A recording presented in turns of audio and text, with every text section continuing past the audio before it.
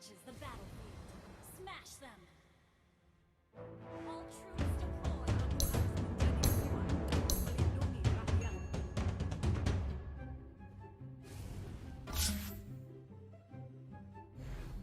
Petarung sejati akan memberikan kehidupan pada hal yang ingin. I've sundered this cabal.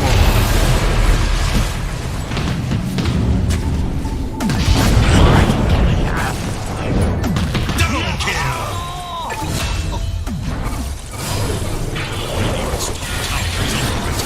Killing spree.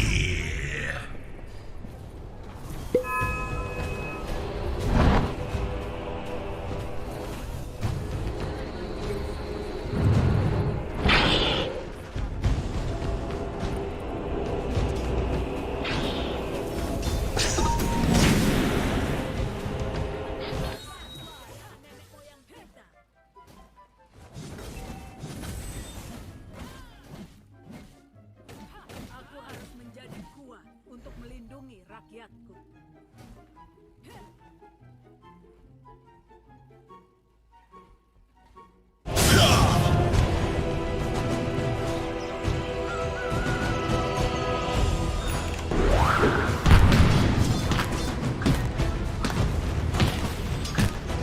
Kau sedang menjaga. This fallen immortality.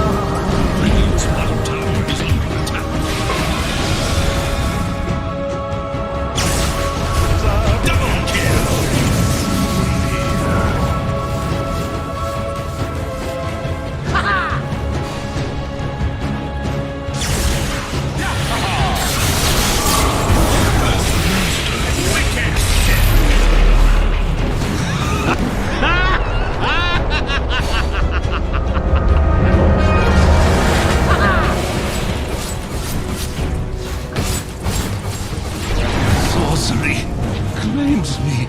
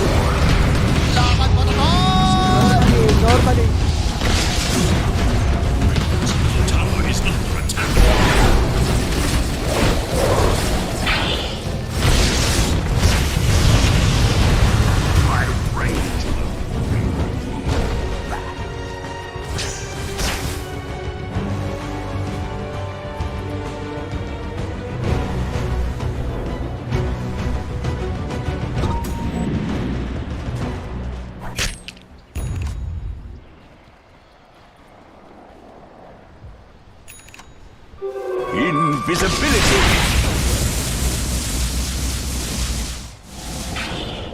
'Tis mine.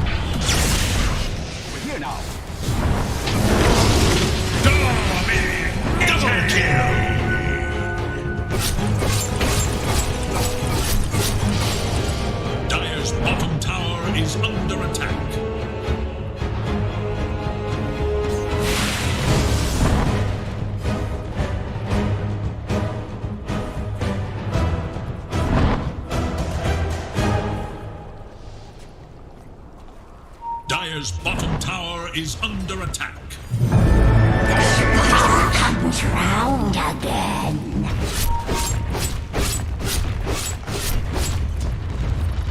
Dire's structures are fortified.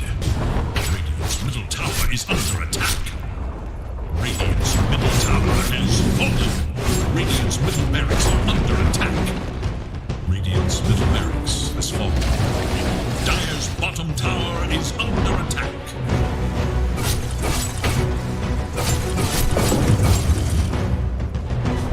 Dire's middle tower is under attack.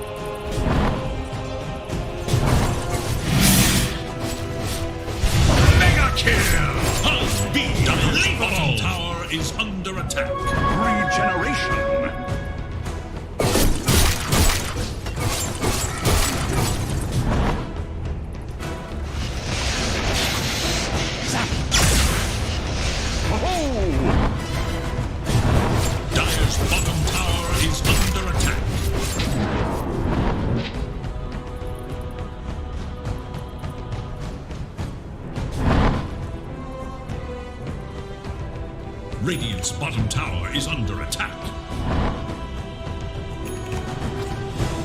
Dire's bottom tower is under attack.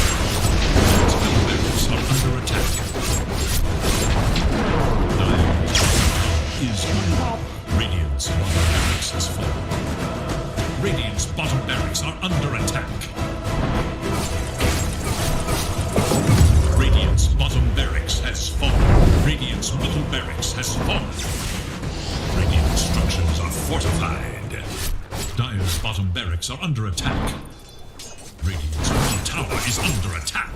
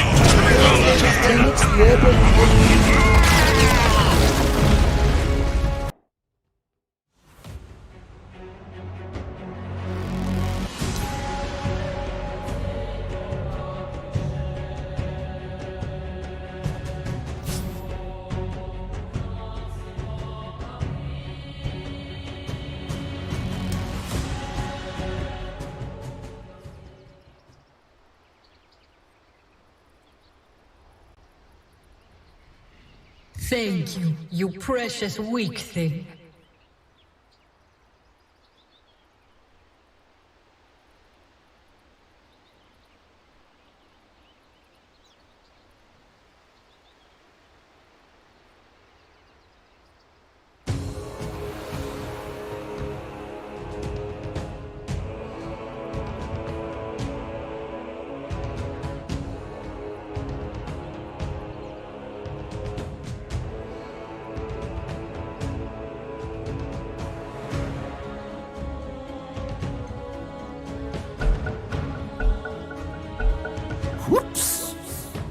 That's a strange manner of conduct. The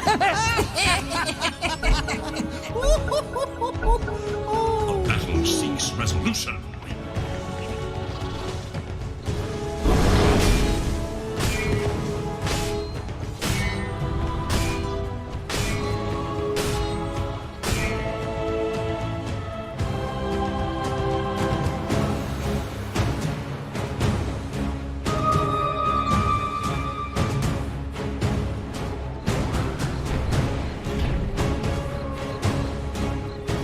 Radiant should look to their bottom tower. The Dire scan. On the hunt for Radiant forces. Dire should look to their middle tower. Radiant's bottom tower is in danger.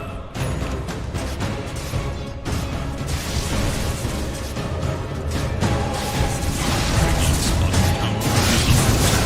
Radiant's bottom tower is normal. Dire's middle tower is under attack. The Dire glyph is now active. There is for Dire's middle tower. Dire's middle tower is no more. Rexus idea. You thought to tame the lion.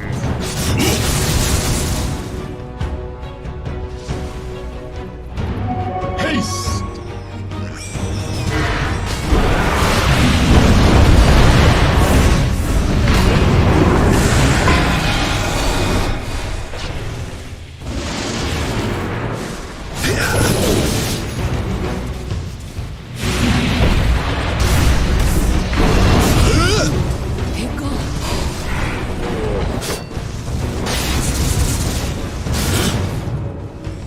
Dire should look to their top tower.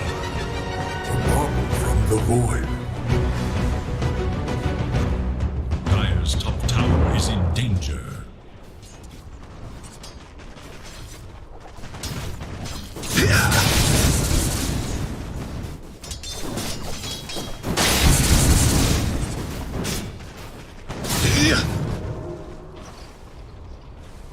Radiant's bottom tower is in danger.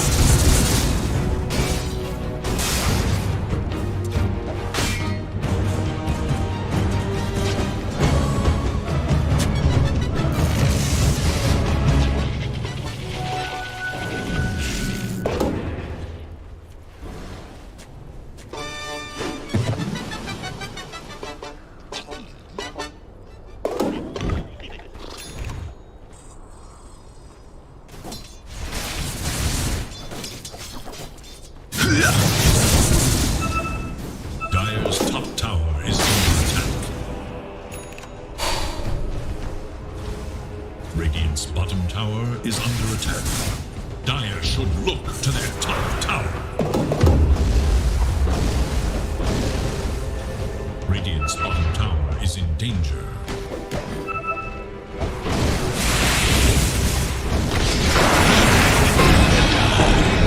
Radiant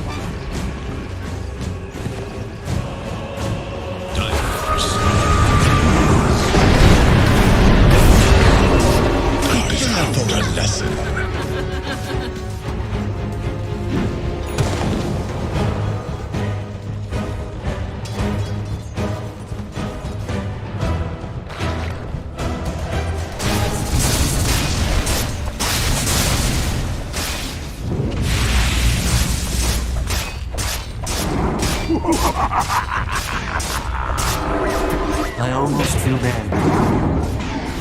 Dire's middle tower is under attack. Dominating! Unbelievable!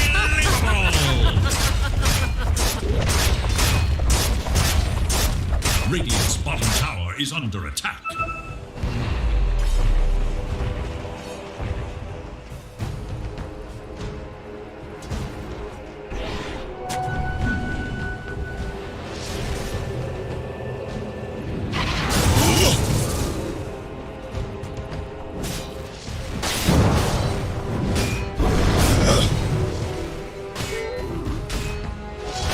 Take that as tribute.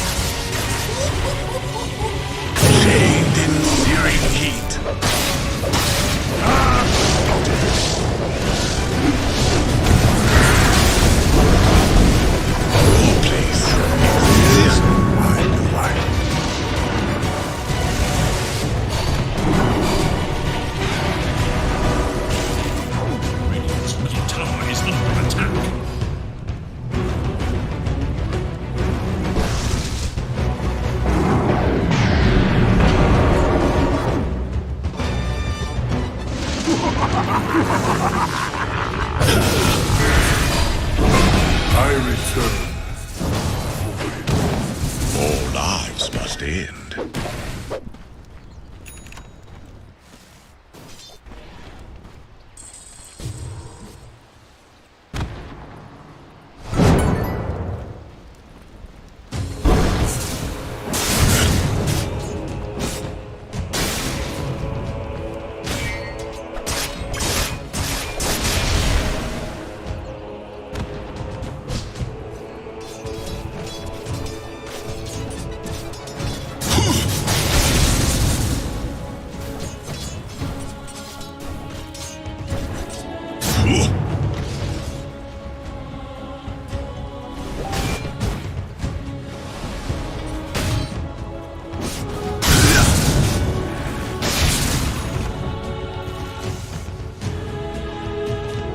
Never refuse gold given.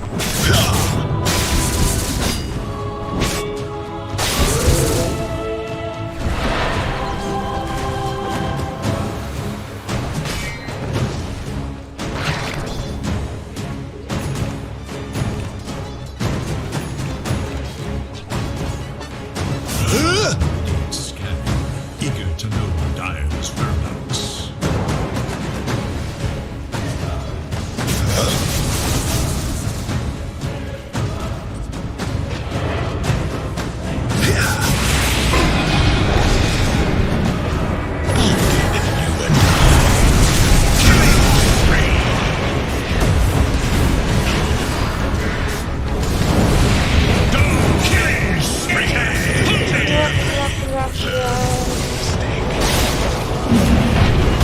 Mega kill! Triple kill! Idea. Thank you, you precious weakling.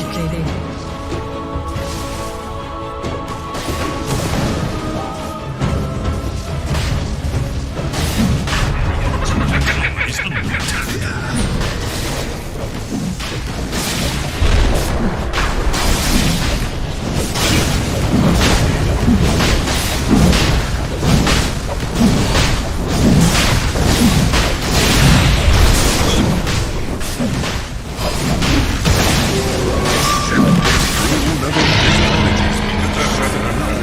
But his fate will always be to rise again.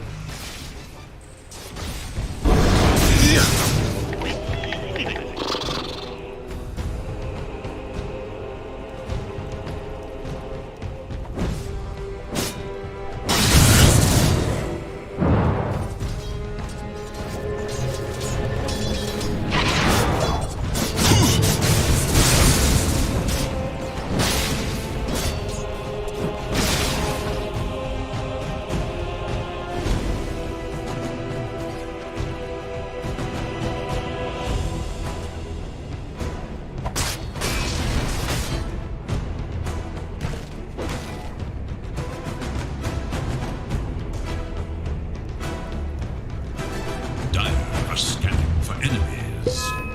Radiant's bottom tower is under attack. Dire's top tower is under attack. Dire's structures are fortified.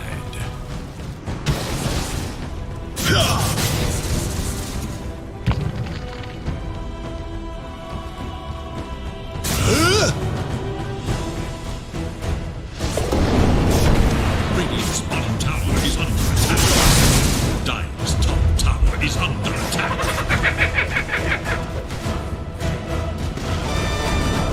Dire's top tower has fallen.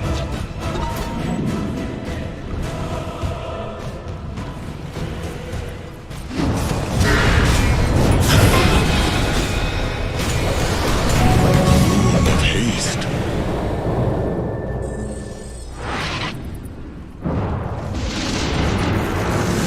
Dire's top tower is under attack. Unbelievable!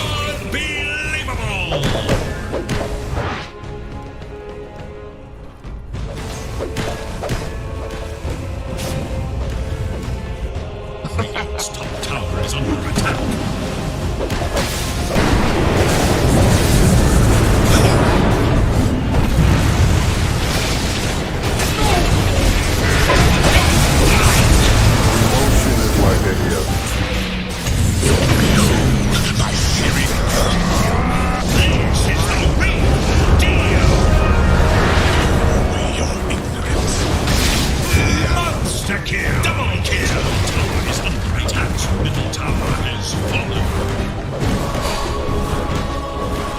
Radiant's middle barracks are under attack.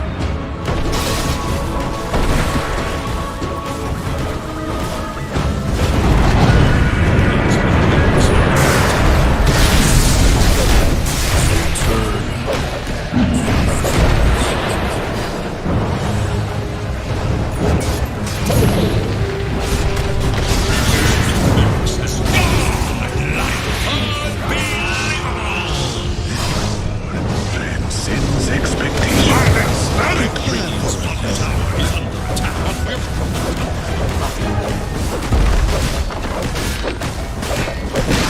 Radiant's bottom barracks are under attack.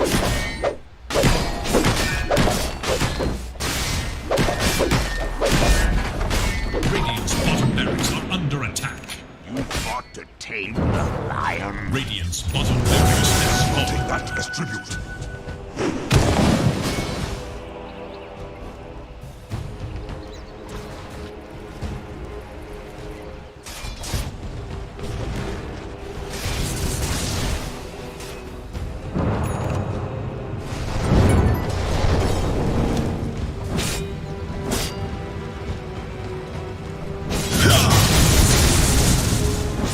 Radiant's bottom tower is under attack.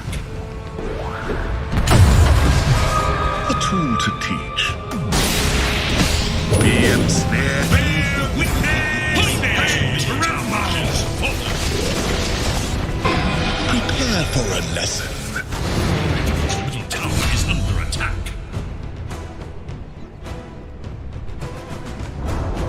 Radiant's middle tower has fallen. My searing games. Is the Radiant Ancient about to fall? The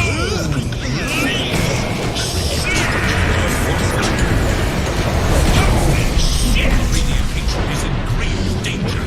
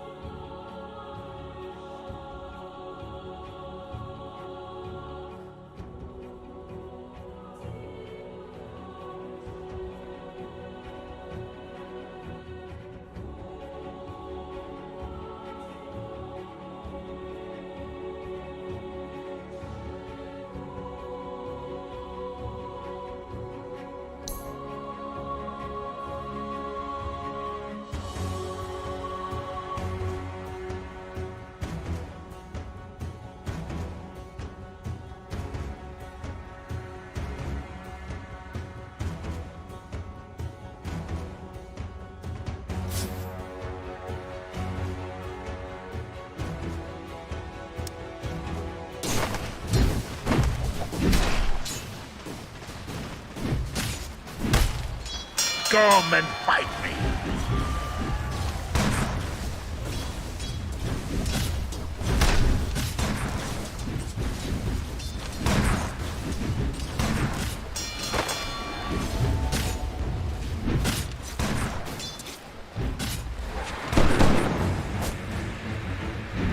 Let us fight.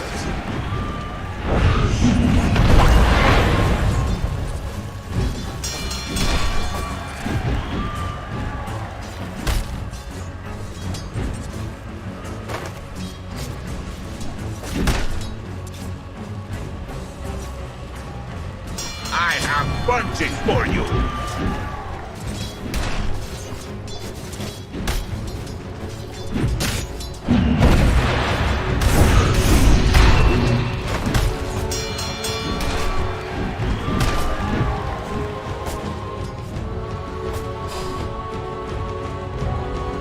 Dire's top tower is in danger.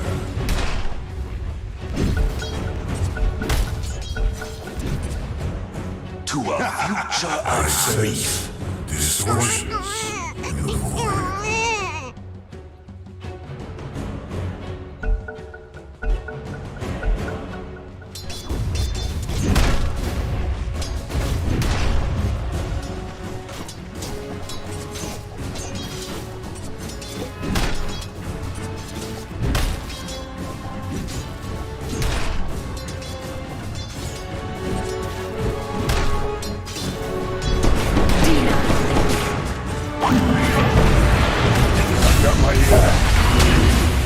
I never pull my punches.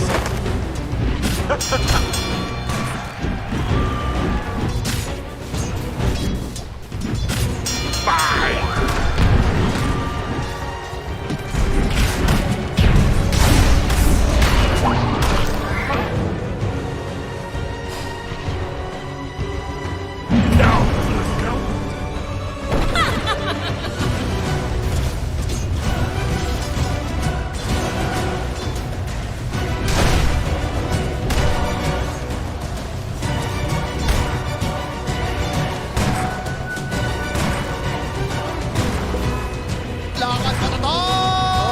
Normally.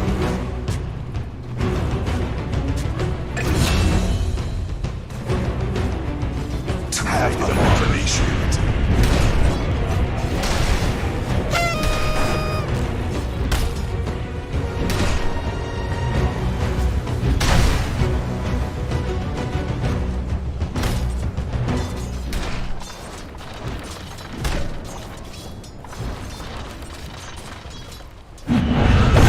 Sorry, Mortimer. Could you not feel my radiance? You should have run.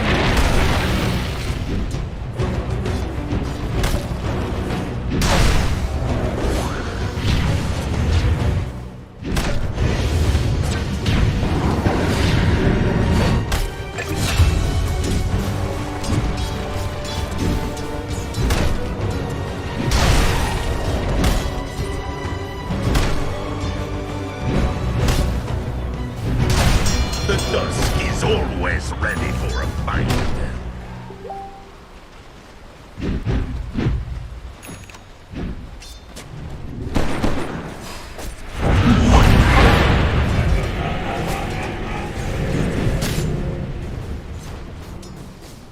Dire's middle tower is under attack. My thrift rewarded.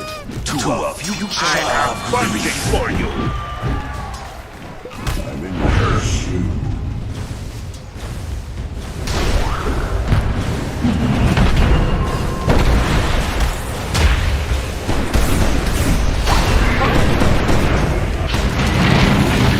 Let us fight. Distortions in the void.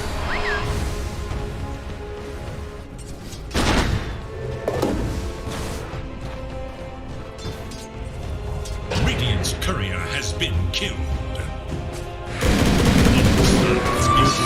Is the other's cunning plan.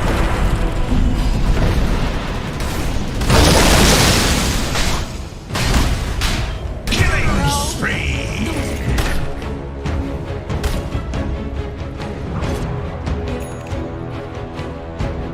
Dire should look Humans.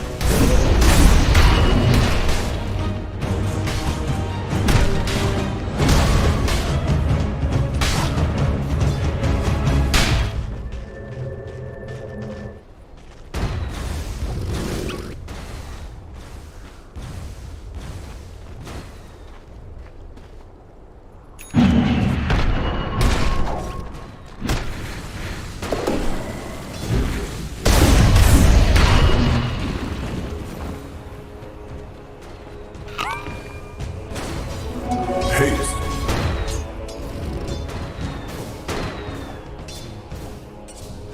Mine!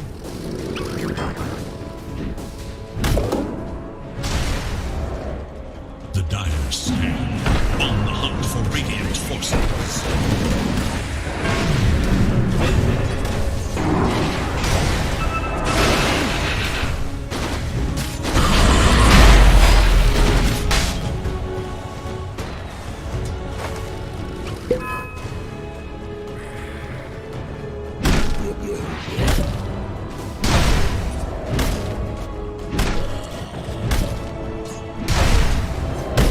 There is little hope for Dire's middle tower.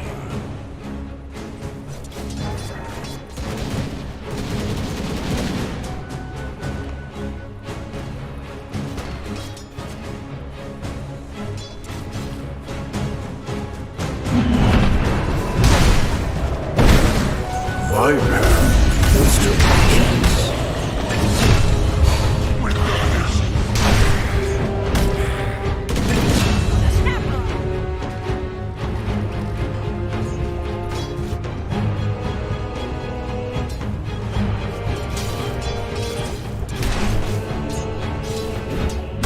Dire shall look to their top tower. The dire glyph is now active.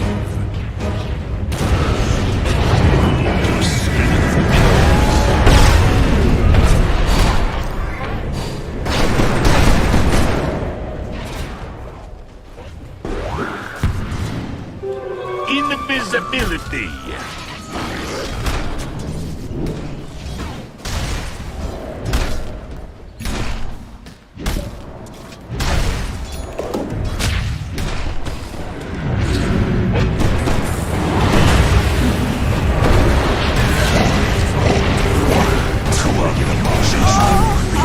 The dusk is always Look to ready. their middle tower.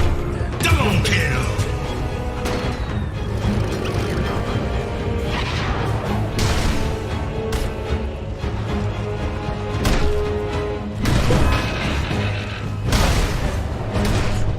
There is little hope for Dire's middle tower.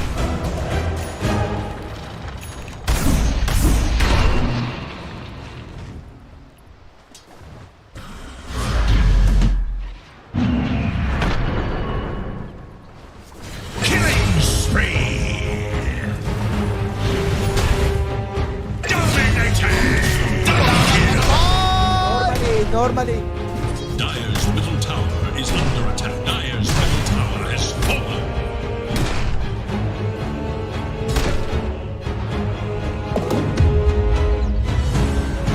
There is little hope for Dire's middle tower. Radiant should look to the bottom tower.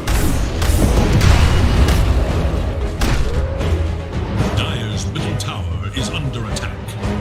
Radiant's bottom tower is under attack.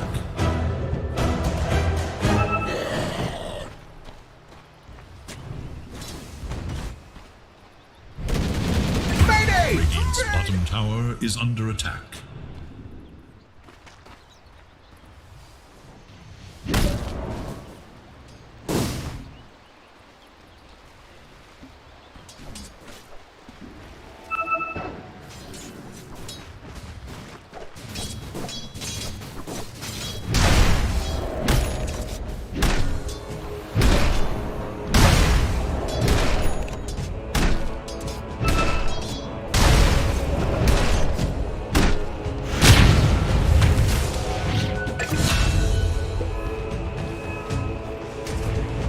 Radiant's bottom tower is in danger. Regeneration. Dire's top tower is under attack. Radiant's bottom tower is under attack. Mega kill!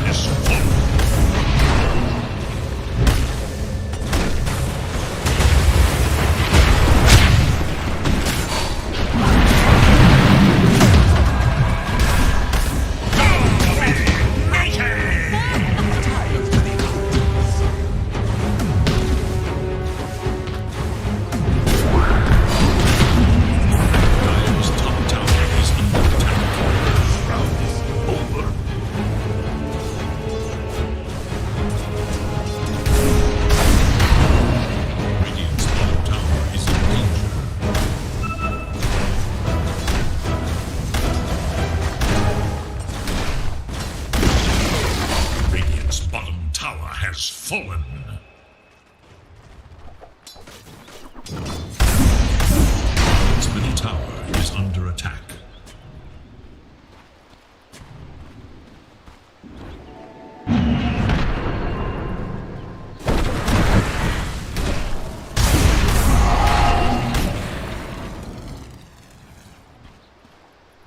The Radiant scan, eager to know Dire's whereabouts.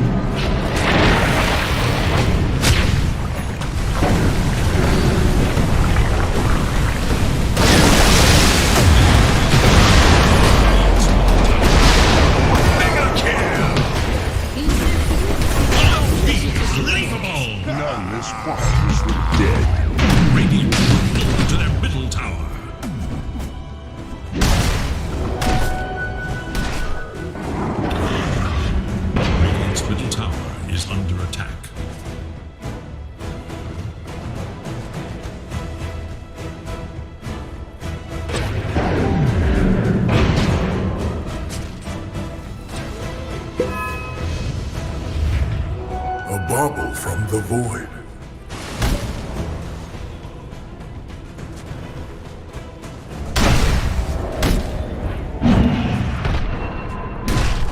I sense distortions in the void.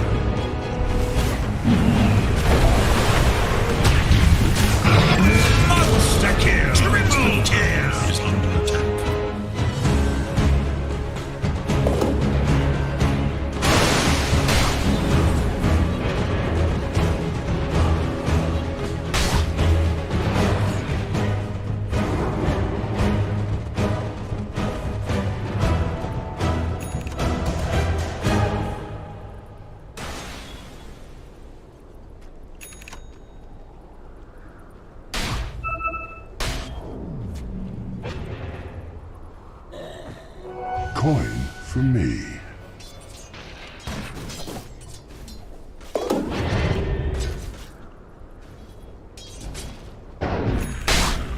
Where's my pension?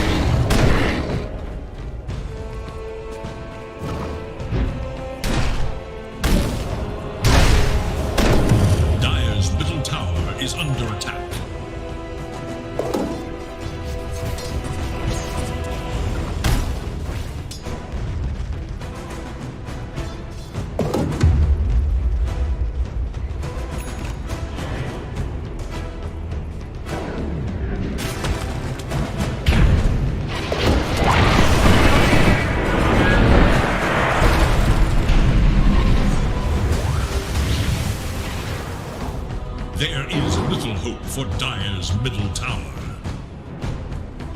Radiant are scanning for enemies.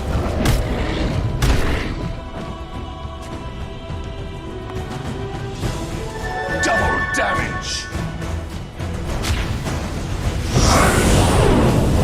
Radiant's bottom tower is under attack.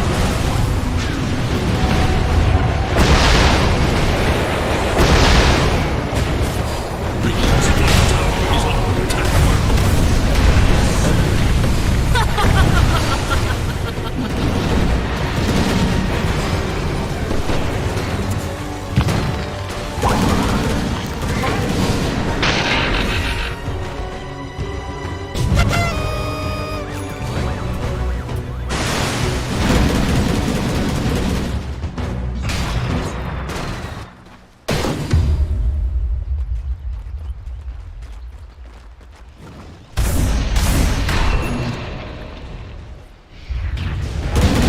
Dire are scanning for enemies. Our fears faded.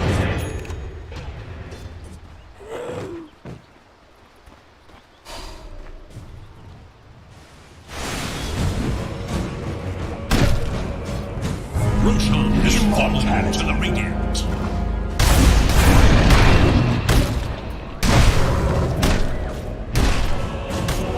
Bounty.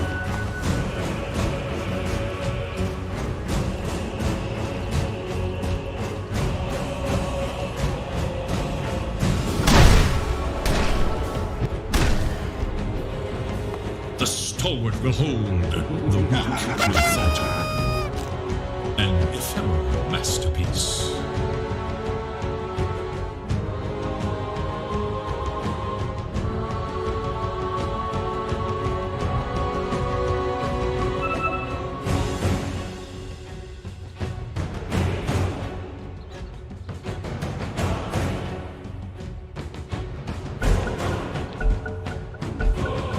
Middle is missing.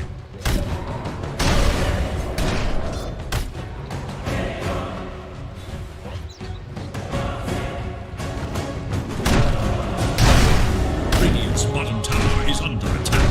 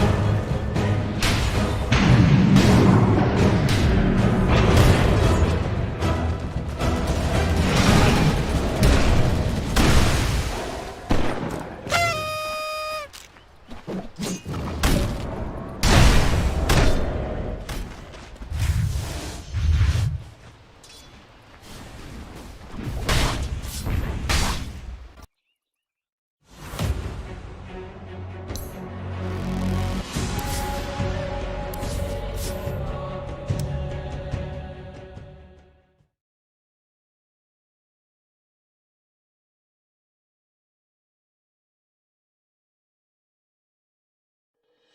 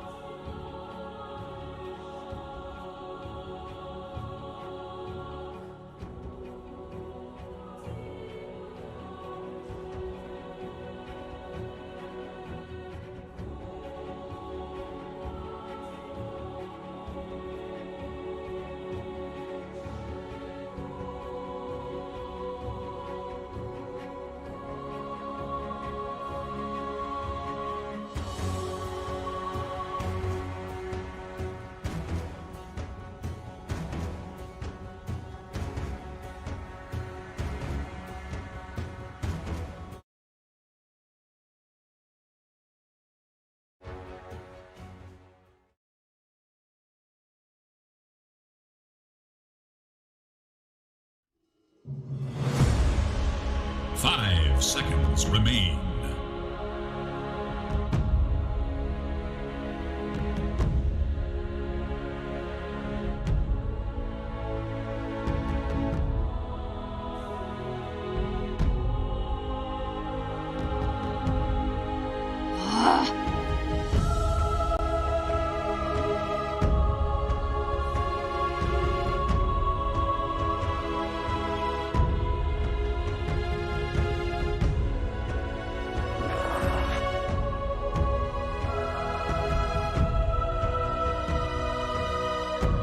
Impossible.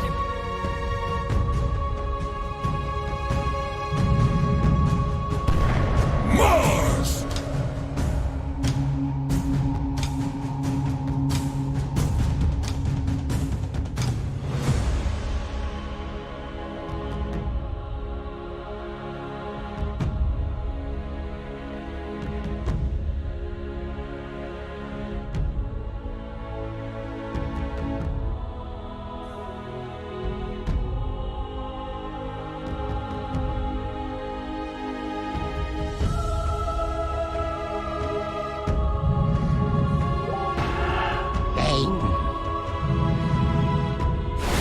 Tide Hunter.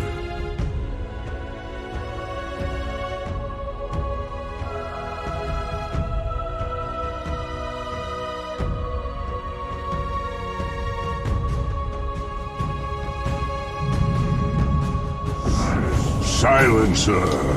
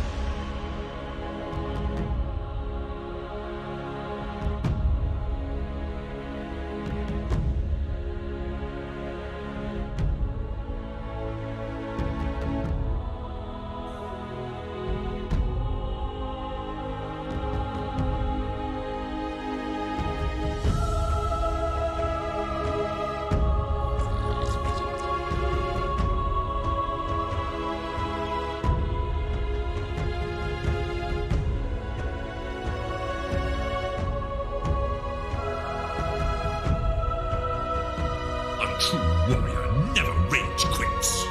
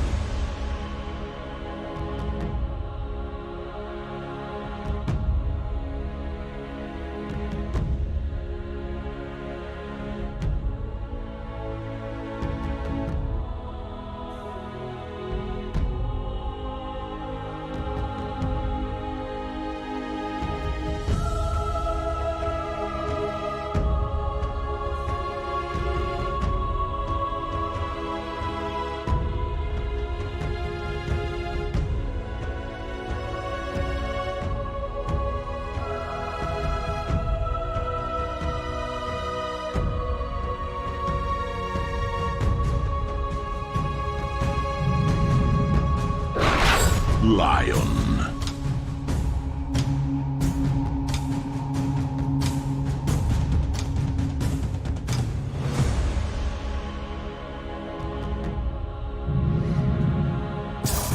Medusa. Clockwork.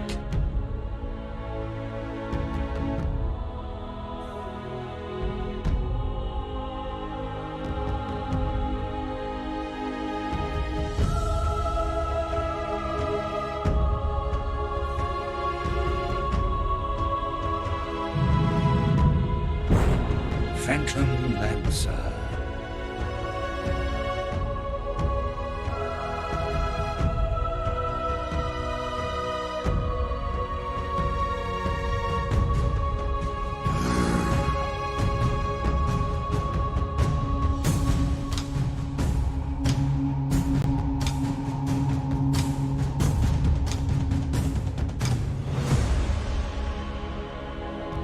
None on this stage shrink from a fight.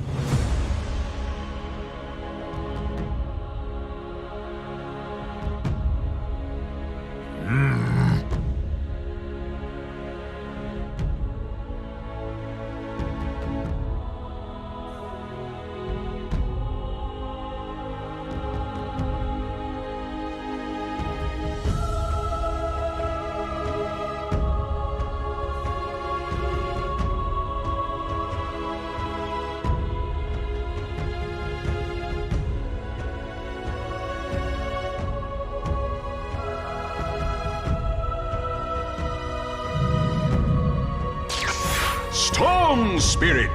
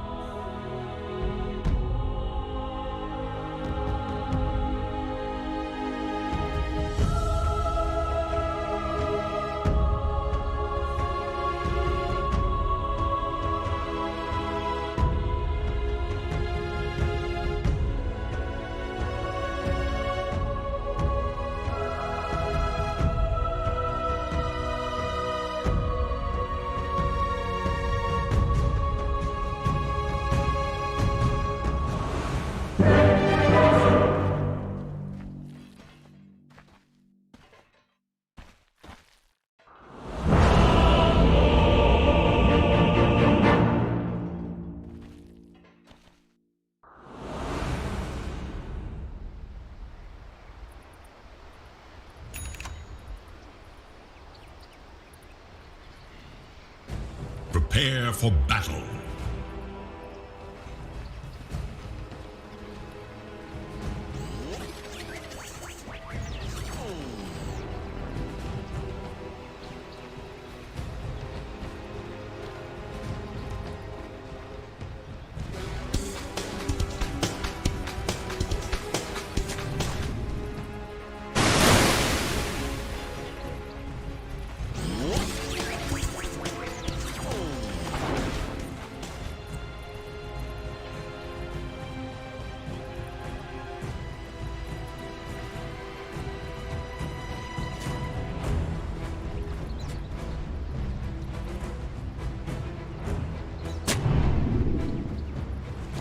"30 seconds to battle.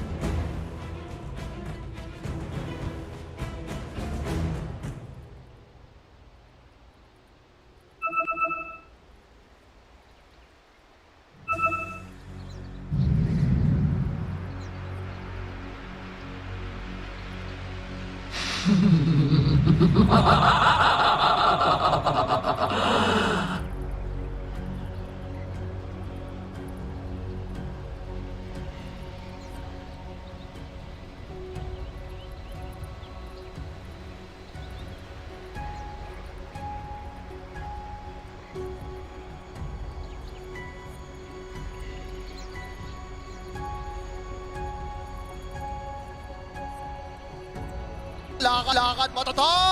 Lakad mo to! Normally.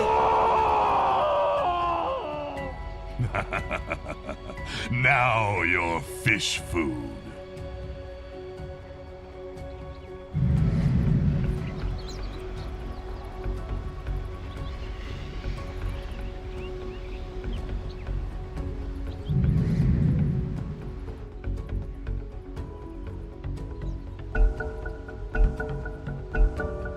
Missing middle!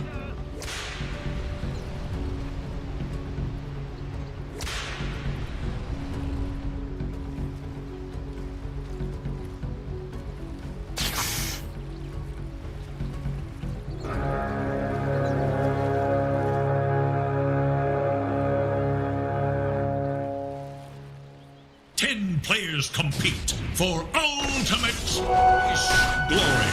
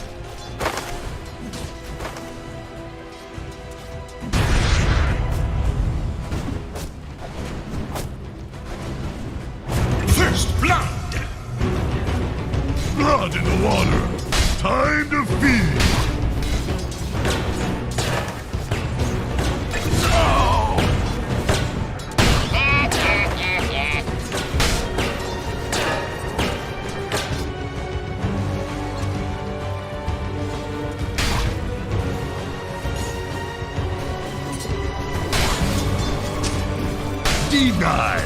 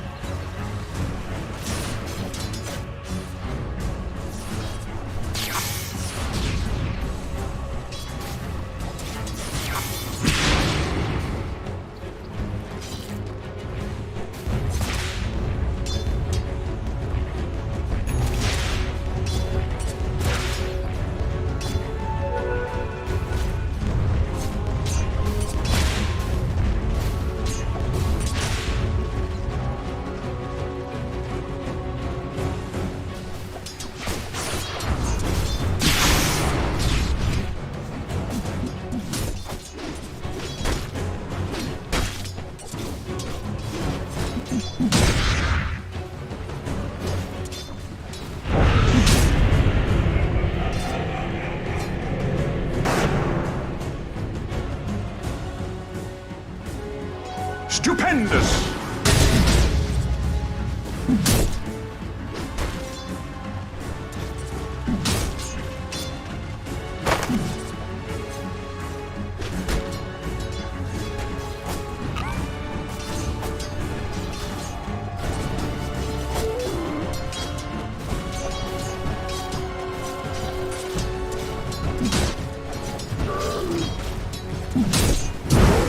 You almost had that too.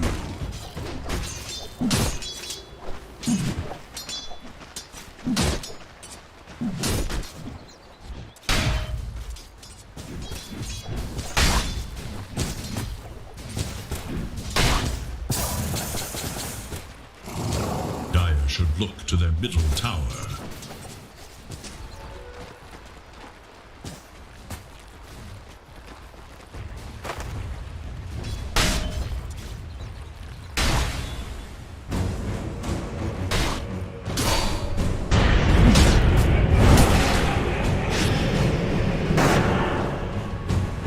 All of us thank you.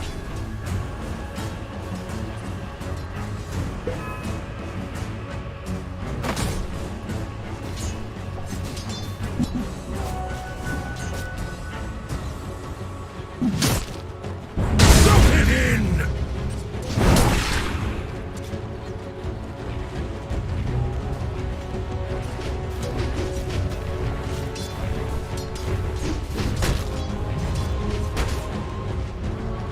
Dire have fortified their structures against attack.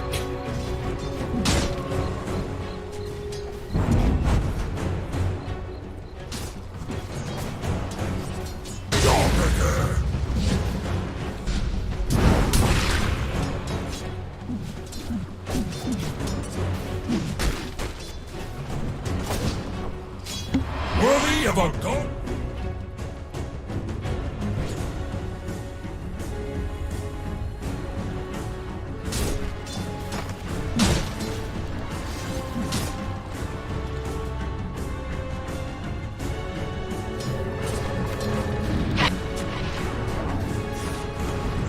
That felt demonic. Over here now!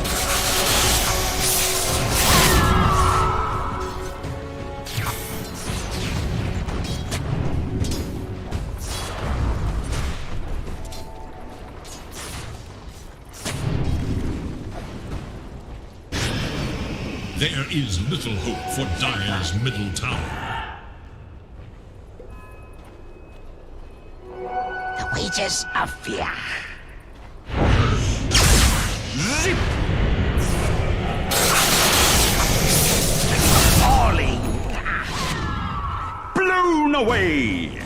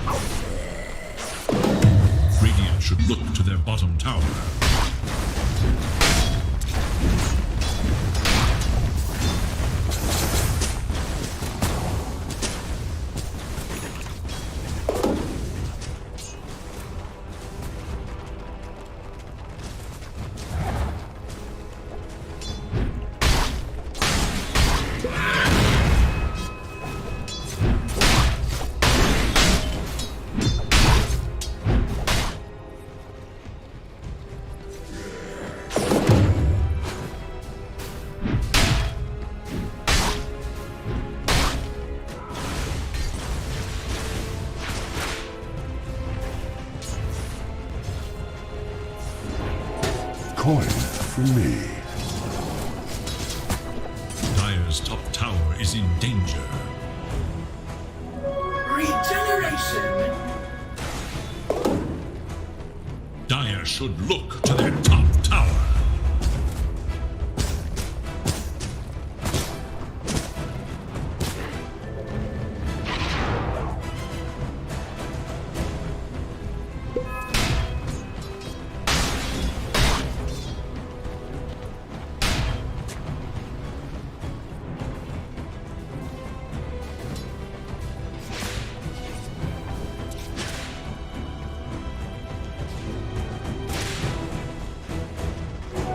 Money changes hands.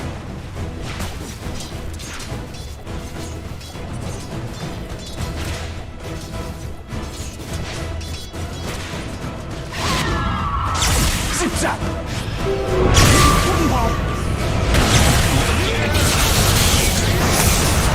Lakan mo to! Lakan mo to! Normally. Traps.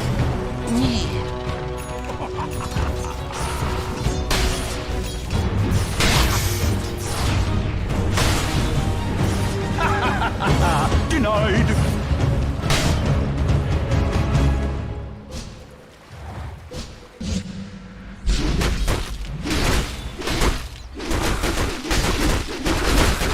Dire's top tower is under attack.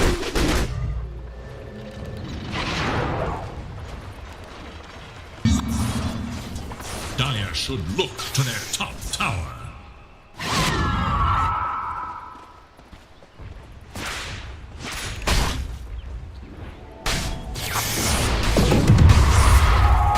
Dire's middle tower is under attack.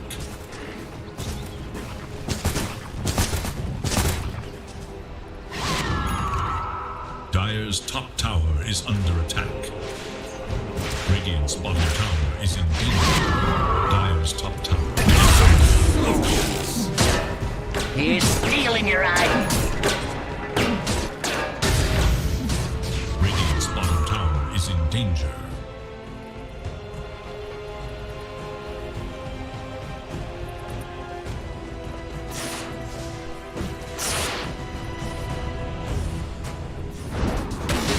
Radiant's bottom tower is under attack.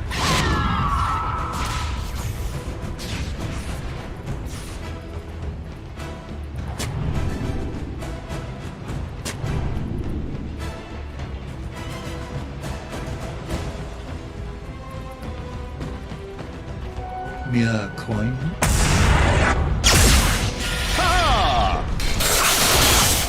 Killing spree!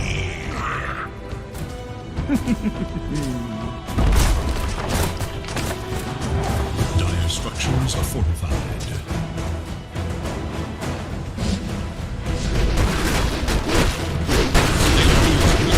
For Dire's middle tower. Down already. Dire's middle tower is no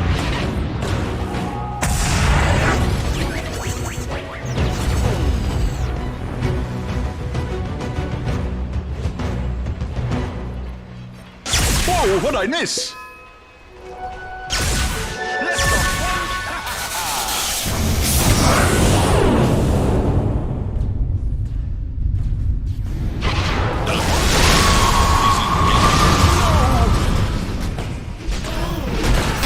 My armor is my coffin.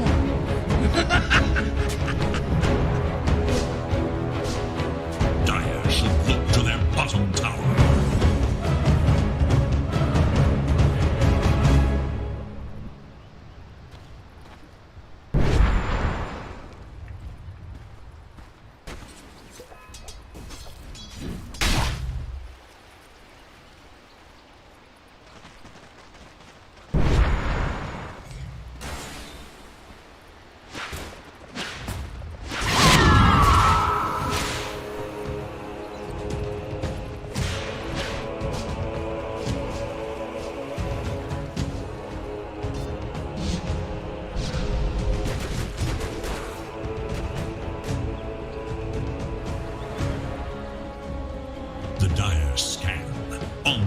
for Radiant forces. Radiant's bottom tower is under attack. Is now active. Radiant's bottom tower is in danger.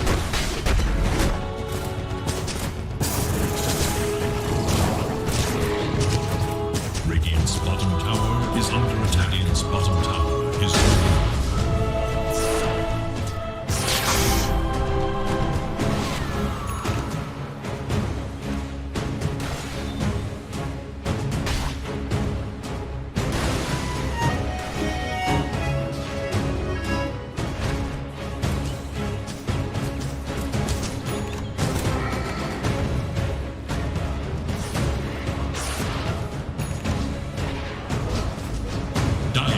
look to their top tower.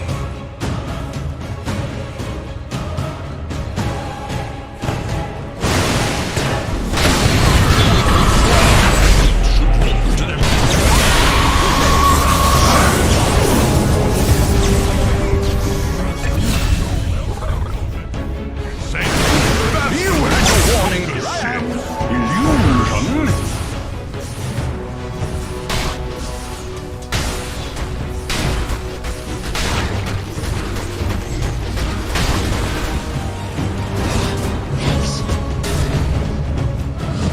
Stupendous! Radiant's middle tower is under attack.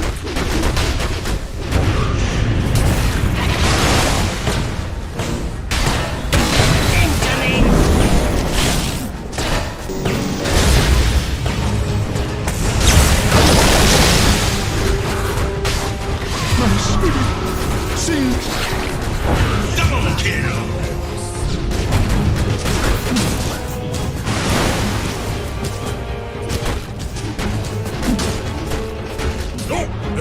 That's ours.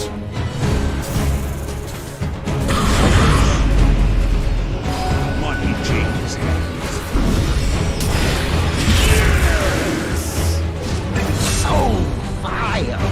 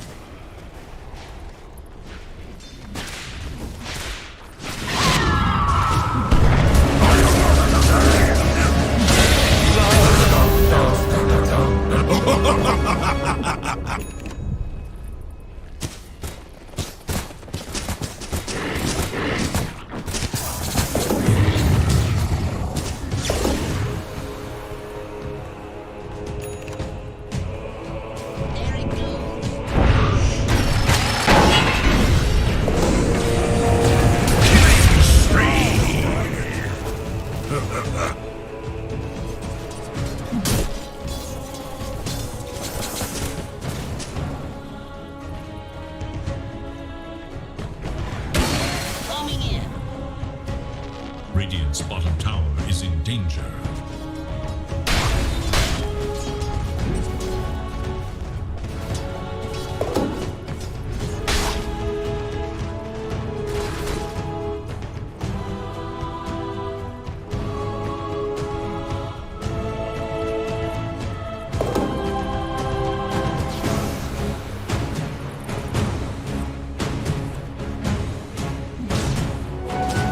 Treasures.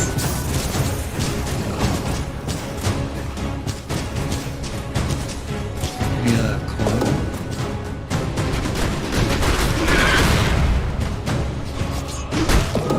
Let the bodies hit the floor.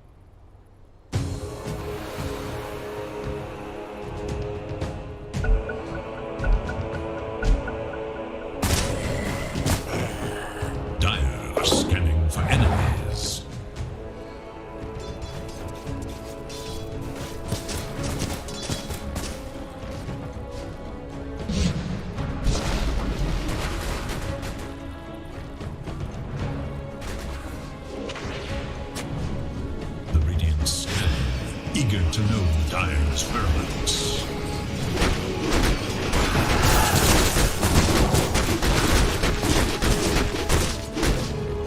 Radiant's top tower is under attack.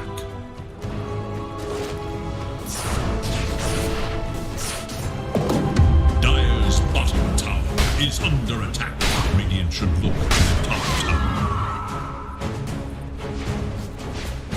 Dire's bottom tower is in danger. Radiant's top tower is in danger. Dire's bottom tower is under attack.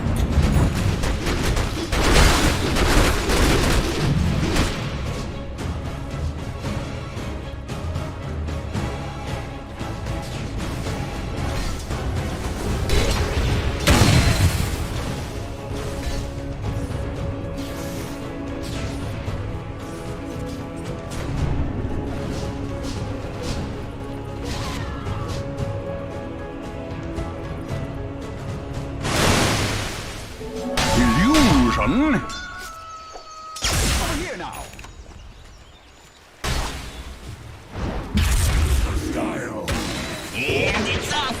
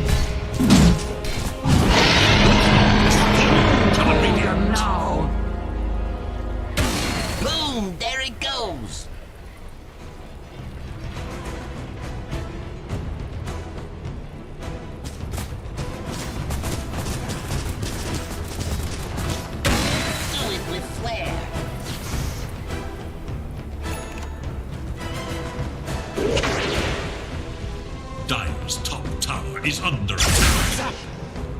The diaglyph is now active. Radiant structures are fortified. Dire's top tower is under attack. Rock it on! Dire's top tower is low.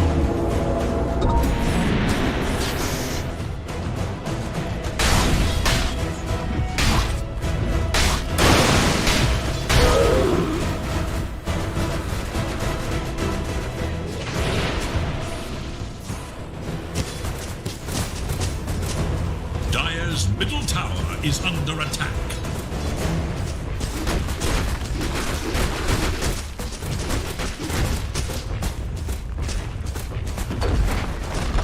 Radiant's bottom tower is under attack. Dire's middle tower has fallen.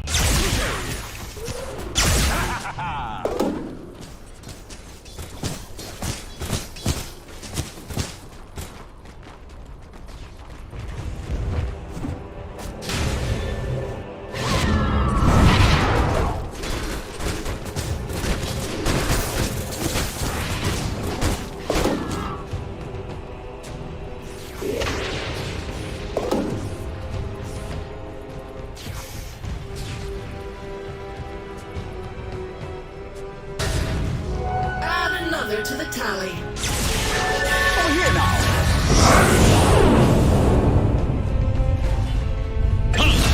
Unbelievable!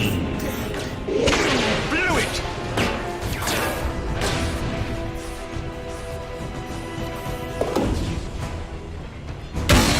Bombing in!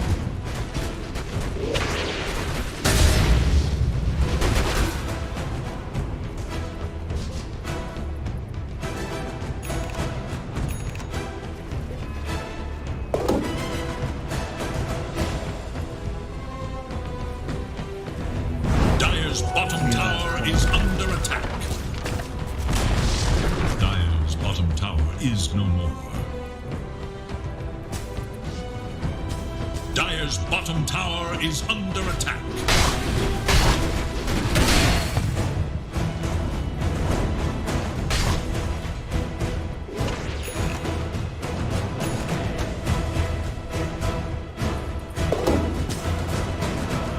Dire's bottom tower is under attack.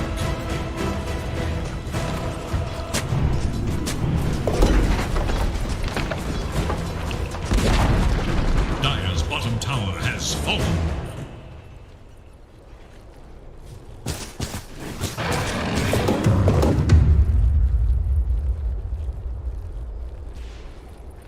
Radiant's middle tower is under attack.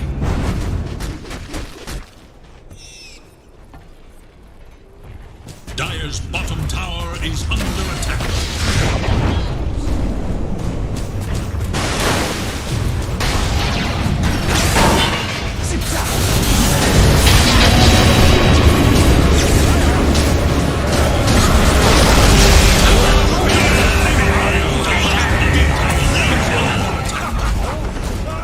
Remember how foolish you looked?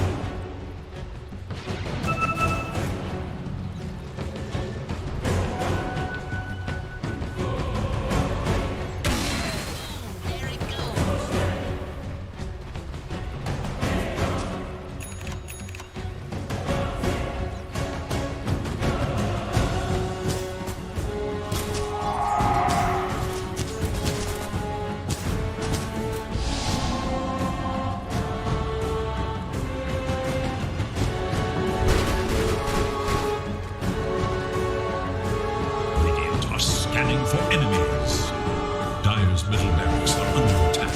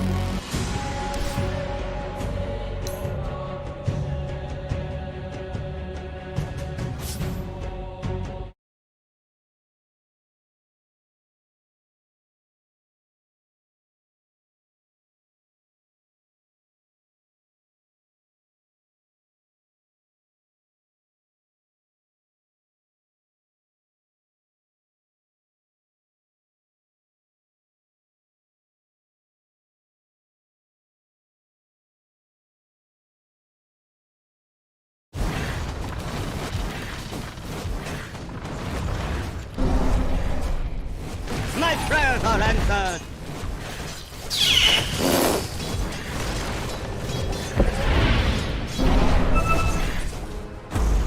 Fortune's changed. Bounty killing!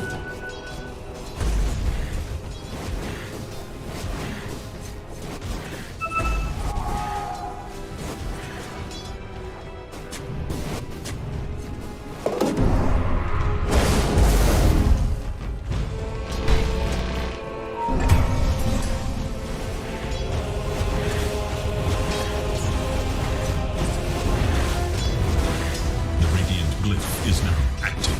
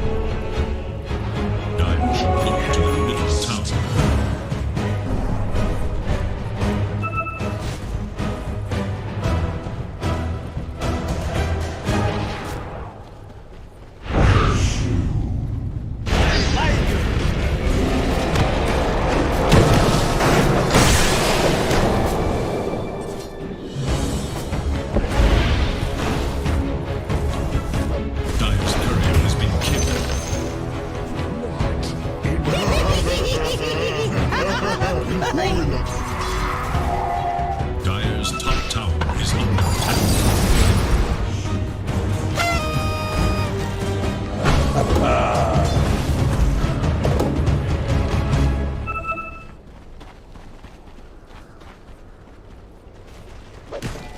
The Radiant scan, eager to know Dire's whereabouts.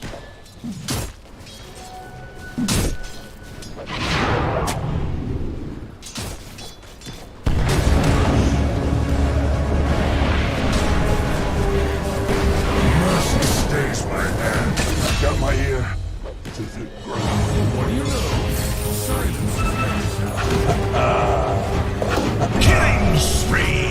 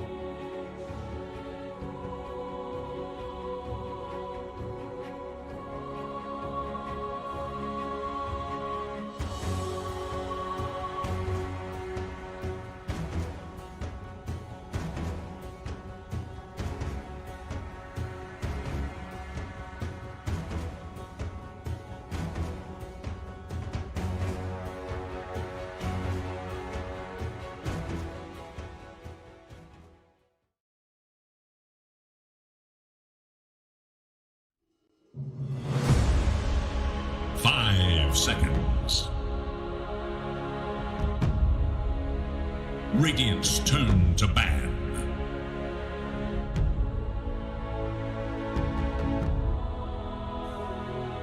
It is Dire's ban. It is Radiant's ban.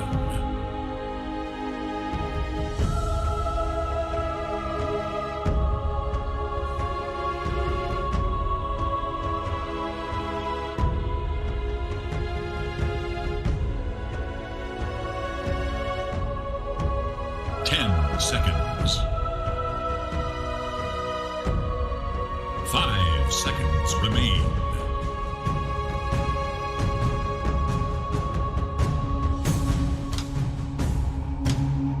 Dire's turn to ban.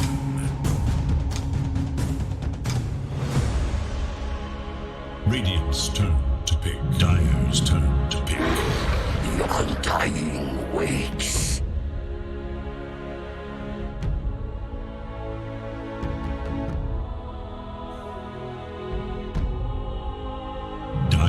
Choose. I speak for the trees.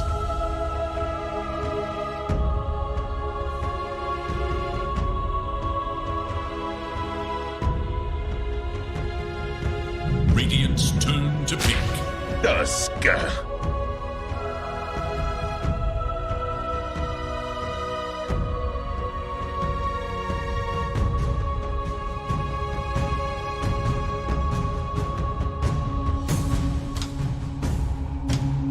10 seconds. Radiant's turn to ban. Puck!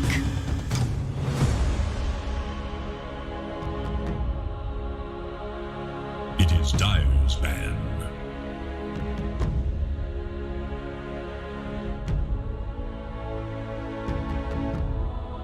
It is Radiant's ban.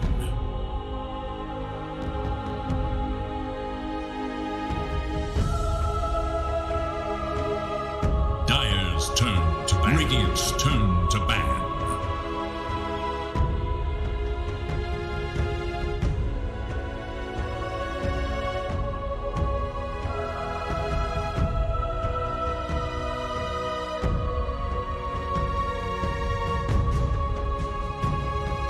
Seconds remain.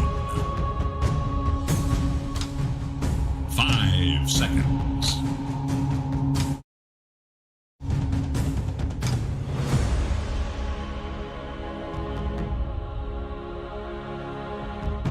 It is Dire's ban. Dire's turn to pick.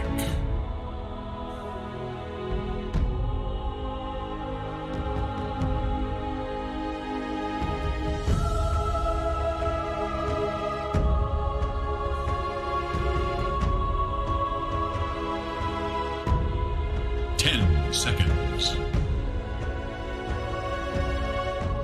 5 seconds.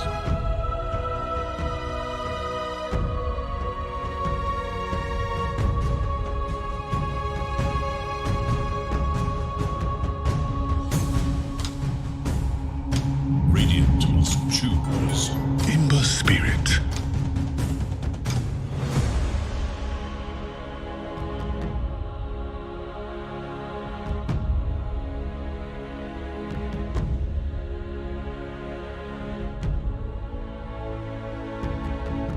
Seconds. 5 seconds remain.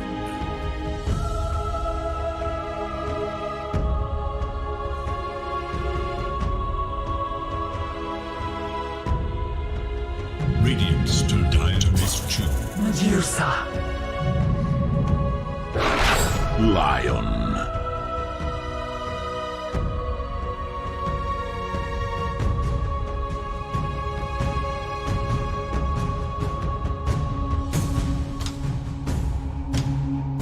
Seconds remain. 5 seconds remain.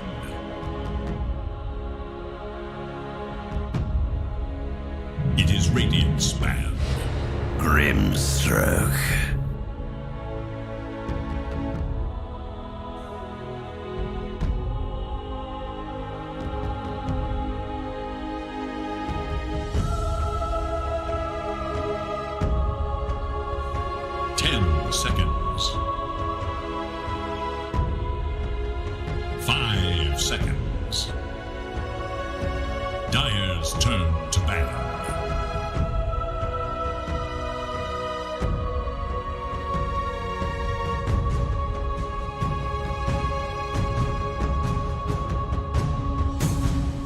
Radiant's turn to ban.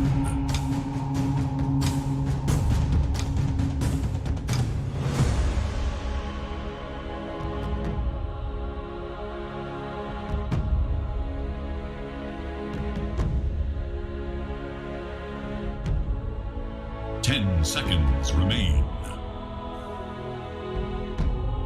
5 seconds. It is Dire's ban.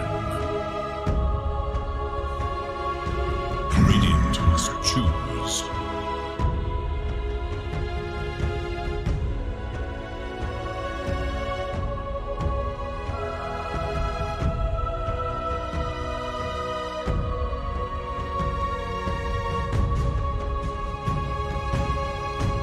Seconds remain. 5 seconds remain.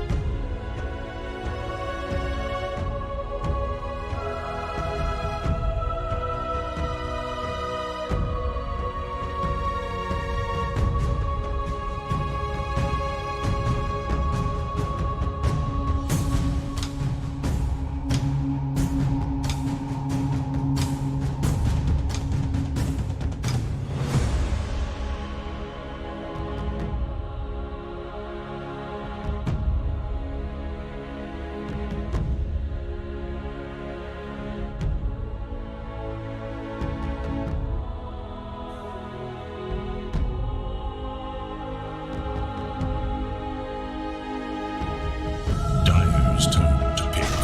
Earth Shaker.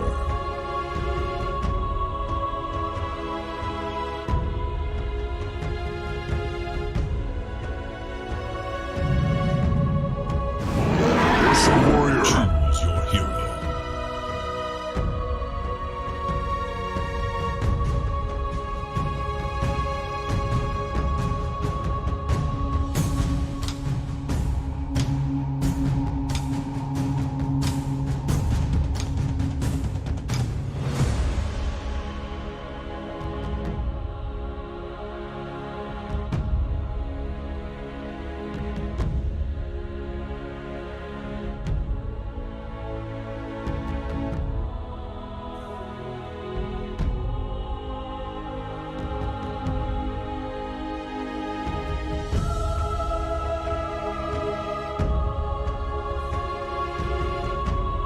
Seconds. 5 seconds remain.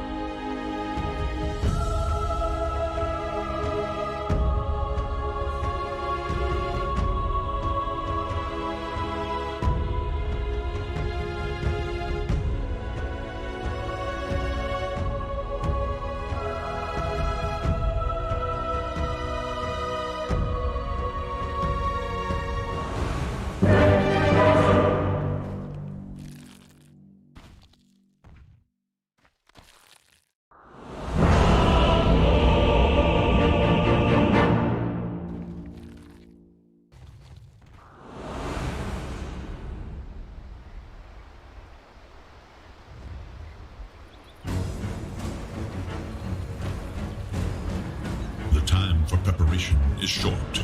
Use it wisely.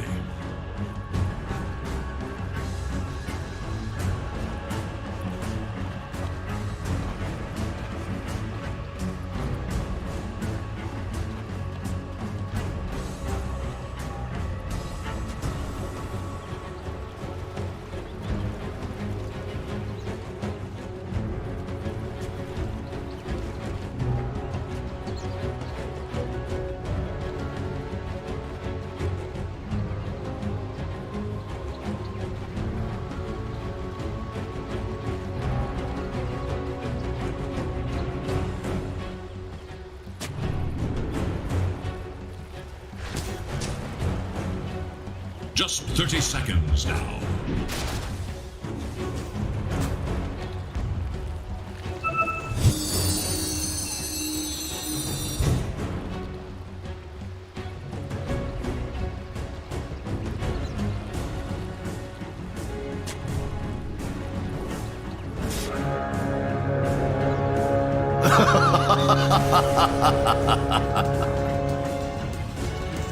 The crucible of greatness awaits.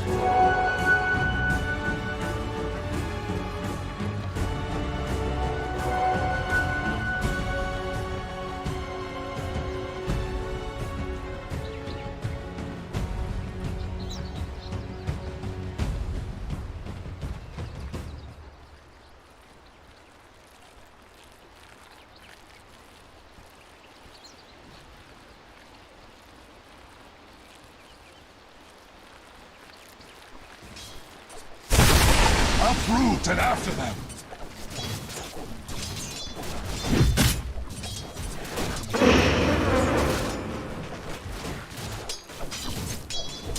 This is ours!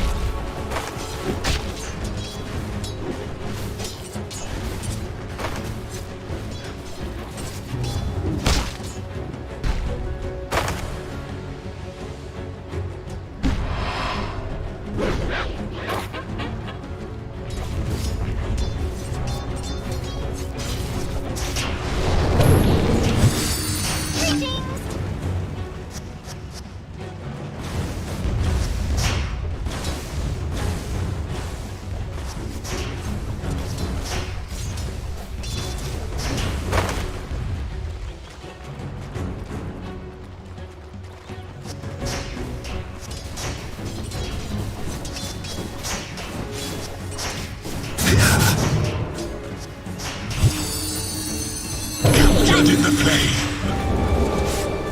This is the very definition of first blood.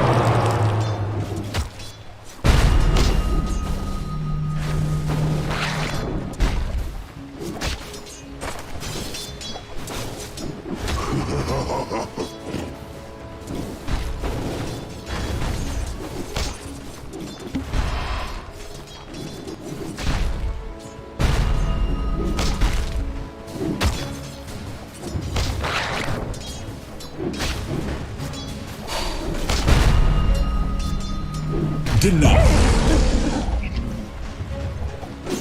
A prize!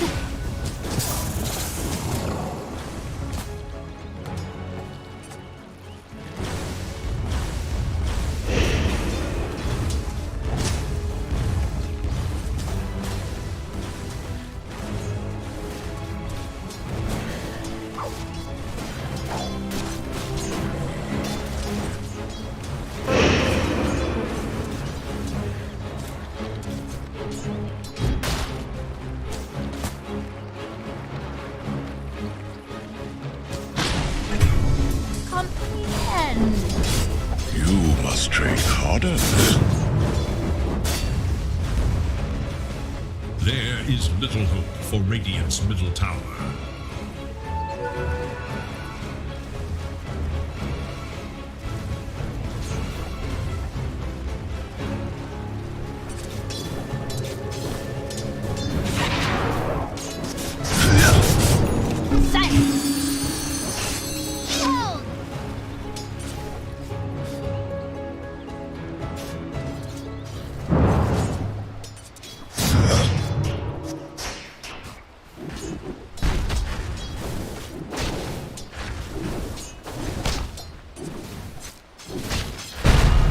Not this time.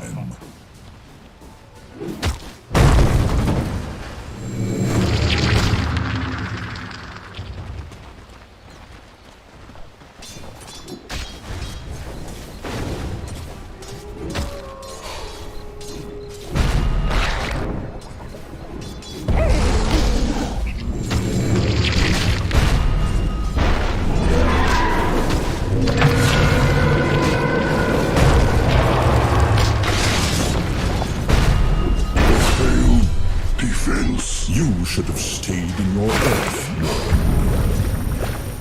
Double kill!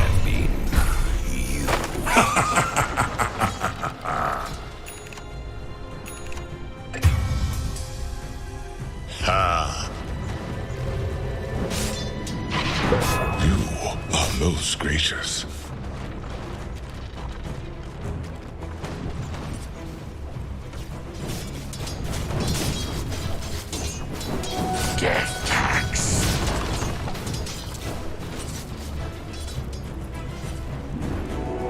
Money changes hands. Don't mind me.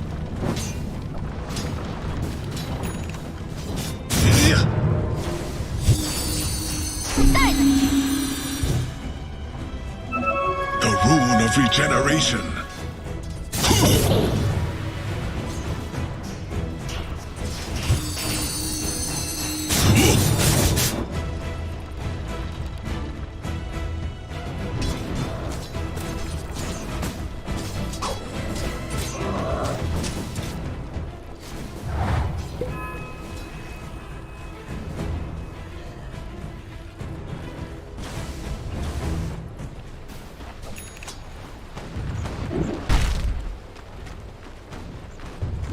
Denied. Radiant structures are fortified.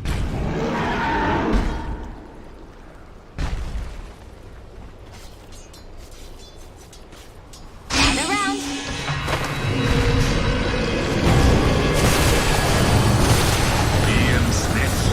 So still.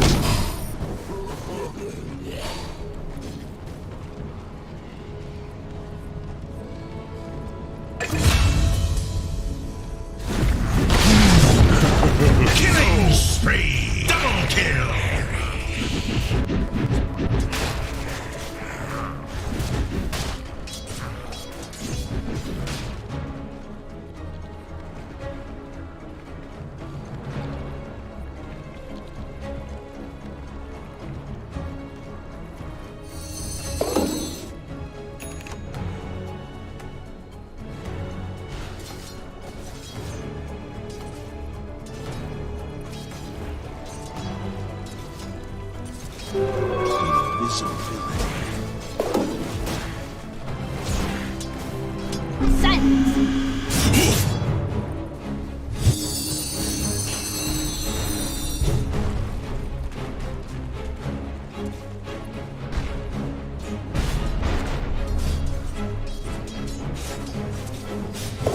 The dire scan, on the hunt for Radiant forces.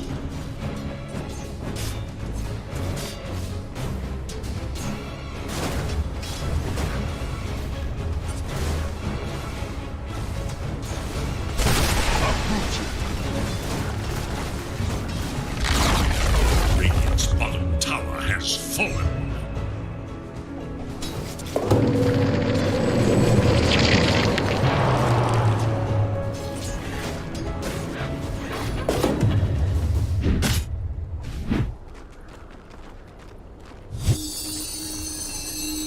Behold! Radiant should look to their middle tower.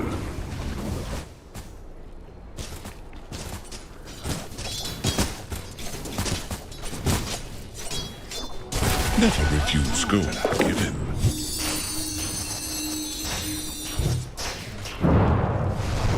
Stay near.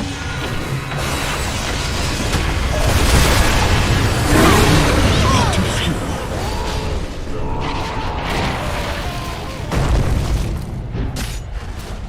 Radiant's middle tower is under attack.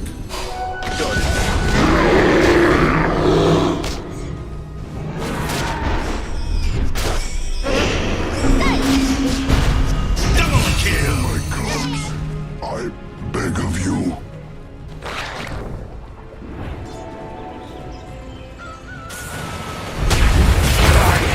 There is little hope for Dire's middle tower.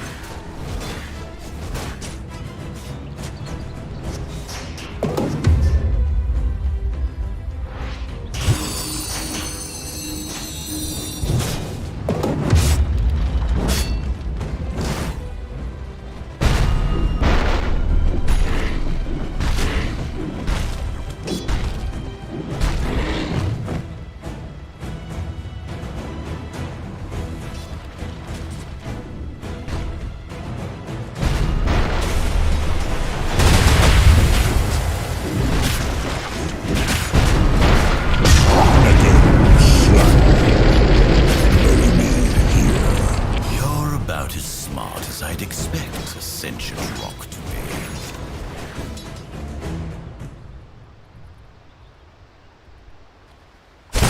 Pull roots and run!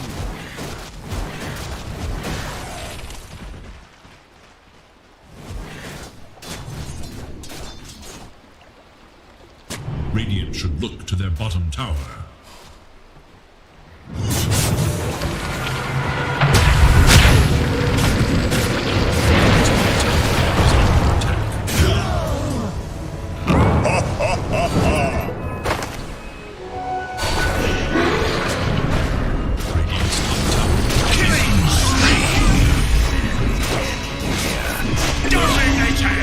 Double kill!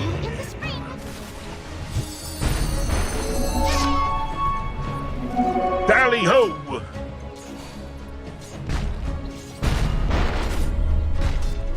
A prize. Radiant's top tower is in danger.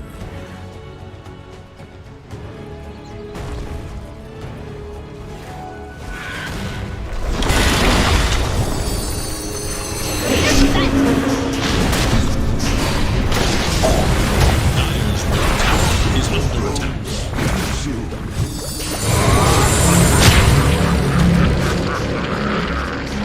Dire should look to the middle tower.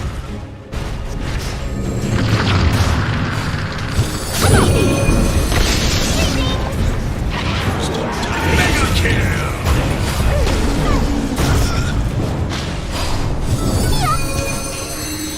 Behold.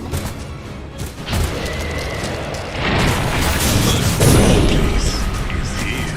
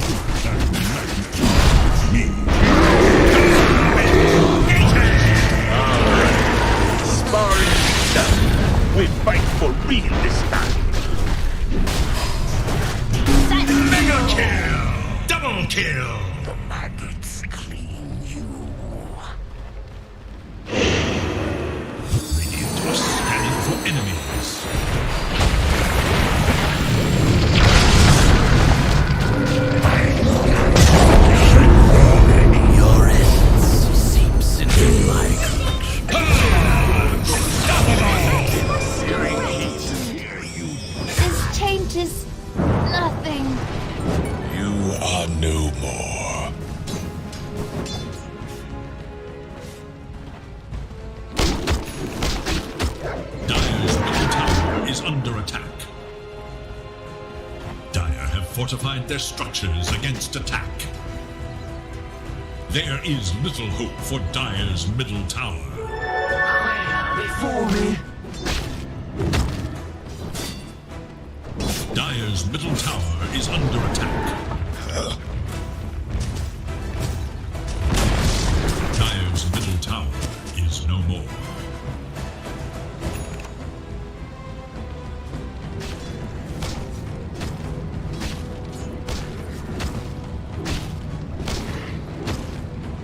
Dire's middle tower is under attack.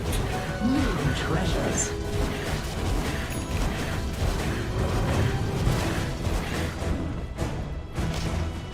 The seeds of Dire should look to their top tower.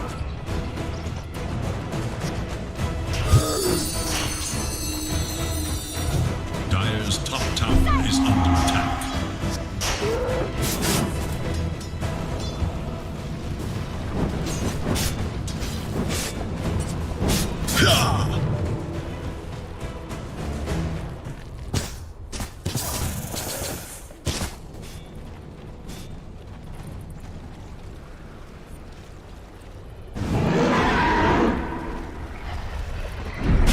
Dire's top tower is under attack. Dire are scanning for enemies.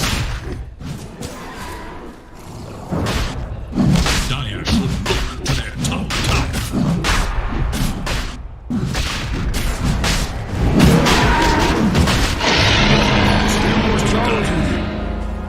Dire should look to their top tower. Dire's top tower has fallen.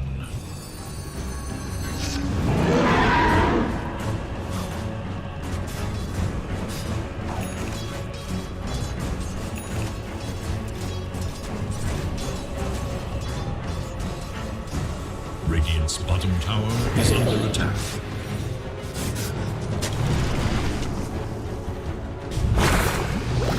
Radiant's bottom tower is under attack.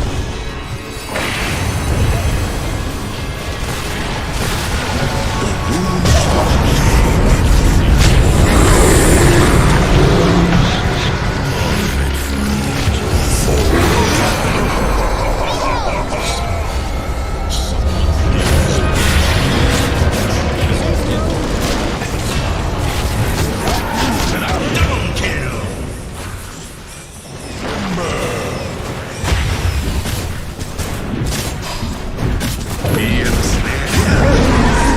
wanted.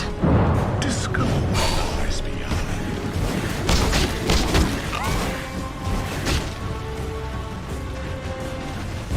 Radiant should look to their middle tower. Radiant have fortified their structures against attack. Radiant's middle tower is under attack. Radiant's middle tower is no more.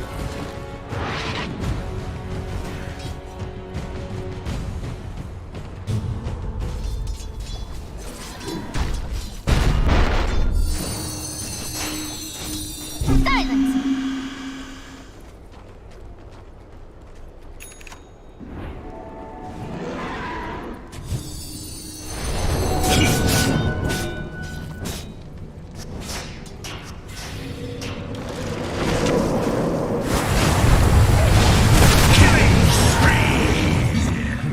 Now your tree food.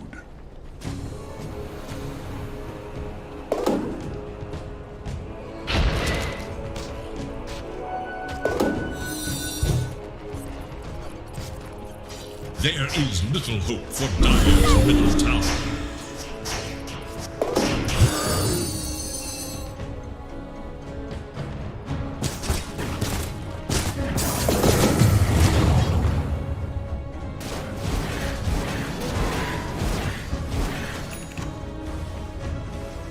Radiant's bottom tower is under attack. Thanks. The Radiant glyph is now active. Radiant's bottom tower is in danger.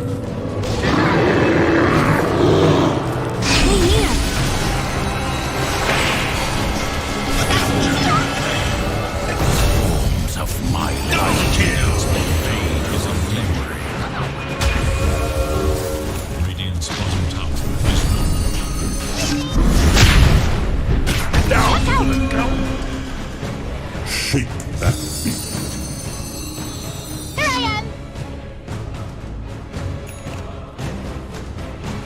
Dire's middle tower is under attack.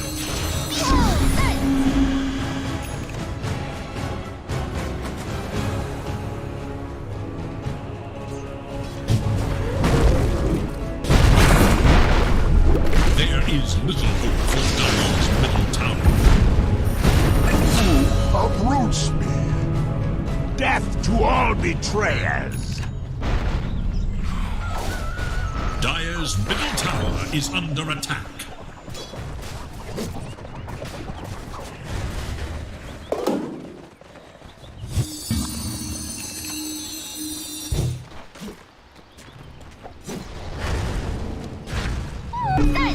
Your place is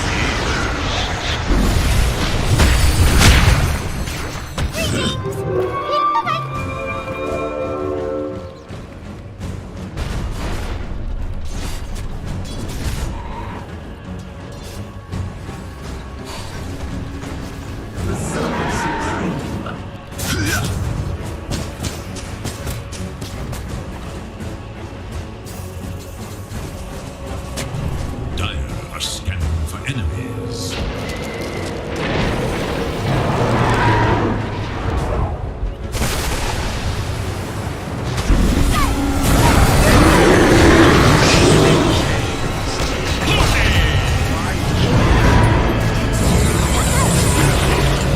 Dire's top tower is under attack. Killing spree! Dire's top tower is under attack.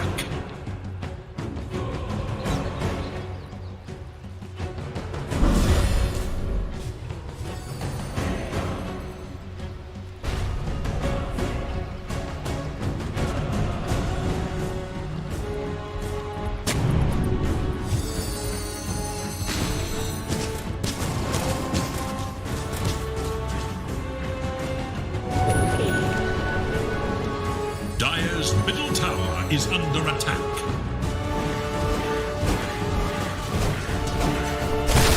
With me.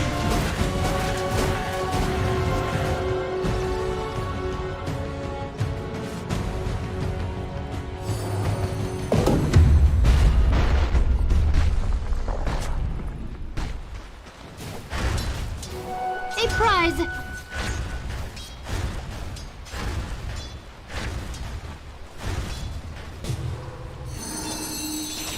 Silence! I'm out!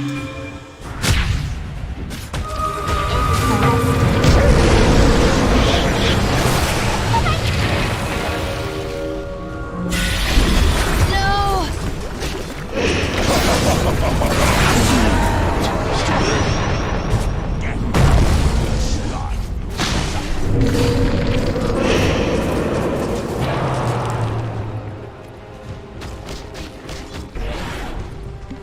Thank you.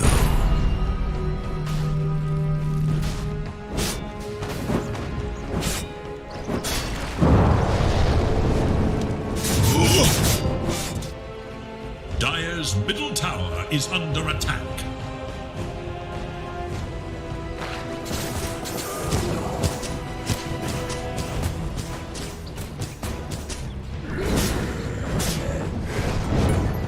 Got it.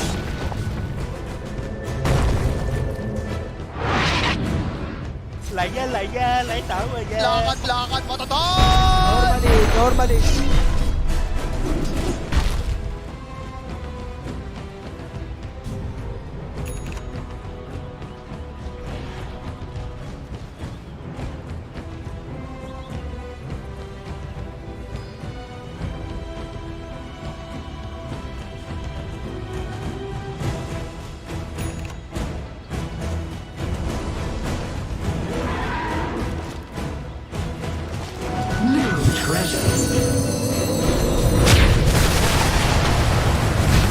A midsummer night. Double damage!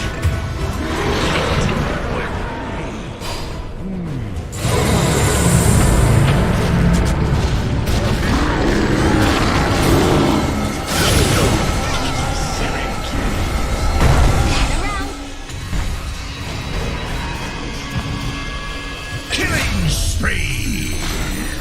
Radiant's middle tower is under attack. But never.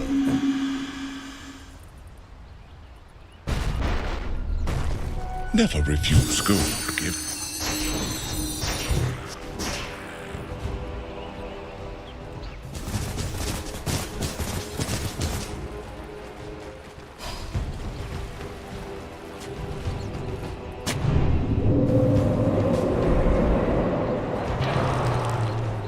Dire's middle tower is under attack.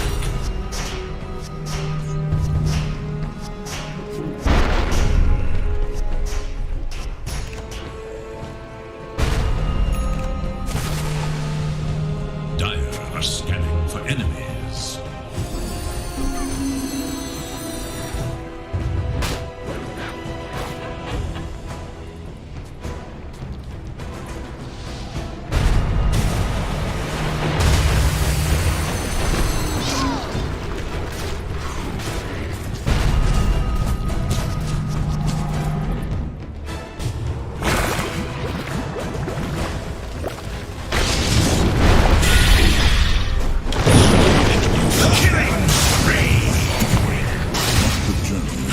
Must clear the way. I'll tell you limb from limb.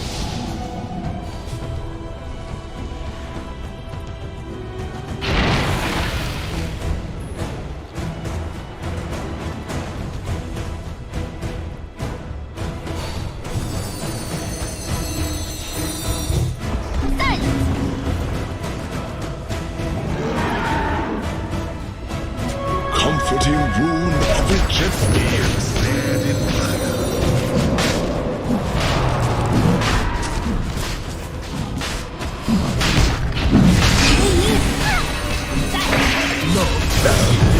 Dire's turret has been killed.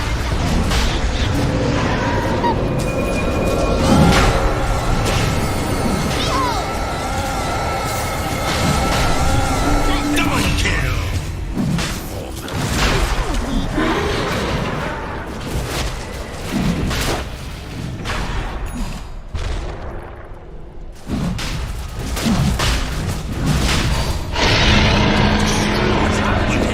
In his pit. Radiant's top tower is under attack.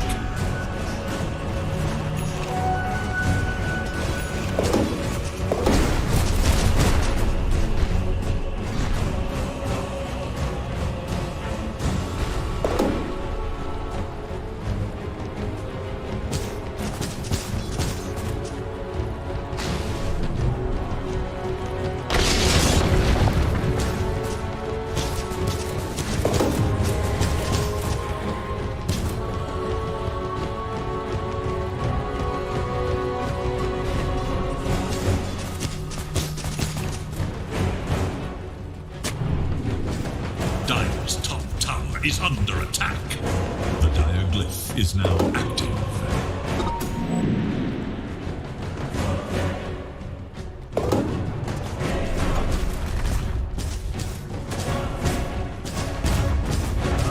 Arcane energy. Dire's top tower is under attack. Root and after them. Dire's top tower is no more. Radiant's bottom tower is under attack.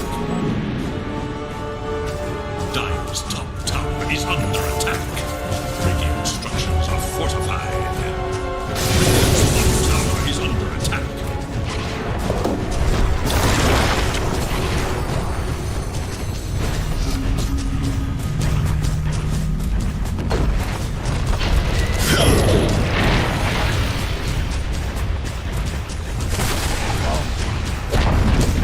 Dire's top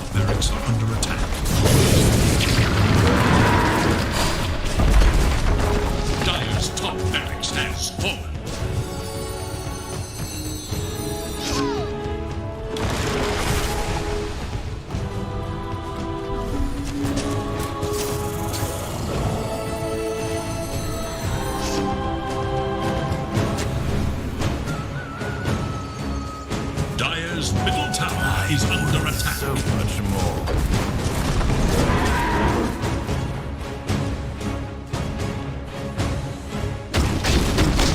Dire's middle tower has fallen.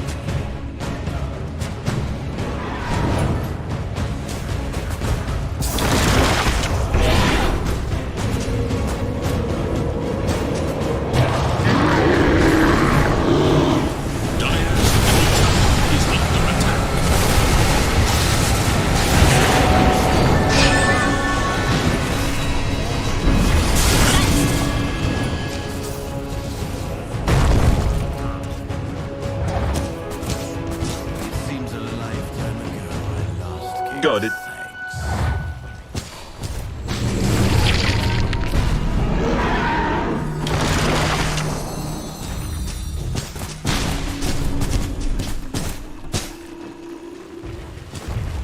Dire's middle tower is under attack.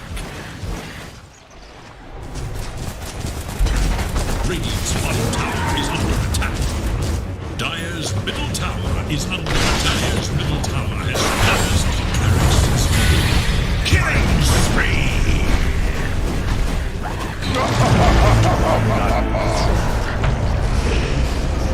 I will rise next season. Dire's middle barracks are under attack.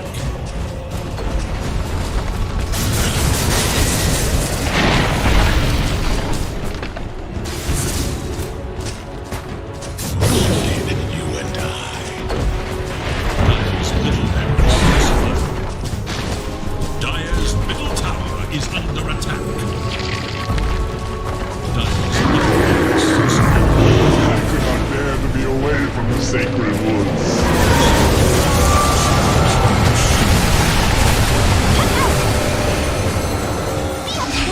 Dire's middle tower is under attack.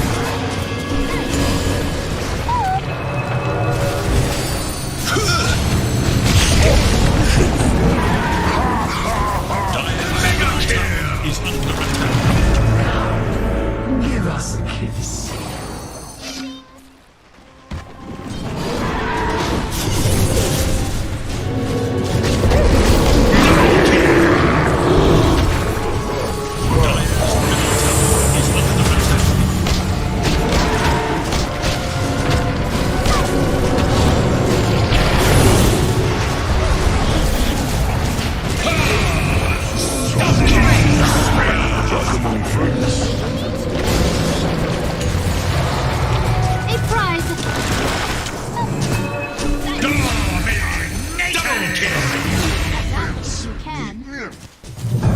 Ought to tame the lion.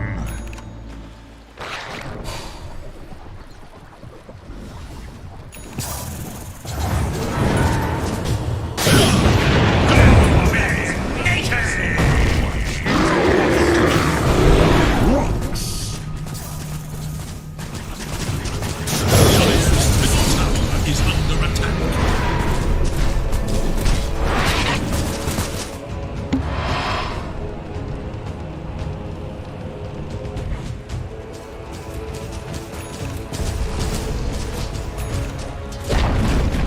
Dire's middle tower is Dire's middle tower is under attack. Lakad mo to! Lakad mo to! Normally. Dire's middle tower has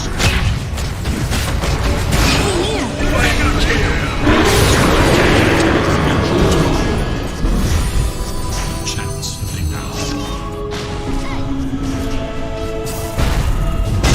Dire's engine is under attack. Victory goes to the Radiant.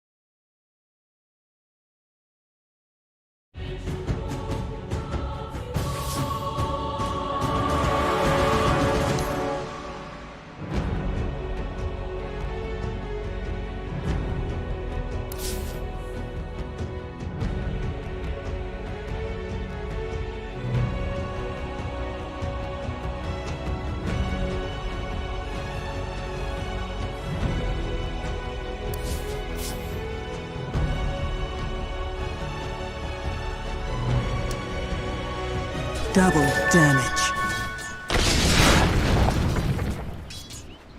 Walking into Roche, like right now.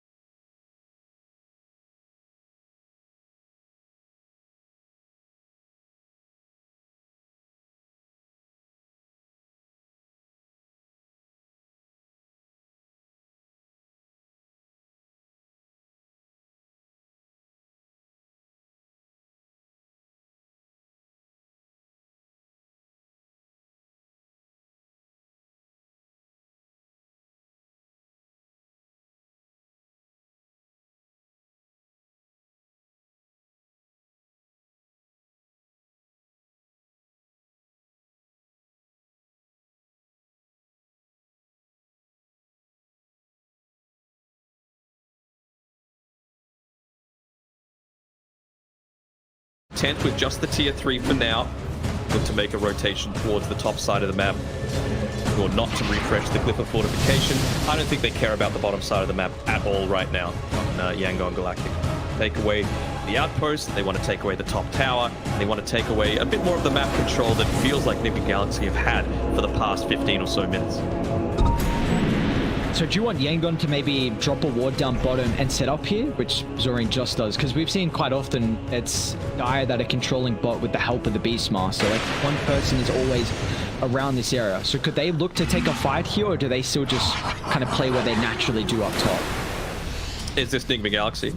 Yangon. Like, do you want to see them play down bottom or top right now? I want to see him play top. In my eyes, there is never a situation, especially 35 plus minutes into a game, where you've got the potential to break high ground, where you want to intentionally refresh a glyph, like by taking a tier 1 tower. So if you go top, you can still secure more map control from yourself, you can take an outpost, and then you've got the threat to be able to go up onto the high ground. Go for me. Start to head their way to the triangle, cutting mid and bottom. Will at least take away the factor of the exposed bottom barracks. The top is also exposed. And it is a catapult wave as well, and young PH is going to start to go to work on the melee barracks. Someone's got to deal with top. Someone's got to deal with top. You got double siege creep wave, you got a Beastmaster hanging around, luckily enough. Careful there, doesn't want to pop the BKB for it, but take the tier 1 tower bot. I'm not sure how happy you feel about that exchange. They had a Beastmaster creep there. I feel like that was probably a lane of racks gone. On the hunt for Radiant Force. I get that tier 2 as well. It's a double catapult wave. Who's going to get there fast enough to defend it, but they got the glyph again though, and this late into the game, buybacks are pretty plentiful. In your dream, only 500 or so gold away from it. Look to pick that one up pretty shortly. That extra few seconds might be what you need to be able to come back into these fights, especially against a team like Yangon that loves to dive. So if you're able to get those tier 3 towers multi-shotted onto several Yangon heroes, that could sometimes be the little bit of extra unexpected damage that you need to be able to get a key kill or two. Well, Hal has completed the refresher. And a lot more emphasis on refresher orb so far through the Pro Series. But going Sheeb is next as well, so he brought up the potential AC for the armor for everyone, but Lon just wants more of his own armor. Attack slow is going to be great, of course, versus the Drow. They're going to play around their high ground ward. It's keeping the reveal they're waiting for. Is it going to be enough actually to keep them live? Simultaneously with the backline, Alacrity looking to try and prioritize the line, but the instant buyback, rejoin the fight. He's actually going to jump back in. Radiant trying to find the opening. They've stunned up the Drow. He's not going to mess around this time. Instant relocate away. It doesn't actually bring the Drow back with him. So if they stick around, they've got to get rid of the ward right now. I have this advantage. Lost the gem, I believe. How? The tree's going to get broken. Now that you drop the Ravage, no messing around. They want to delete the IO. Meanwhile, Mizu's still sticking around too. Blink out the safety if need be. Let's see how safe that actually is. They're pinging that he might be in the sides there, but get on out. I thought the Gus broke the morphling, the monkey off the tree. That's what I thought the mechanic was. Work out that way this time around as, well, I think you can be kind of okay with it. I mean, if you're on Enigma Galaxy, right? Like, you use the Ravage, you've waited out the Aegis timer, it's only lost you a couple of supports, and there was even a buyback coming through from the Lion. So the fact that they were able to play around their high ground and still, that's the big issue for mine, that they weren't carrying any kind of detection after they lost the gem. Yeah, I really want to see Dire smoke up now. I think you have a huge window. We've been harping consistently this game on the fact that Radiant, they win fights off the back of their ultimates, and whenever they're on cooldown, they're at a stage where they have to be cautious of where they play on the map, and especially because you bought back on the Lion as well. That's an easy target for the Ember just to bring down with the Aghanims, and you have the numbers advantage, and then you go from there. But Radiant playing very disciplined, honestly, for a young team like they are, you back inside the base. This is, whoever's captaining them or the communicator at this stage in the game is doing it very well.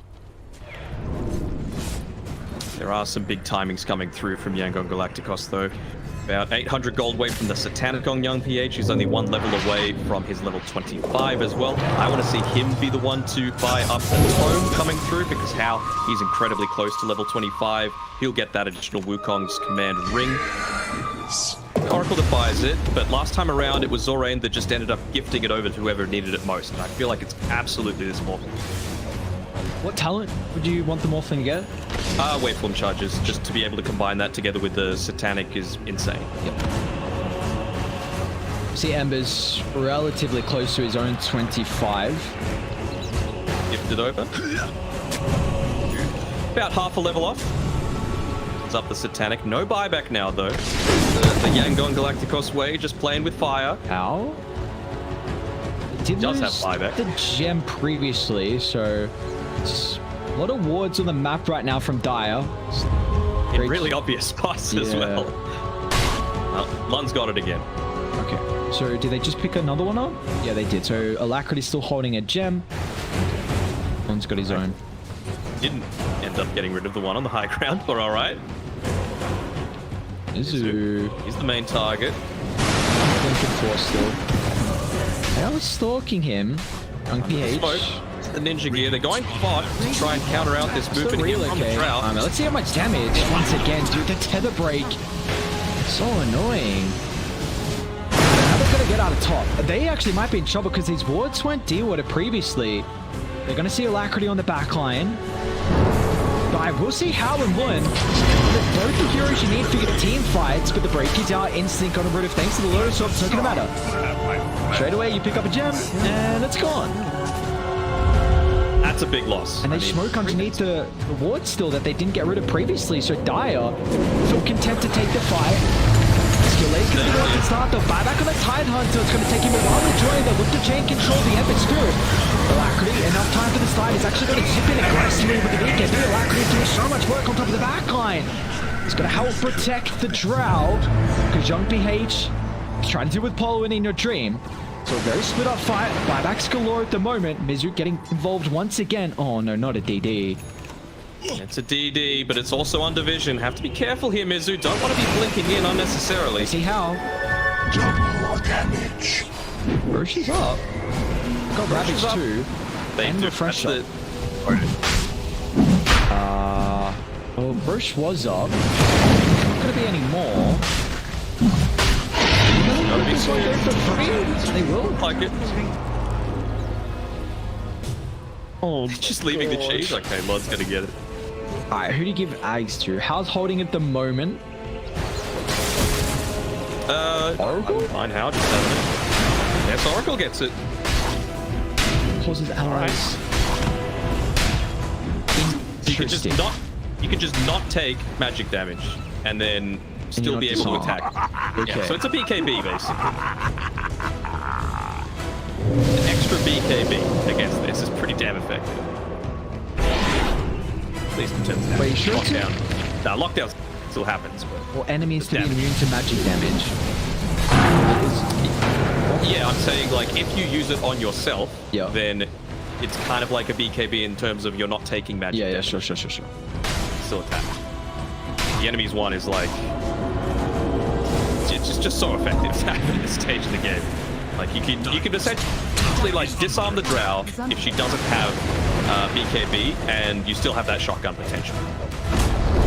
Dire's top tower is But situation where Zoran's going to be in range of the Drow Ranger is pretty damn rare. So I would have to say that it's almost exclusively being used defensively. We're going to have to see the positioning from one. They're messing around. Wukong's dropped just to secure the tier 3 tower. They pushed so goddamn fast with the help of the Morphling. He wants to refresh and have the second Wukong's. They will protect at least the push first. Wine Ages on the Morphling, Cheese on the Oracle. Cool. 2 hit back to full HP. Satanic, very nice item, very nice. Very fair, very balanced. We needed to give it a basic dispel for some reason. Why not just make it more broken than it is? Very cool, very cool. Again, eyes on In Your Dream. If they could get the Silver's Edge and then 1 stun on the Tide, like honestly, maybe you just drop the raw. I feel like Young PH just has to start a lot of these team fights. Like he can afford to waveform in, considering he's got the 2 charges now. So, you know, just use that. You've got the Aegis to be able to back yourself up. You've got the Satanic. You've got a BKB in your backpack. You need to be the one to start the fight and bait out an early BKB from In Your Dream, who, oh, damn, I didn't realize it. He's only level 22. Yeah, I mean, he had a really good early game, and it just started to tail off with the Radiant team fight. What's it go? Who they keep pumping? You got to kill off the Drow or the Eye? I want Drow to at least pop BKB. That's as good as killing her at this stage. The Wukong's back up if Al wants to drop it. It's going to be forced down to lift the jump. The double ball first live going to be taken care of. Not just yet, in fact, it's the full promise. It's also at least the Morphling, which is enough to help Young PH. He might take out our players when they're starting to ramp up. He's actually going forward. The Rabbit cooking on its own heroes. It's too disastrous. Oh, Tide are just such a crazy hero right now. Multiple buybacks coming into play. So easy to execute. The mass AoE that it has. Objective complete. I mean, they don't need to stick around to take this top racks if they don't want to. You know, the buybacks being forced out, that's as good as a team fight victory for mine. Or sorry, a late of racks for mine. Means that they're going to need to play so much more passively, kind of like what we saw last time around. And it just takes one hero now to be out of position for you to nearly guarantee that this game is going in your hands. Yeah, they're instantly out of the base here. In Your Dream, Polo looking to at least force him out of taking top. They need... oh my god. I mean, again, we've seen Enigma Galaxy be able to come back from really tricky positions, but you're at a stage where you don't have team fight, and late game Dota is all about team fight. I know we're a fan of this Drow hero, but this is a game where you have no spirits to get on top of her, you've got no Queen of Pain, you've got no Spectre, IO buffing you up, and it's still not looking all that effective. There we go. I was happy to just pop the next wave of cooldowns. He's letting Young PH do the dirty work, making sure that he's not going to fall down, considering he only had 6 seconds on the BKB. With him retreating, we'll be able to get off another use of the Wukongs and the BKB before using the next refresher. So feels like they're just executing these timings so well. Yeah, and you see he's actually holding the Spell Prism as well with the Monkey King. Whenever he's got these ultimates, just such a low cooldown. 65 seconds is ridiculous with ability like Wukong's. Even now going to be able to almost counter the Beastmaster a little bit. Level 27, so he's got that extra Tree Dance Vision AoE. Provide them with a whole lot more information in a lot of these team fights. Deal with this bot push a little bit. The Ancient Black Dragon swirled, you would think. Money changes hands. Angle for them to come back into this. Again, mistakes coming from Yangon, you know, going a little too deep without the Aegis, having buyback. It feels like that sort of situation. Now, level 25 on the Tide Hunter, an extra second to that Ravage stun as well. So making things even easier. This is a big item, though. The refresher orb being picked up by Alacrity. Scanning for Having all of those fire remnants be able to dish out an insane amount of damage to the backlines of Yangon. It just doesn't feel like Dire can get the first jump, though. Like, we saw they attempted it previously, but it's instantly answered with a false promise. Like, Zorain should position himself so perfectly where whatever NVMe do to start, it's instantly countered. It just never seems like they have an angle in. And they're making an attempt to posture in the tree line. But if you don't jump the Oracle, I don't see how you start the fight. Oh no, they see Mizu. He's got BKB. So Alacrity's actually going to look to try and give himself some own space. BKB forced out super early on, but I mean, you need the BKB for the team fight. Skill wave on a hex. Oh, in the back, like, gets the connection. Another Ravage as well, just to secure the kills. He's got a buyback, but I mean, it just feels like Yangon Galacticos executing to another level.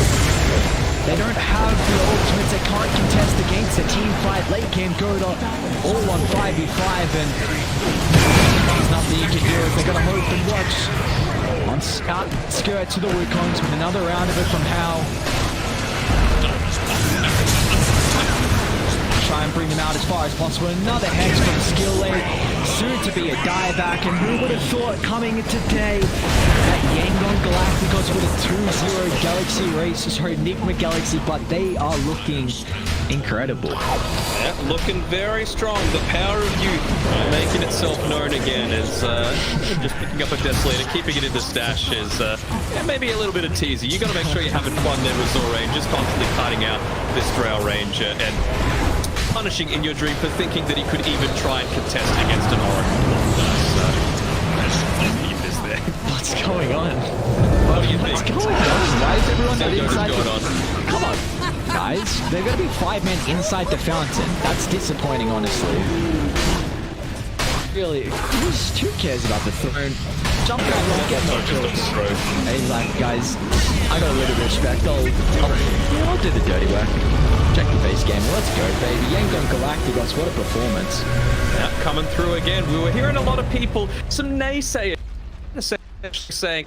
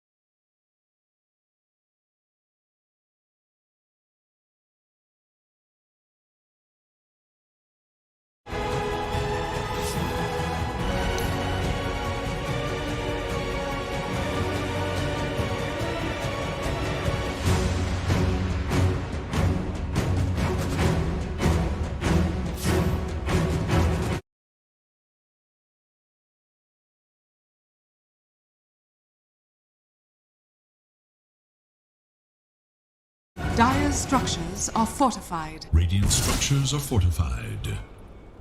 Dire should look to their middle tower.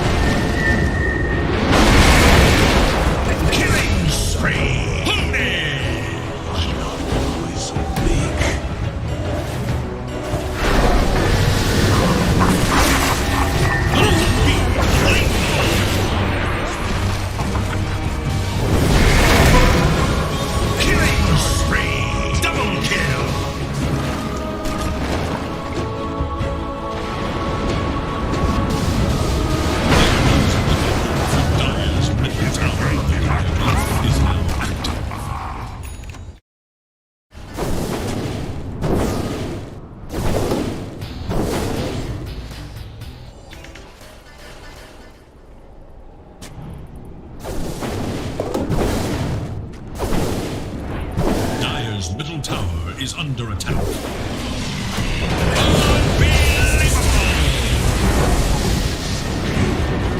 There is little damage in town. Killing spree! Double kill! Dominating! Triple kill! Dire's middle tower is under attack.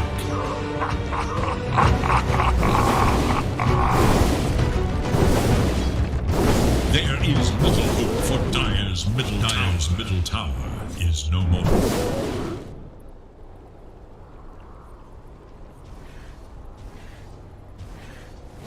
Dire's middle tower is under attack.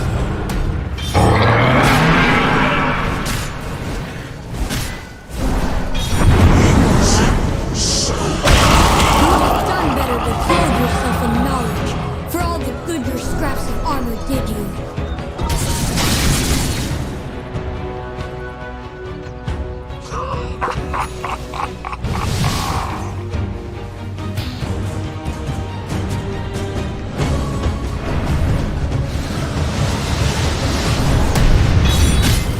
Killing spree! Like a match already dimming down, your mind snuffs out.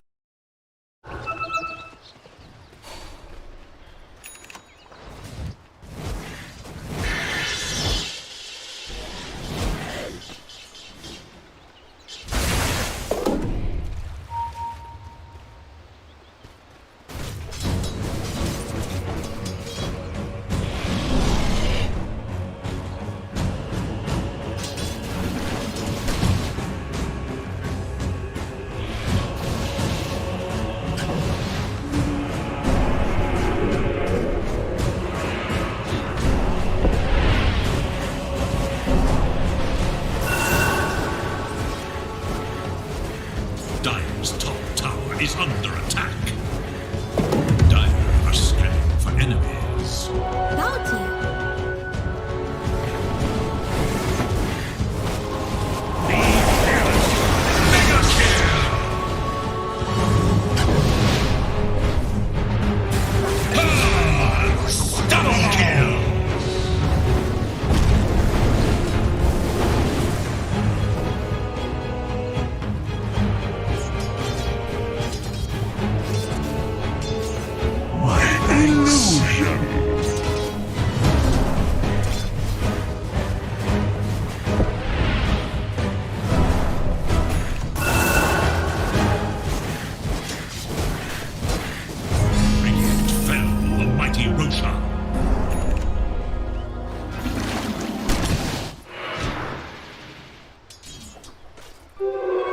Invisibility.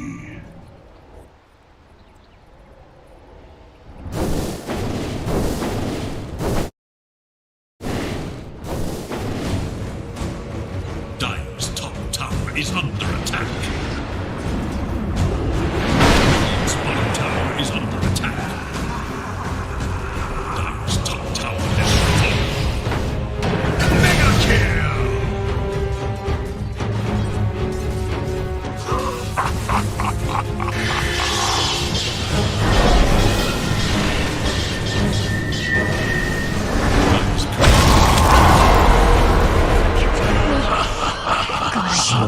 Eyes are quickly broken. Dire's top tower is under attack.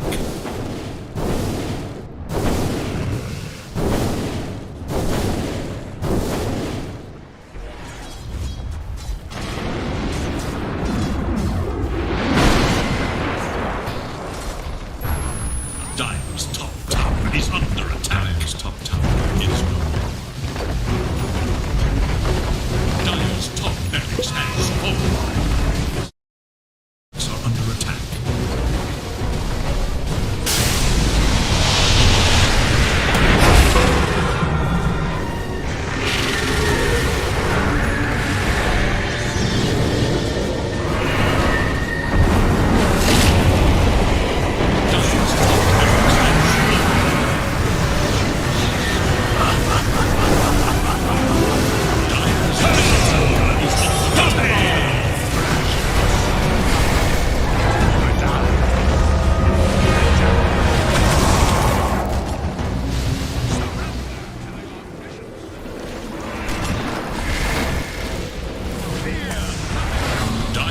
Middle tower is under attack.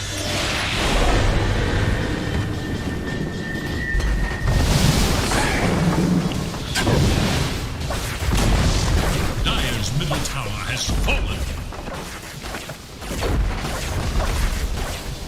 Dire's middle barracks are under attack.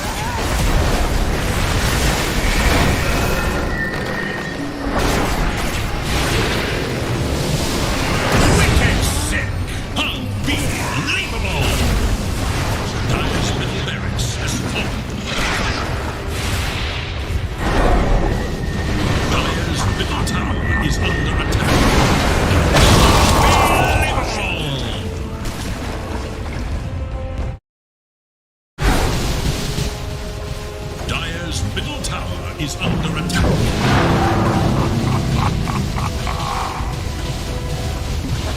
Just what I was waiting for.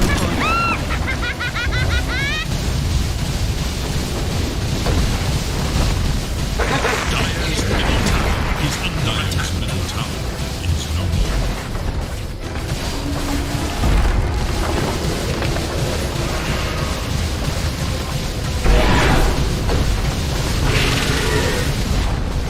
Dire's middle tower has fallen.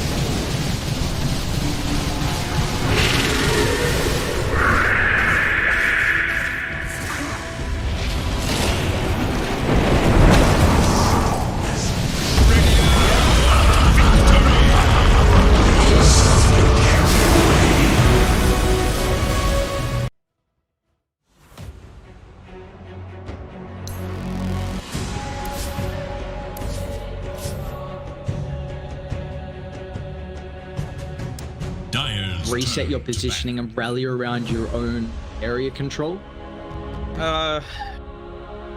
I'd say Tombstone is much more important for a team fight than Wukong's is, so I feel like you're kind of okay with going for that sort of trade, because you could just walk away from a Tombstone and then look to reinitiate.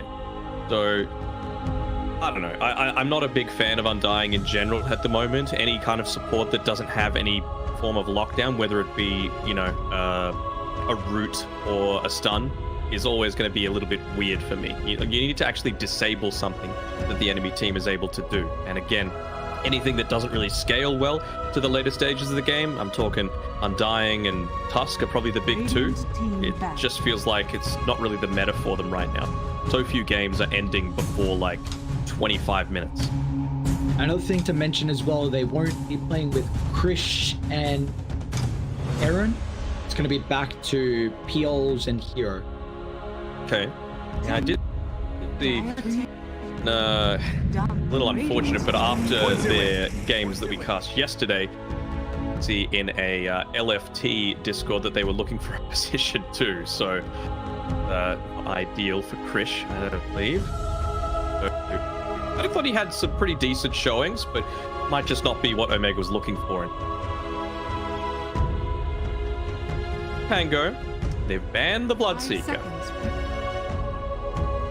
I'm a fan. To tick on your board? I mean, you can still Grimstroke or Wyvern or Bane, but it's still fine. Just complete, and you actually end up hurting yourself instead of just being out of the team fight yourself.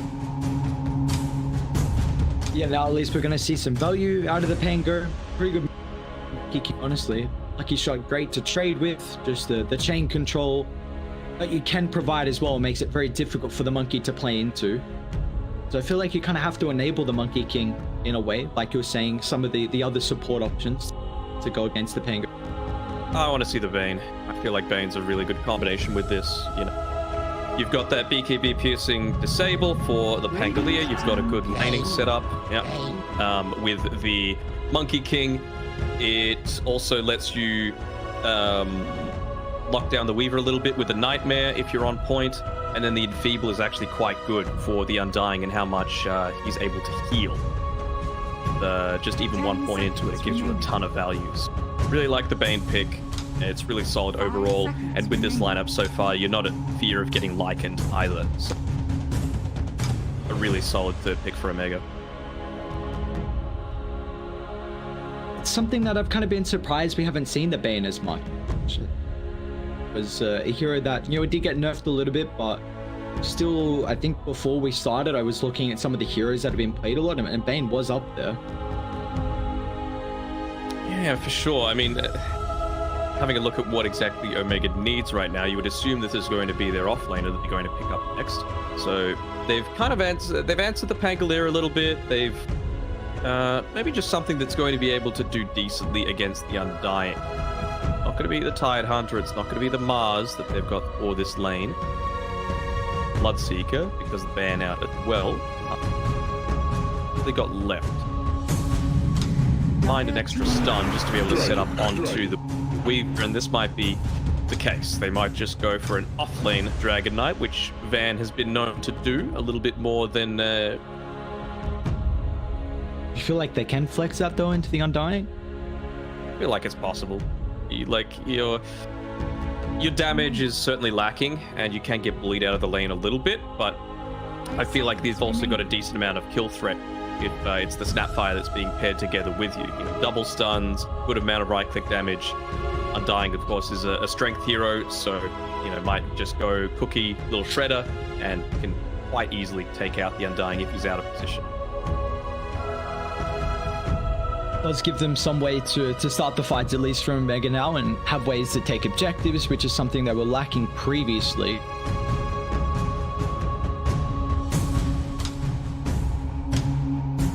Imagining like what else they could possibly need. Some chain lockdown. Throws in the pool, which Ban does like to play as well. But there's nothing really revealed yet that's going to suggest that he might like to do what Army Geniuses bond here with. Army Geniuses do have the last pick overall in the draft, so you would assume that they want to save their mid lane matchup for that. say either Monkey King or Dragon Knight, you know what your character is, and the Dragon Knight is probably what you're going to be laning into, so they go with a Terrorblade. I don't hate it either. The Dragon Knight could do to be able to stop you from farming. They don't have a huge amount of kill threat for the lane, or the Terrorblade that is, for the Undying they do.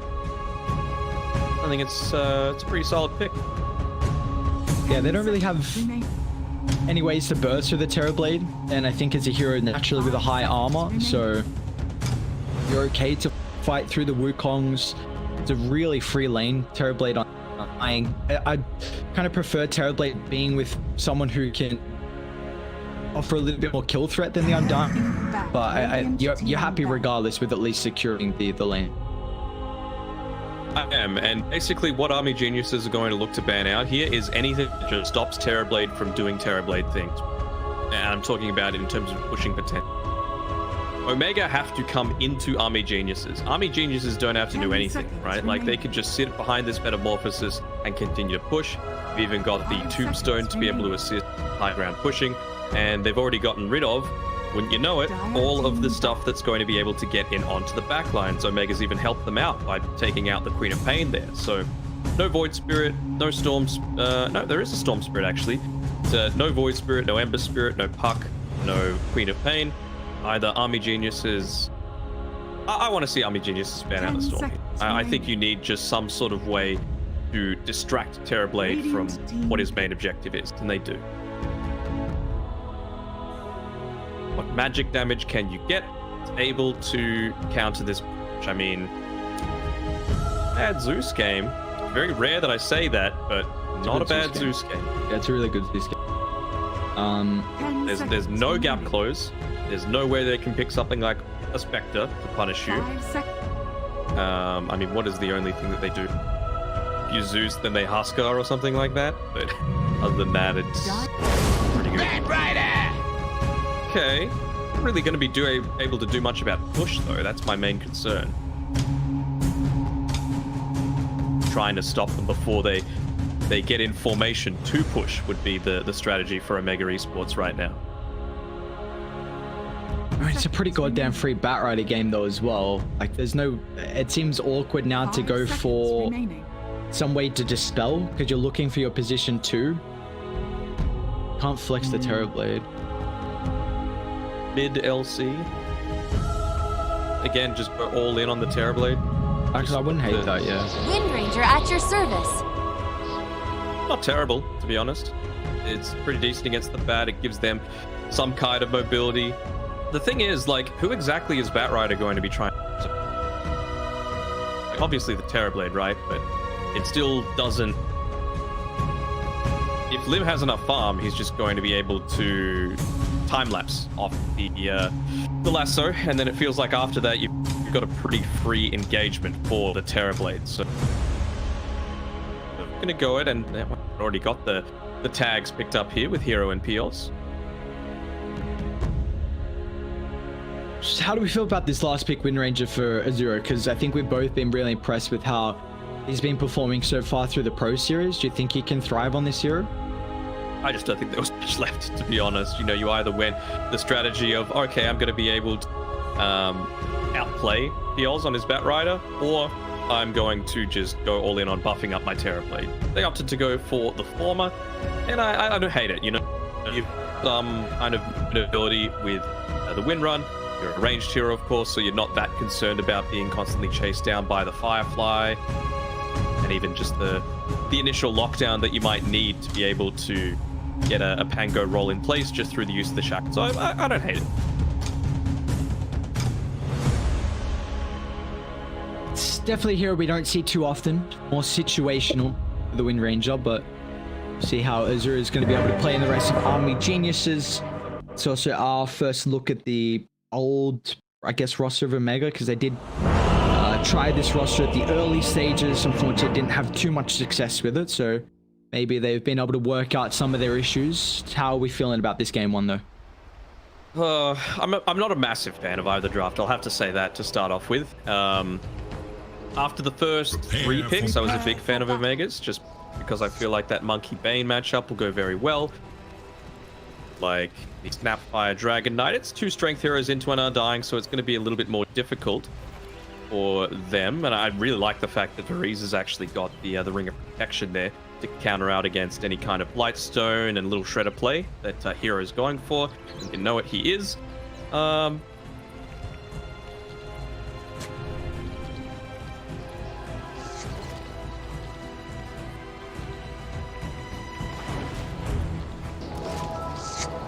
Mega. All right. Put some faith in the boys. The boys rejoining the team. I'm gonna go AG. I think this top lane's atrocious. DK off lane, Snapfire 4, both strength heroes versus VenomRX. Sounds like a free lane for DB, and then he can just take over. I will say it's also a goddamn free Batrider game though, so if you're coming back to a roster and you got a free game like this, we'll see how it can perform. And it's a strong Monkey Bane lane. Let's not forget that. So level 2 is the key timing at the bot lane for Monkey and Bane, just to be able to have that nightmare set up into flow. Hard to get It doesn't have anything like an Orb of Venom just now to try and take advantage of a strong kill potential.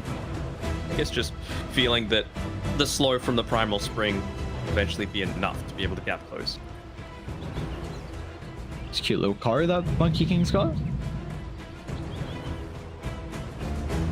Ball of yarn. That was from not this TI, but the one beat previous. I didn't say shot. I think. This was the one in the Battle Pass, remember? And they had all different colors. You'd be pushing around Refresher Orb and a booster and all that sort of thing. Yep, sure. And you're just nodding your head. I'm just nodding my head. I like to vaguely remember that. Vaguely. I feel like the side lanes, like we said, AG should be able to take top. Bottom should be pretty Omega favored.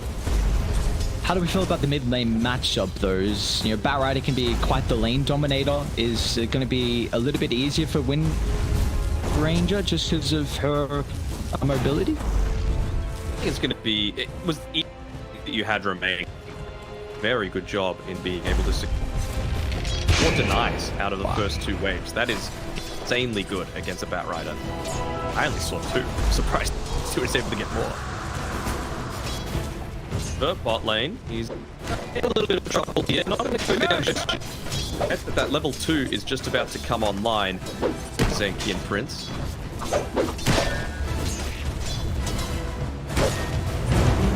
Definitely feels like Army Geniuses, it's aggressive, so they're gonna do just back. They've got the level 2s. They utilize them instantly. First blood picked up. Great maneuver from them. Top lane, Army Geniuses, they're gonna look to make a similar play with their level 2s, but a Scatter Blast will at least give Van some distance. I do like that Army Geniuses made that play, right? Like, you knew that they were going to run it. They just full-on committed and said, look, we're going to win this fight. Got the potential to deal a decent amount of damage to this Bane. Accordingly. Do you feel like Wami goes for a 1-1-1 build just for at least the value point in Lucky Shot versus the Monkey? I think so. It's just way too strong to be able to forego that sort of thing. Maybe he might just go for like 2 points into the Swashbuckle or the Shield Crash first before getting it at level 4, but wouldn't hate it. Little for Radiant's middle tower. You see they have to play a little bit more defensive down bottom now. The level 3 on Monkey. And they use a little bit of resources previously as well. It's kind of that one opportunity. Be a little bit careful here. Use the Swashbuckle aggressively, but I suppose he was inside of a creep wave, so... Okay, Reeves to the top side. A little bit of damage here. One of these early dives come through from PLs, but... force him to back off a little bit. Again, he's just... fantastic job right now. Already having 10 denies on this Wind Ranger. That last hit, the right-click advantage that he has. Bottom lane. Big kill to find. Jingu stacks with the help of Zenki. 2 points Brain Sap is a ridiculous amount of damage and the efficiency you can have to trade, so we'll hit back kind of how we were expecting this lane to go, and Zenki now recognizing that this lane should be pretty easy for Monkey King to solo through the meanwhile, so he's gonna try and help out some of the other lanes as well, E-Ward and also the Bounty. Yeah, and protect against the bottom water rune as well. Looks like Azura realizes that and goes top. Very nicely done by him. Maxed out magic wand. Wanting to, again, it's just the small things that Azura does really well. Realizing that Batrider needs to get out of the lane to be able to secure that.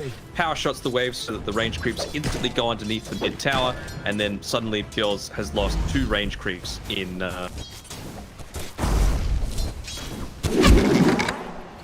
Seems like Azura is always on the edge of winning a lot of the lane matchups that he's in.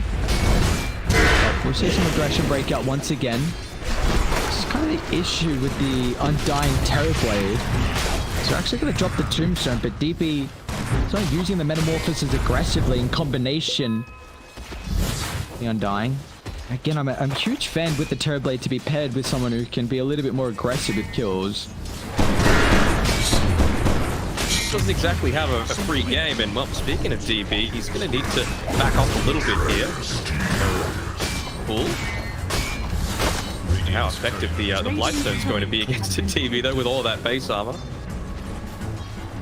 Even the stats as well. He's already got the 1, the Band of Elven skin, so ridiculous amount of armor for him to play with in this top lane, and it's showing with how much CS has been able to pick up, 25 and 6 at the moment, but we saw the early kill for Army Geniuses down, but after that it's really all been the Monkey King. Bounty killing! Nice job by Zenki there, using the Nightmare on the Weaver just to pull the creep wave away. They're not going to be able to reset the... Have to even be careful on this courier. Luckily enough, he's able to micro it away quickly enough so that Lim doesn't end up losing it. Not on my watch.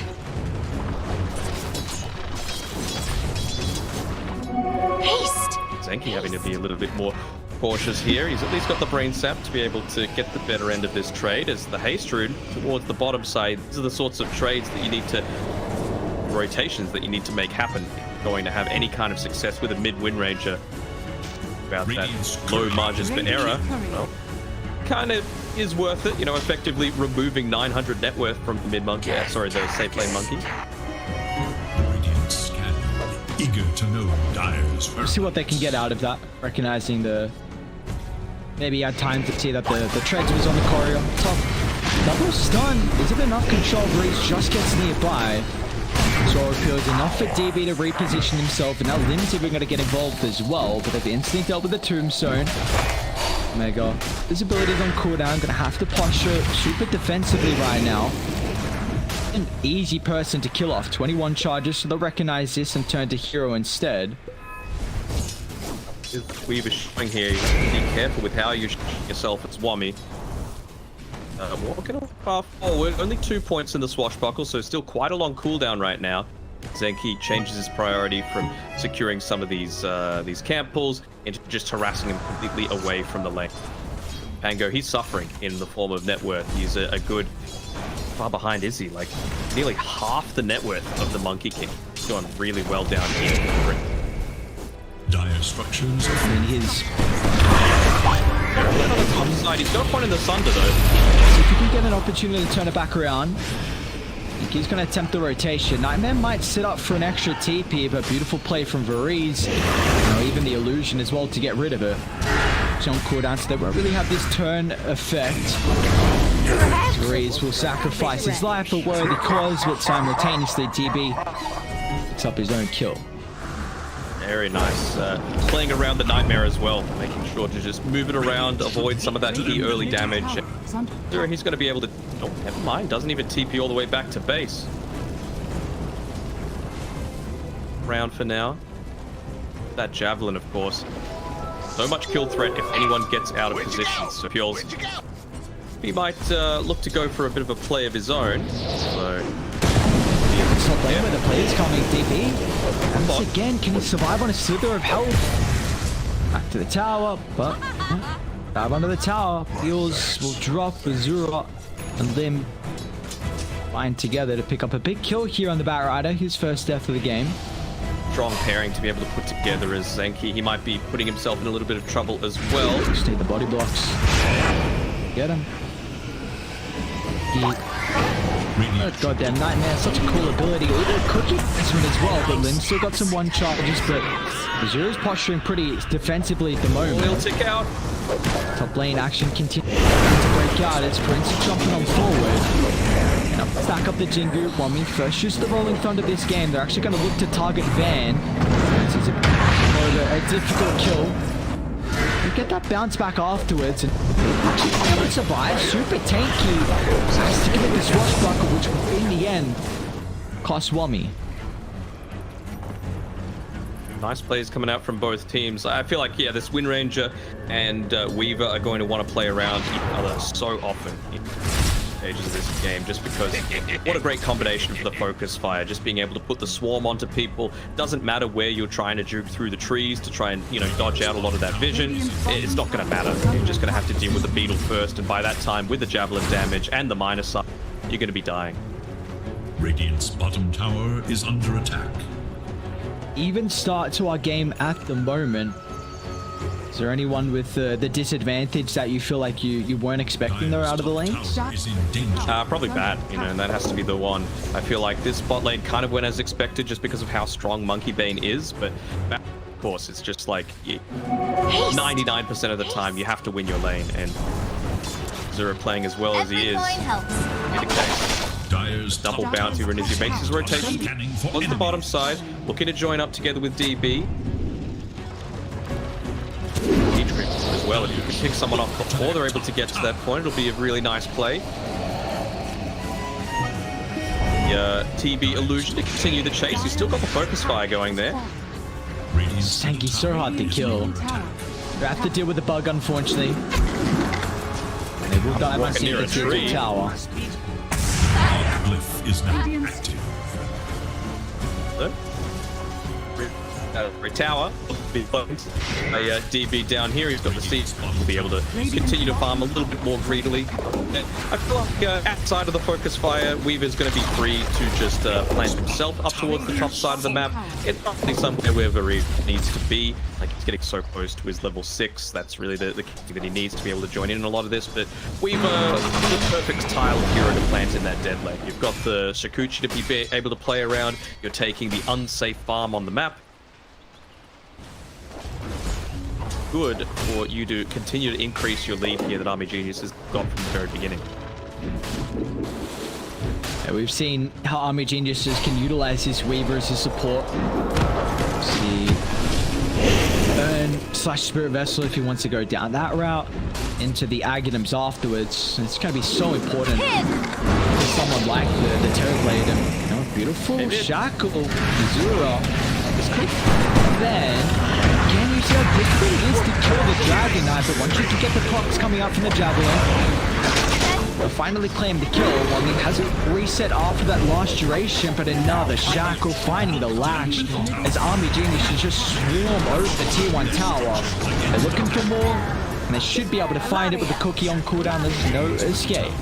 Azura's just outplaying them this game. It's as simple as that. You know, the last hits went way too far in his favor. He's getting multiple kills. The one hero that was having a great time was Prince on his Monkey King. He just comes in, you've got the vision, you instantly get the shackle off and burst him down. Like, this looking quite bad now for Omega Esports, with the Terrorblade having the start that he has and converting it into some of the objectives as well. Bounty!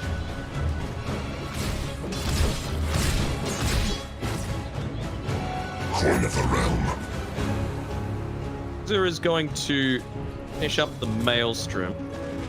How big of a fan of that I am, unless he looks to continuously assemble and disassemble it just to assist with farming, because I feel like you want to try and make your way towards that.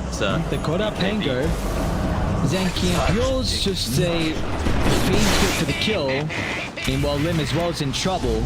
Time-lapse giving him some space. Prince gonna wait for the boundless strike. As soon as Lim tries to hold that Sakuchi, but still he's so mobile with 4 points in the W. Fair and balanced hero. I hate it so much, man.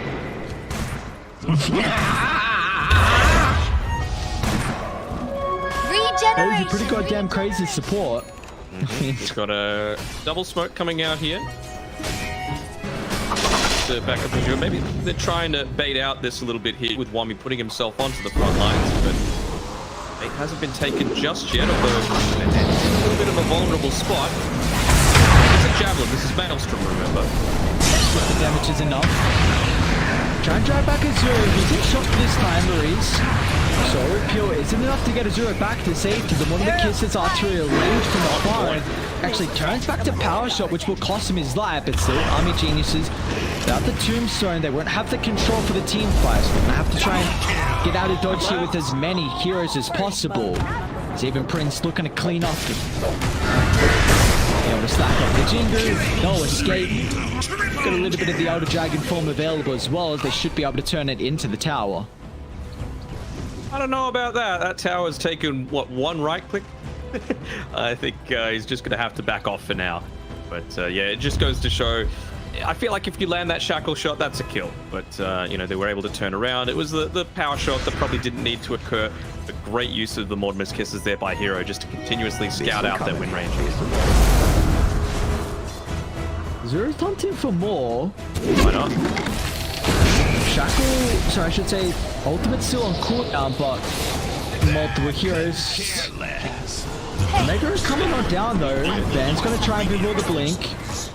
Gets a win run at the last second. You see now starting to lack the magical damage. DB might have to play for the Thunder to keep him alive, and that he will. Oh, what a team play from the Terrorblade. Enough to enable your position too. Van's gonna attempt the TP out and will be successful. It's a great awareness, recognizing there's no stuns, but Genius is a great play from everyone down bot. That's the key difference that I'm seeing here, right? A lot more team play as opposed to individual play coming through Omega Esports. You know, they're focusing a little bit more on, or who can I pick? Who might I be able to solo? They've always got someone backing up each other on Army Genius' side right now. Getting close to that Spirit Vessel as well, so that's going to be incredibly effective against the Dragon Knight, against the Monkey King as well with the Jingu. The Bane to reduce a lot of his survivability. He's opted to go for full 4 points into the Brain Sap as well, instead of maxing out that Nightmare, which we at times see in recent.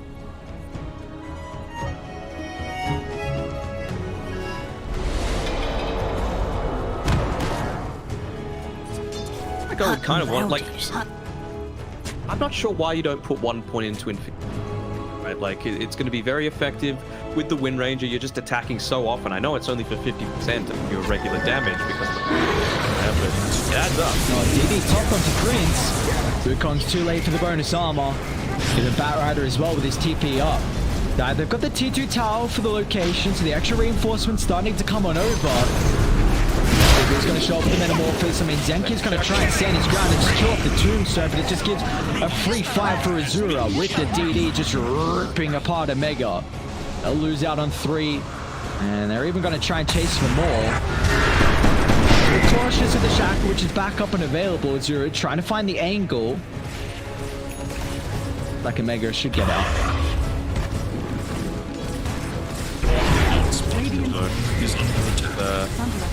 Not looking great. I mean, the Terrorblade just continues to increase his net worth lead. He's built up the Manta style, working what he could look to get next. Not a bad Skadi game as well, to be able to get that one super early on. I feel like you're not lacking in damage because of the Wind Ranger and how Azura's been able to play. Be going into that BKB straight afterwards. Have the luxury of disassembling the Maelstrom anymore, though.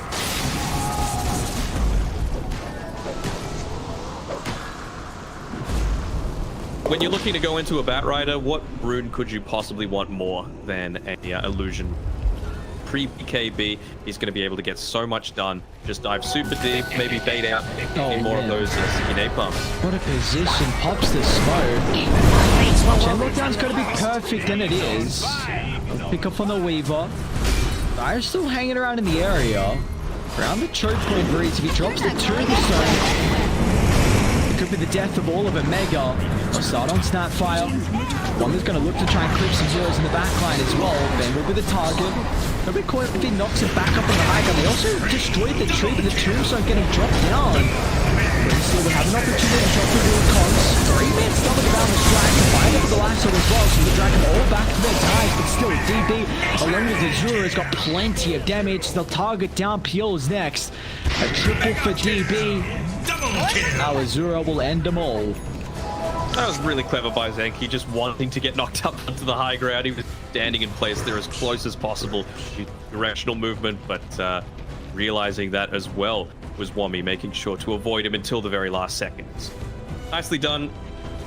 There is some luck involved in that as well, with the Monkey King looking to join in and the Tombstone breaking him down. Well, they called out Azura top. I think he's got ultimate full duration nightmare.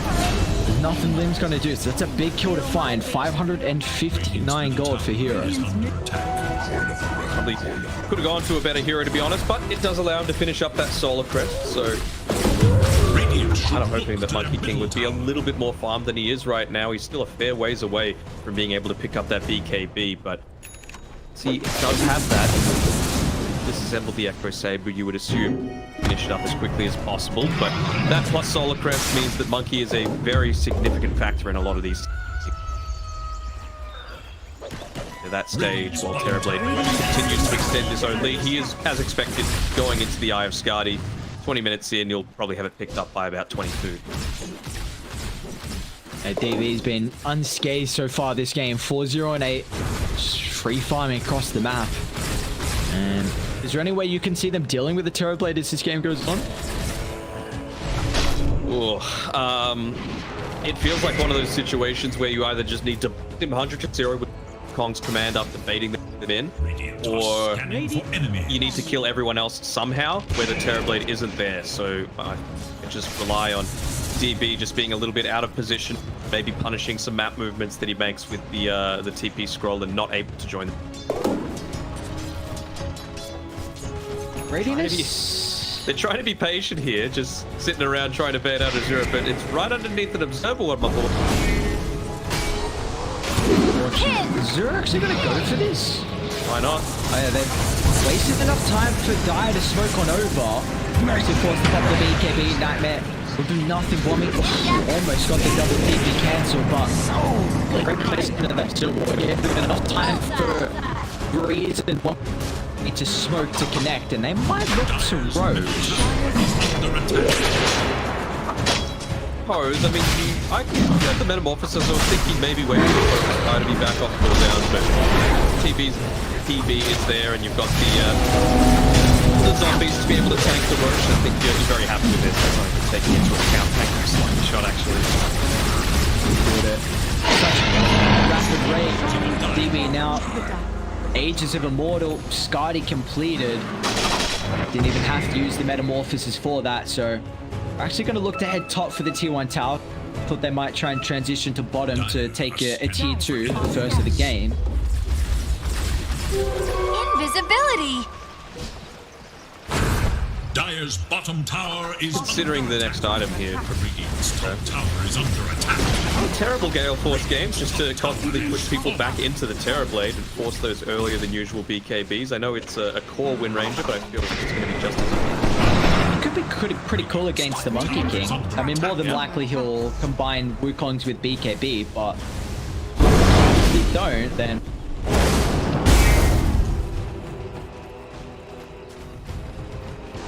Dire's bottom tower is under attack. Radiant structures are fortified. You've given the agents the Immortal over to the TB as well, so right now it's up to DB to carry out the rest of the game, and you're just there to basically find kickoffs to be able to start. Radiant's top tower has fallen. They're going down bottom. It's well, the unconventional tower siege as Army Geniuses has gone to the top side of the map. I mean, they've got no glyph, and you've got a siege creep. Why not? Dire structures are fortified. We'll come back and try and mount some defense. Wonderkiss has even just laid down. Tower clear the Kree wave. that desperation play that they're needing, though. Hero, you just brought up the Aghanim Shard, so that might be that tiny bit of extra lockdown that you need to pick off someone like the Weaver, like the Wind Ranger, before they're able to get their BKB or time lapse off.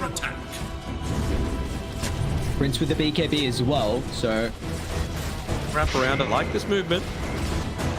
Hit the backlights, but look at the positioning coming through from Army Genius. It's just in the safest spot on the map right now. Bring up any kind of entrance points and Varese. Varese is aware of this.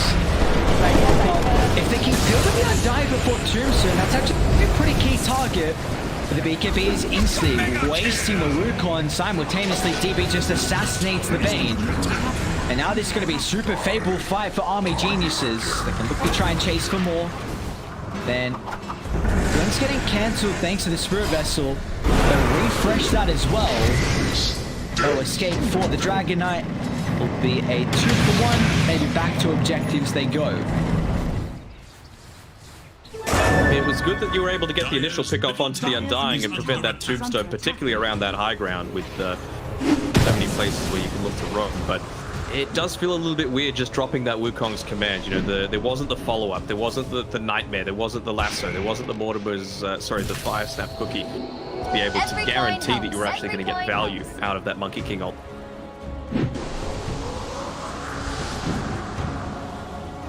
Scout and Prince right now. Just around and power shot, come on. Cut that tree down. He's walking around in observer wood though. Prince knows exactly what's going on here.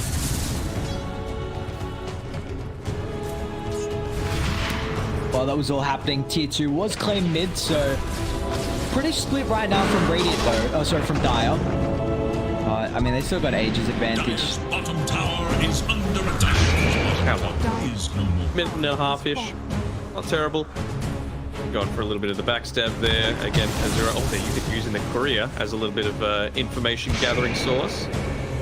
Go for it. Oof, out of range. The right sort of thing that you need to be doing at this stage, just trying to kite out the Aegis as much as possible, prevent them from being able to push up onto your high ground, and probably even tech tier 2 bot for a little bit. So, still 50 seconds left. You've got a creep wave coming, and it's actually a siege creep wave on top of that. So, DB feels comfortable enough to be able to stand here on the front lines, take this one out without too much opposition.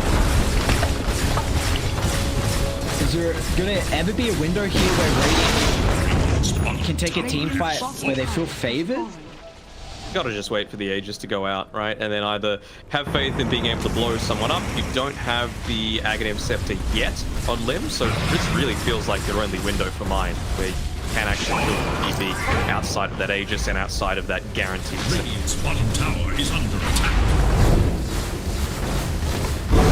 And a pop from DB, so he wants to stick around. Popping the Lotus Orb onto him would be the good play, as they do with Wommy, so not going to be able to get that Flaming Lasso off either. Commit just yet. I mean, what's big for? Just his TP scroll actually off cooldown, so they're not going to be able to protect this just because you weren't playing around the map. How do you jump into the tombstone to make the attempt, but a beautiful timing with the Lotus Sword, so DB instantly protected. Van ripped apart. I mean, DB's way too fast. Bane melts, everyone melts. Army Geniuses come to play today once again. A beautiful shackles under the T4 towers. It's a mass buyback. They're going to have to play around with their numbers advantage now deep inside the base, but as soon as they respawn, they're going to drop once again. No one dies on Army Geniuses, and quits here 27 minutes in. That was just an outplay, plain and simple. You know, the bottom lane went pretty well, but every single time that Prince tried to take advantage of the farm that he won, instantly get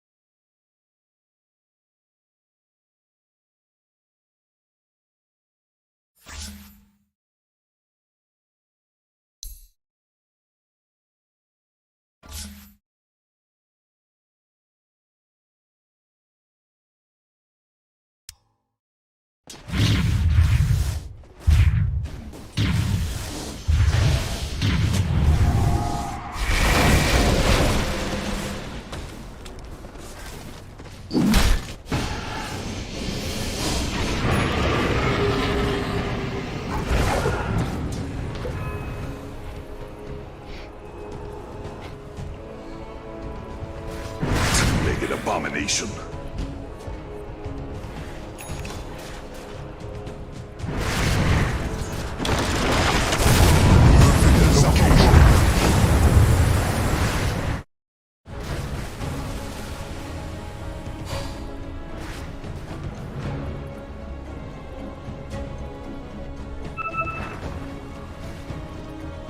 Dire should look to their bottom tower.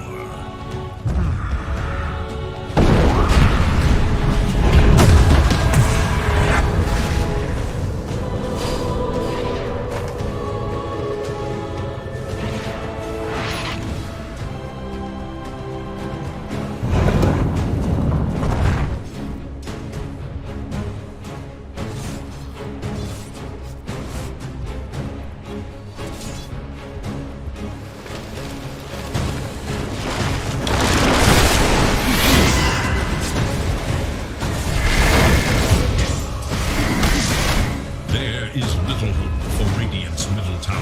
Dire's top tower is in danger. Dire have fortified their structures against attack. Radiant's middle tower is under attack. Dire should look to their top tower. Radiant should look to their middle tower. Dire's top tower is under attack.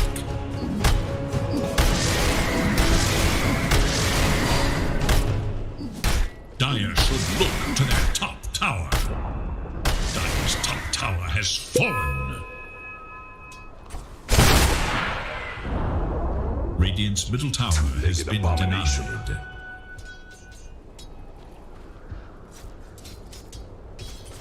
Dire's top tower is under attack.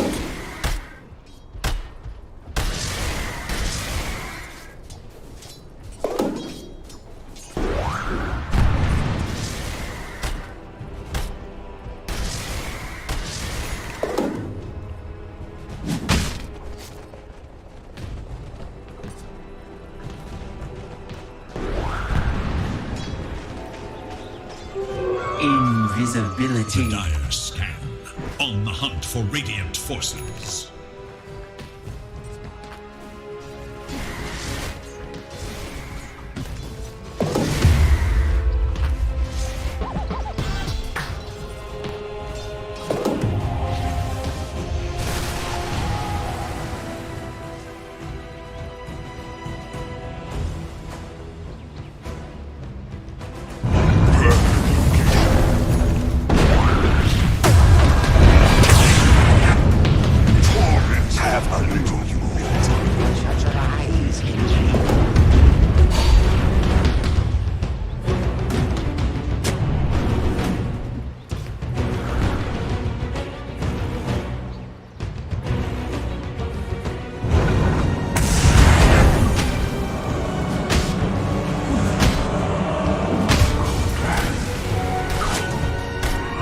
Peace, I give you.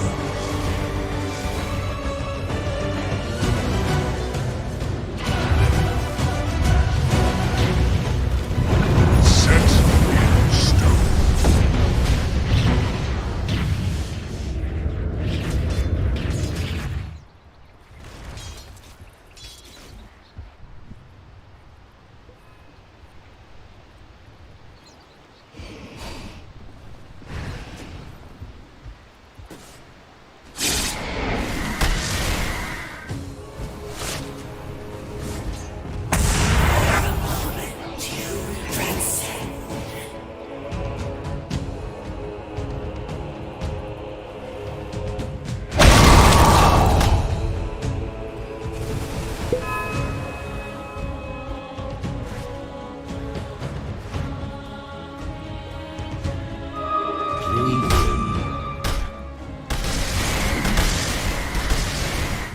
A tithe to the impurities. The wages of fear.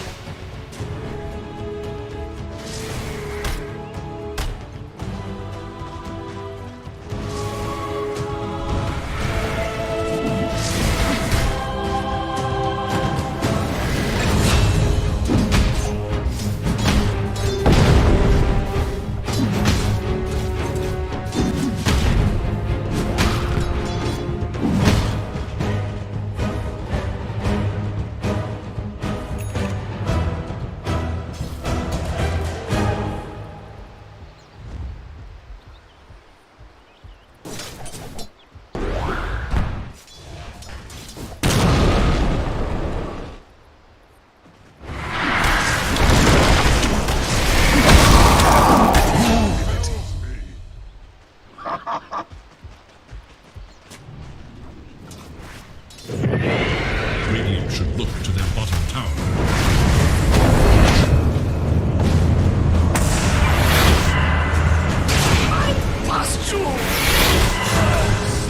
Radiant's courier has been slain in cold blood.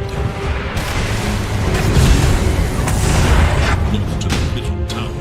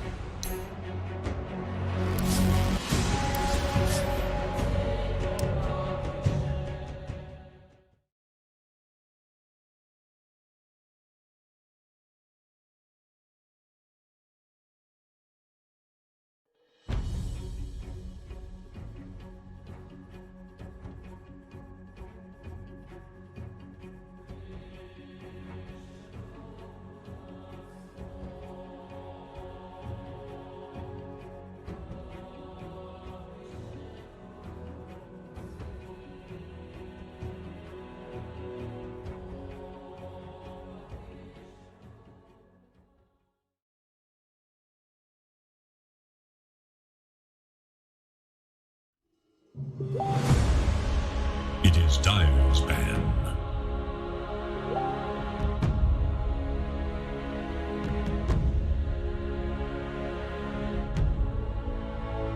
It is Radiant's ban.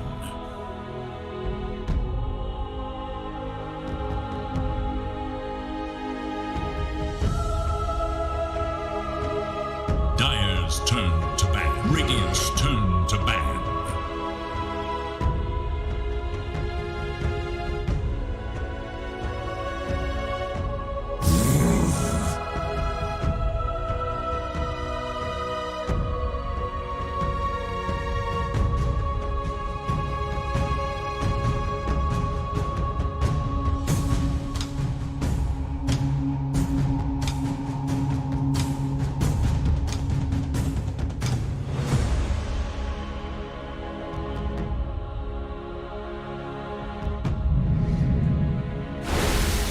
Hunter.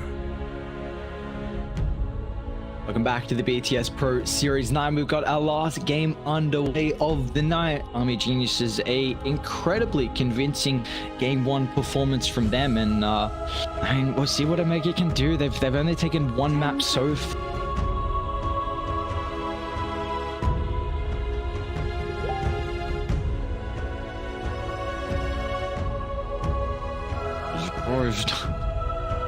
Right. Yeah. I mean, they have not. Enigma Galaxy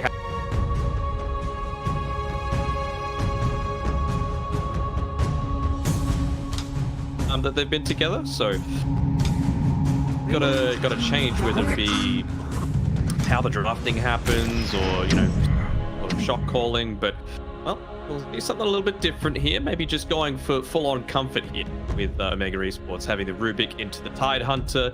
Certainly going to take a lot to replicate the ability that JoeCam had, well as Hustler, there we go, against the Tide Hunter the other day. So we'll see. I mean, it's having a lot of faith. It gives them a lot of team fight, of course. Doom, very effective against the Tide Hunter as well. I just want them to set themselves up all through. Good lanes, good team fight, and if you get cheese picked, whatever. You know, like, it can't be the sort of thing where you might let through something like a Lycan just because it's not really being picked up that much anymore. But you got to set yourselves up for success overall. Just another combo we're seeing at the moment, though. Tide, Snapfire. Yeah, I feel like every time it comes out, I say the same thing, but I really just cannot complain when I see this opener from anyone. It's just a really strong, sturdy lane, minus armor, incredibly strong. Was it actually AG? Because they ran, I think it was Tide, Snap, Weaver, and then really...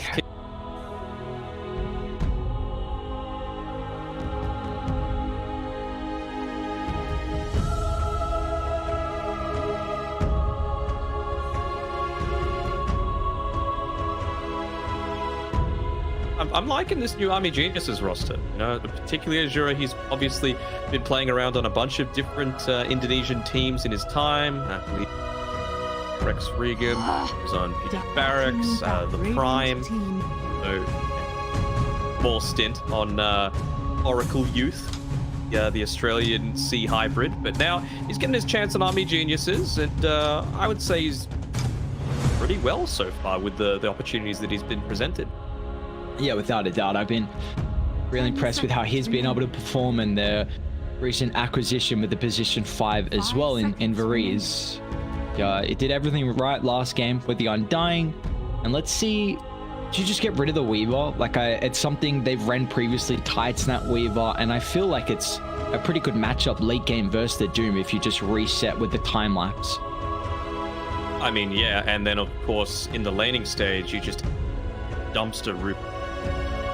Low, his right click damage isn't amazing, he's got no escape mechanism, so yeah, if I was them, I would be running a VenomRX 5 Weaver as my first pick coming into the set.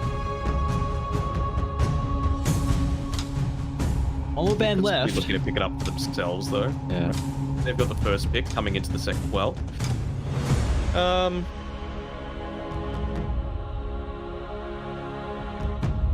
I mean, they need some kind of save, right? Because it feels like with any kind of minus armor draft, it's all just on the back of being able to pick off one person and then just transition into, and then the next, and then the next. So if you've actually got something that's going to prevent that from happening, then, you know, suddenly the draft isn't quite as strong. Banned out the Ursa, the Enrage is kind of nice to be able to stop that. Of course, the laning stage against the Tide Hunter is... Wouldn't hate seeing something like a Winter Wyvern come out from Omega Esports, something that Zenki's played plenty in his time. Rid of the Wraith King, so we don't have quite as much minus armor in that, but it's not like Wraith King's the only hero that can build into minus armor, so I still think the Weaver's totally fine. I like the pick regardless of Omega. I know we were kind of like theory crafting if they were going to go for the Weaver or not, considering they didn't ban it, so... I think it always combines really well with the Doom, and Phantom's Embrace is such a nuisance for the Tide Hunter just because he hits so goddamn slow and he needs to use abilities through team fights, so I do like the Grimmel. This is the first Void Spirit that we've seen all day as well. Certainly hasn't gotten the same love as the Ember has, but I mean, it's not terrible. Again, it's just one of those things that it does feel like Omega, unless you're going to get the Link Centaur Stomp Doom onto the Void Spirit, he's going to get out in every single one of these engagements. Big, very slow. You're going to have a lot of item timings before a support hero does. Grimstroke, a lot of his lockdowns are very slow moving, you know, projectiles or the Inkswell, which you're going to be able to get out of every time. Don't hate the Void Spirit. The thing is now, just Ember? I feel like you just Ember mid. Deals with a Void Spirit, deals with a Snapfire, good pairing together with the Grimstroke. What I'd be going for. Yeah, and there's not, like, I think you have to draft the position 5 that has a stun to maybe dissuade you from going Ember. Oh, they don't do that. This seems like a great Ember game. Even Storm, like, whatever you do. I still prefer the Ember over the Storm, but I mean, Ember at least can have his Flame Guard dispelled, I suppose, by the Oracle. The question has to come as to why you pick up this Oracle. I mean, it has to be in particular to be able to stop the Inkswell, but what if the lanes go a little bit different? Right, something completely out of left field coming out here, the PA. That is another way to be able to jump in onto the backlines, I suppose. It's just we haven't seen her in so long that quite used to it. So with the Tide Hunter though, you know, if you can get that initial burst in between the Anchor Smash usages, you are actually still able to deal a huge amount of damage to Tide. well, in response to leaving both the Ember and the Storm Spirit in the pool, banning out the Storm. The Ember gone. Now Army. I just don't know why you'd pick a PA here instead of your position 2. Like you don't see their carry matchup. You've got overall last pick, and you know now Army Geniuses are going to ban out. Storm's gone, and they get rid of Mag. I was going to say more than likely Ember, but I honestly don't hate the Mag just because the steroid for the PA. But well, a pretty good hero at fighting up against a PA, right? Like, as long as you get that battle trance off in a route, you're going to be able to man fight every single time. So it's a good last ban coming through from both teams. Kind of thinking, like, do you go hyper aggressive with something like a Bloodseeker? I know if it gets to super late, you cannot outscale Omega. They look pretty dominant in the early game with a lot of their decision making. That probably wouldn't be too much of an issue. I suppose it does hinder their high ground well, though. I'm still keen on something that's just able to build up into the Desolator. Hell, maybe they might have even just been taking this Phantom Assassin away from Army Geniuses, something that DB loves to play as well. Natural builder of the Desolator to synergize together with the Tidehunter and they did, at least with Omega's last 2 bans, get rid of some of the better pairings with the Oracle False Promise. I mean, there could be arguments for running a Leshrac as your position 1. It's okay versus the Doom. As long as you get Edict and Pulse Nova off, then the damage is still flowing through. But if you want to go down that more unconventional 1 route, then you have the opportunity. They need a Tower Siege nonetheless, though. Yeah, I guess if you go Lesh, then why do you have Tide Snapfire? Like, you do want to use that minus armor. I mean, it can just be good for team fight as well, though, right? Like, I feel like something that can create chaos like a Leshrac is always nice for a Snapfire to be able to have his peak effectiveness. If Leshrac is in on the front lines, you've always got the False Promise to be able to back him up, and that'll give time for the Mortimer's kid real impact.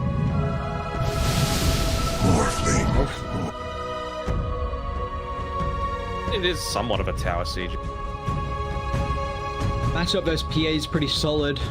You've got really high armor, so the Phantom Assassin, who's all physical reliant, doesn't do the greatest versus the Morphling, and PA being pretty low health full. Very vulnerable to being bursted down from the E-Blade build. So it's a good carry-to-carry matchup. Now if you go with the Ember Spirit, it's just gives Morphling probably the hero that he wants to morph into as well. They might even look kind of like what we saw previously. Position 1 Void Spirit has been done in the past if you just wanted to get that great matchup with like a Morphling in. I think you don't. I think you just have to go Ember regardless, even though the matchup, like some Oracle has to die at the start of the fight, and Breeze Oracle has to die or use his False Promise on himself. One of the two. One of these has to happen. You've got no one that's going to get onto the back lines immediately unless this is like a PA that's somehow able to sneak around with Blur. Yeah, that's what I was going to say. Like, it's just a PA jumping backline is not as strong as what it used to be. Like, because people have just been getting so much better with their positioning. Items make it that much easier as well. Cast range, so. And it's not like they have something that gives vision either. Yeah. The Spirit just seemed like very much the obvious choice. There has to be a reason that they were spending so much time thinking about it. Maybe just using it as a bit of strategy time as to, okay, how do we avoid the same situation happening this time as previously? Yols is looking to, again, he's got an advantageous lane matchup for sure this time around. So is he going to be able to take advantage of it, or will we see another great performance coming? We'll have to wait and see. It's hard to go past Army Geniuses, even though you've got, you know, some solid combinations in terms of team fight, lockdown, lane matchups on Omega Esports. It's hard to go past a 27-minute victory in the fashion that they... Yeah, without a doubt. I mean, they just looked incredibly solid in game 1. Yeah, I know if you weren't looking at the heroes, sorry, if you weren't looking at the team and the play names, how would you be calling the second game? Like, is there a draft edge to Radiant, or are you still kind of favoring Power?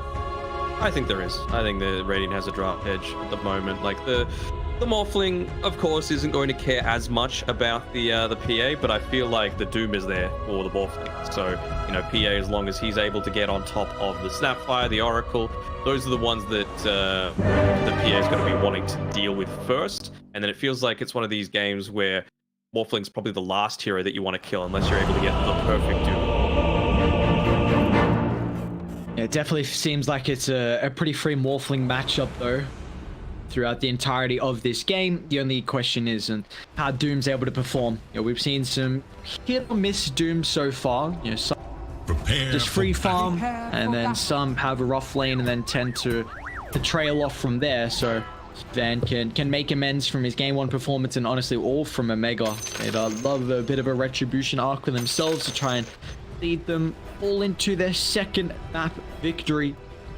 But for Army Geniuses, I mean, I also just can't go past this tight Snapfire lane. They picked the Phantom Assassin into a very favorable matchup. Up together here, Y'all's playing around. Going on. I don't know. This is just all chat. This is I can't even mute them. I actually can't mute them. Why? Just Admin. 30 seconds. Get to work. What? Is it 2 a.m. there as well? What the hell's going on? 11 p.m. Same deal. I don't even know. Okay, yeah. I'm just trying to swing past that as best as possible. This is already bounty, so we should have a fight breaking out. Radiant. We get a lot of information before this, thanks to their observable, so they'll the strongest lineup on Omega to be able to defend this, especially without a stun with the Inkswell, though Azura. Be a little careful here. Early change from Piors and pick up the kill, so already a lane that should be very favored for Ember, even more after the first blood. Actually pinged out on the Radiant side of the map, so clearly missing out the fact that the observer was there completely scouting out any kind of movement, which allows that great stroke of fate to be able to get off. I really thought that they were in a position to... Wait, is Lim gonna die as well? Got off the Snapfire before he made it all the way down to bot, and Prince have another round of the stroke of fate. I'll just wait for Prince to get the kill, so a completely different start from Omega. Definitely helps in what, in my eyes, is a favorable draft, sure. There's no excuse now for kills, right? Like, you got the first blood. Maybe the fact that you had to go the Searing Chains is something a little bit to consider, but you should still have a very easy time to be able to out-CS it. Wami taking a little bit of a beating. Never spent much time. Actually, he's got the 2 sets of tangos, so he shouldn't be all that concerned. Yeah. That courier. Rough spot. Protect the courier. Target protected. It's like riding a wooden horse or something. Yeah, I don't know. That's definitely an interesting courier. Come on, Lim. Pick up the game. Need to be got PL sniping underneath the tier 1 tower in the mid lane. Of course, just having the flame guard to be there for a lot of the damage potential. Don't even need to right click Azura. Let spell. Bottom lane, Wami. Oh, he didn't get the stick off or the anchor smash, so... And Prince is having quite the start to this game. Last game too, though, and we saw how that worked out. Azura is a little low on mana here. I'm kind of surprised that PLs didn't continue through the pressure. Model just being delivered out now onto Azura. A little bit of a reprieve as he gets the full refill and the water room. I stopped looking at the moment for the Doom. 9 loss, it's just going to be a very free lane for DB. This is exactly what you want for a Morphling, and it's going to get to a stage where you might even be able to zone out the Doom. Potentially, he's a lot worse. Creeps. He's got the envenomed weapon, the Vul Assassin. So, I mean, it's nice against the Morphling, but it's pretty damn rare that you're going to be able to get that right click off onto the Morphling. Denied. Ooh, DB. You are Teeter on the edge of death there. He's got a salve for Marie's coming out shortly, so we'll refresh the health pool. Play very carefully this time around, but the more I look at it, I'm questioning the reasoning for drafting that Void Spirit as early as they did. You know, all the spirits were still in the pool at the time. I would say Void Spirit probably only has a favorable matchup against the Storm. But you just go into that and they ban out the Ember Spirit. They're able to get another kill on the bot side, just feeding more and more gold as well. DB battling out against Van. He's still got the waveform. He's going to use it after Purifying Flame. Yes, sir, you will. DB, a huge kill to pick up. And Hero's not even going to get the car as well, but at least it doesn't sacrifice his life. So they are out of resources though, but DB's got the Morbid Master to play with. DB, a little careful here. You had the magic stick charges there with the level 2 Fate Bolt. Out of position, might have run the risk of dying. Still went for it though.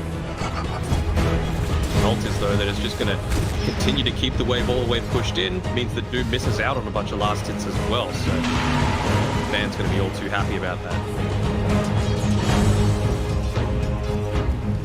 Inside, go for another kill here. Zenki though, he's the one taking the brunt of the force this time around. Nice prioritization for Prince though. Maybe with this Anchor Smash damage reduction, they might not get the kill on Limb. He's still got to salve if he can get out of vision. The Observer placement enables Prince to jump on forward, so it should reveal at least some vision nearby. Bond just sends his courier underneath the tower. Up falling there. I don't think it had anything on it at the time. If you just click somewhere on the minimap as he was trying to send it to the outpost, to the secret shop to buy the Ring of Health.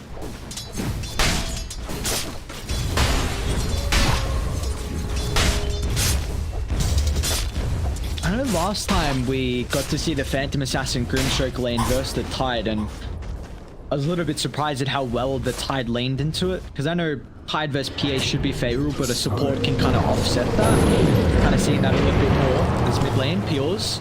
Remnants to play with. Azura, it's about a quarter till his 6, but actually nice outplay there with the Simulate. And that's the sort of plays that he's going to need to make for an unfavorable matchup. You can see here he's sitting 6 on net worth at the moment on this Void Spirit, and really Army Geniuses put themselves in this situation because of the draft. So the Aussies looking to try and take as much advantage of that. At least Azura has hit up onto the level 6, so he has the Astral Step as another escape mechanism for himself. Who luck is favoring this time around. You've even got Lim able to connect in here, but overlapping their lockdown a little bit. Result is that no Flame Guard remaining. At least be able to pick up the Invisarin on the top side there on field. You're still got to be cautious as well. I go all the way back to base. So it's got a full creep wave nearby. So we give that over to one of the supports so he can soak up. But he's still got a bounty to refresh. It's resources.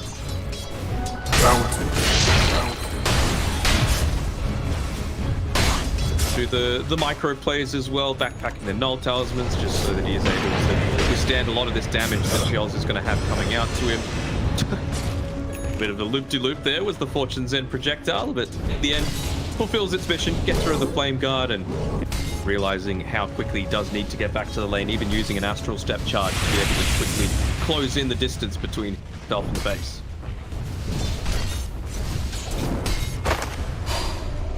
Looks like all the lanes gone pretty well though for Omega at the moment. A different look what we saw in game 1. Doom going for the Midas now after the phase boots and the 1, so only 2 points in the Devourer. It's not going to be as fast of a timing. We saw Palace playing the position 1 Doom earlier, and that was a ridiculous Midas timing. They're going to jump. Nice rotation from Azura. Double Astral Step will at least net themselves the kill on the Rubik. They just can't burst down the Doom. Just the 1. Fact now that Wami though has the Hood of Defiance completed, it was at the 7-minute mark, so he tried to pull the lane camp into the small camp next to it. Enough, didn't get any neutral items, but power of the Tide Hunter, you can just sit down here, not too worried about dying.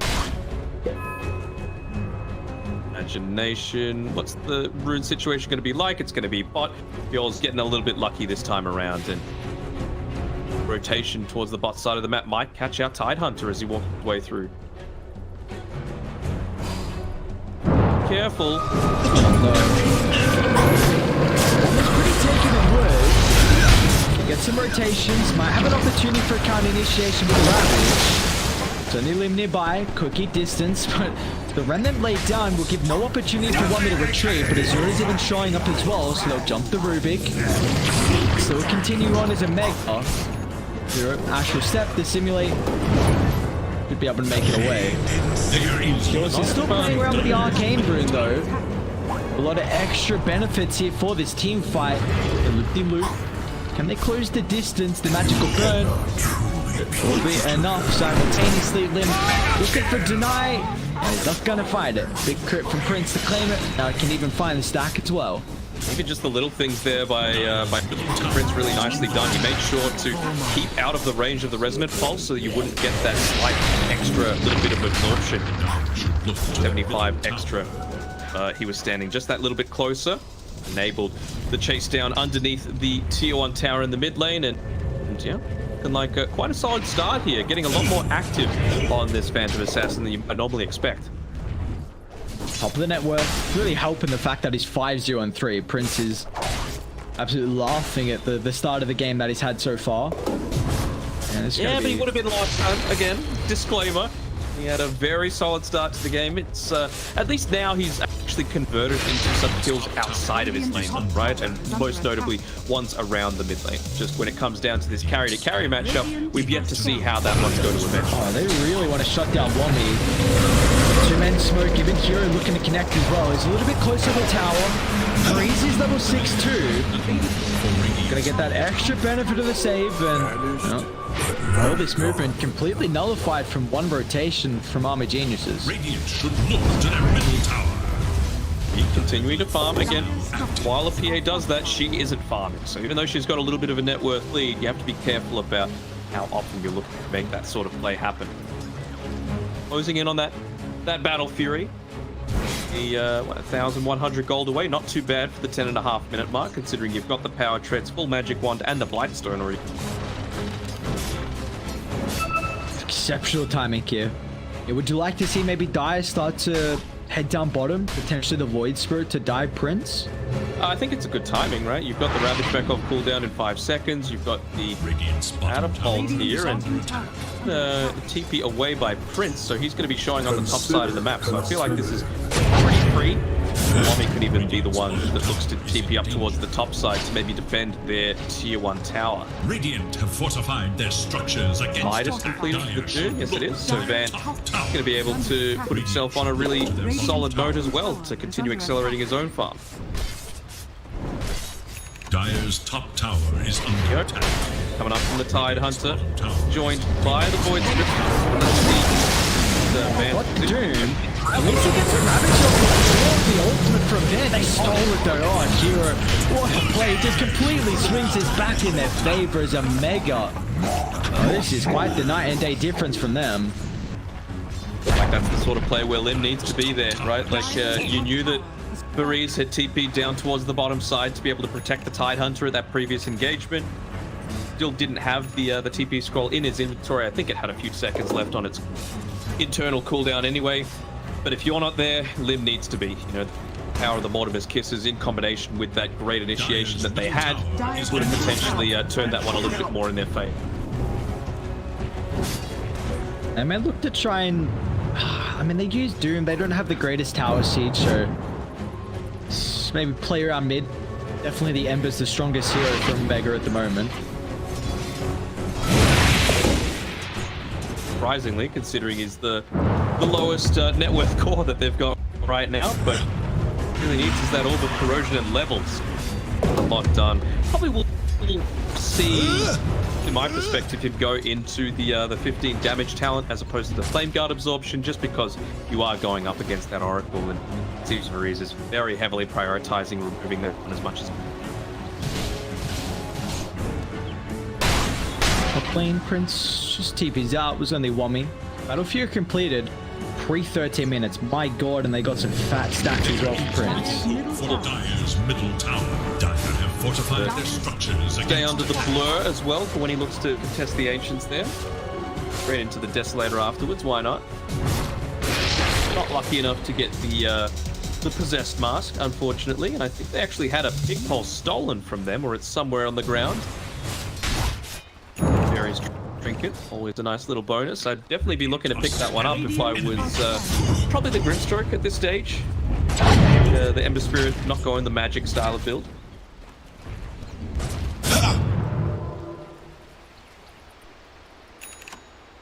Shove that lane out a little bit further, maybe get one more stack off on the Ancients. Going to look to pick it up. Maybe not. Maybe not. Where are those Ancients going? Yep. Doing a fantastic job being able to continue to keep himself in the net worth lead.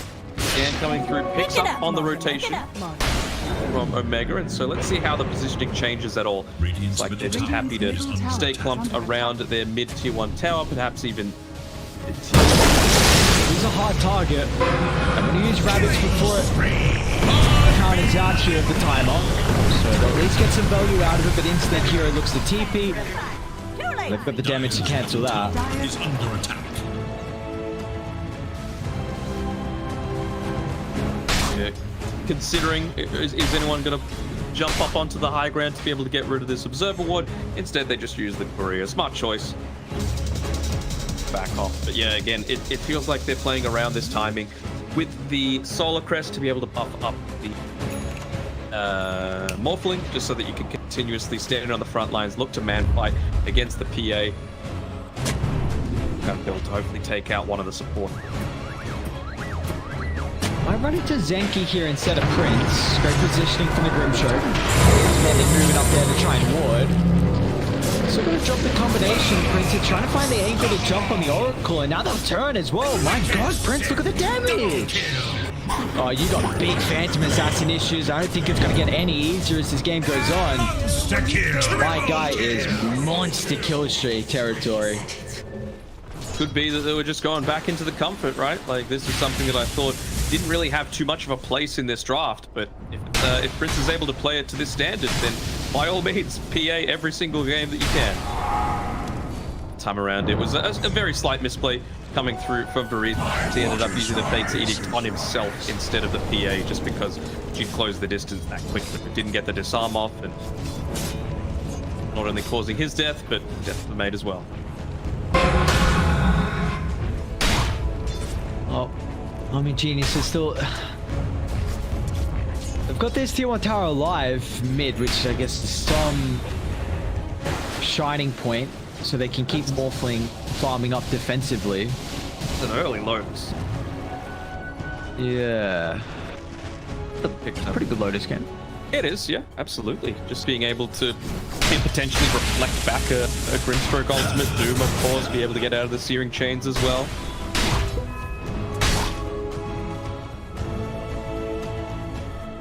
See what sort of action they're able to make happen around this. Tidehunter's got the Blink Dagger queued up next, but I feel like you need to make use of the Ravage while you've got it. You've got some very strong teamfight ultimates. Lim here round with his Mortimer's Kisses available. Not sure able to go for anything. Well, they've actually found out the PA.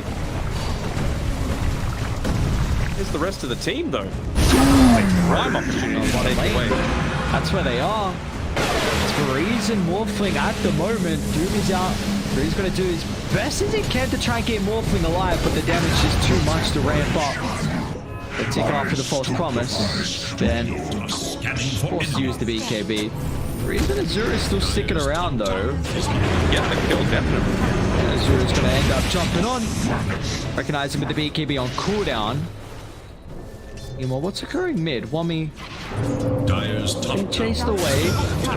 Lotus hit Ravage at the ready. I feel like you're lacking a little bit of damage in terms of wanting to pop the Ravage there. No Morphling.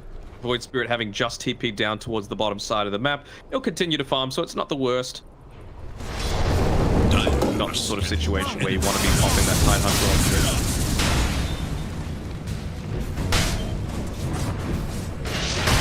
13 Tidehunter against a very good mid lane from Yoz, who's only level 12. Yeah, even Wami didn't have the greatest lane as well, so somehow being level 13 is crazy. Side things. Van reveals himself on the bottom side of the map, so we could see them look to go. They're already smoked up previously. Get a bit of a D-water happening. Hero might think he's in a bit of a vulnerable position, but again, unless the Void Spirit's there, I don't think you can actually accomplish a kill conversion. Dire should look to their top tower. Yeah, could be mid lane. I mean, definitely when I see the Tidehunter push this far forward, I look to either smoke up and catch out the PA, or I look to fight in the mid lane. Like, the mid lane fight is a safer one to take, especially considering, again, Tidehunter, Doom, part of this fight. He's got the Blink Dagger, but he doesn't have TP. He's going to reveal himself. As soon as they see the dagger casted from afar, Armageddon will jump. That's a big kill to find. Azura claims the streak, 672 golden. They're not roaching, are they? I think they are. Insane amount of damage right now. You know, of course, you do have the little shredder, you do have the gush, but it's just the E-blade at the moment on DB. Not the greatest for right-clicking, but it's scouted out by Zenki with that stroke of fate. They're gonna let it go. Eventually the ping comes out, but it's a little bit too late. Is under attack. I mean, I feel like you have to see that coming, right? Like, you take a you get the kill on the PA behind the mid tier 1 tower. Doom doesn't have TP, and you don't take the tower. What else could they possibly be doing? Yeah, maybe they just felt like they couldn't contest Roshan. Not sure, but like you at least try and spook them, you know, with the Grimstroke, just stroke of fate, make them think, oh, we know what you're doing. Don't reveal the Ember Spirit on the map. Oh, Azura. Hey man, these couple of crits, it's actually going to force Void Spirit to probably go into an armor item next. Yeah. Sticking with the Medallion of Courage as a solo crest here. Try and jump on me. Ravage is out. Instantly stolen once again from Hero. We'll see how he's going to be able to utilize this little team fight. A blink counter Ravage. Oh, that's perfect maneuver. Simultaneously on top of the backline. Doom is out, protected from Raze, but it's not going to matter. Army Geniuses. Enough to fight they're looking for as they're surrounded underneath the T1 tower. He's going to show up the last second. He waveforms in aggressively. Even Wami's going to look to buy back as well, but a Delta split. It's a mega. Audi they go. Keen, that buyback. I mean, you had a really solid early game, and that buyback, you've just pushed yourself down to 6th on net worth here on Wami, bringing you further away from that Blink Dagger as well. I feel like it's not in a situation where Morphling was in too much danger of dying. You know, he has the Aegis of the Immortal, you'd use the Doom, you'd use the Soulbind. Just continue staying in that lane, and a big timing you've been able to take away now. The first Blink Ravage isn't going to be able to come online. Have to give the shout out to Hero though, right? Kind of dark. No kill for Morphling, so DB is trying to put the team on the back at the moment. 1 and 4, T1 tower claimed, but still got Aegis. Let's see what they can do with it. They're going to look this connecting to bot, where Ember is underneath that observer previously. The jump with this Aghanim's completed. Chain lockdown has to be perfect, and it's not. So PL's is out. DB's waiting. Please though. Nice front. Okay. Oh my god, DB's playing so goddamn good. Yeah. If Army Geniuses are able to pull themselves out of this one, they have DB to thank.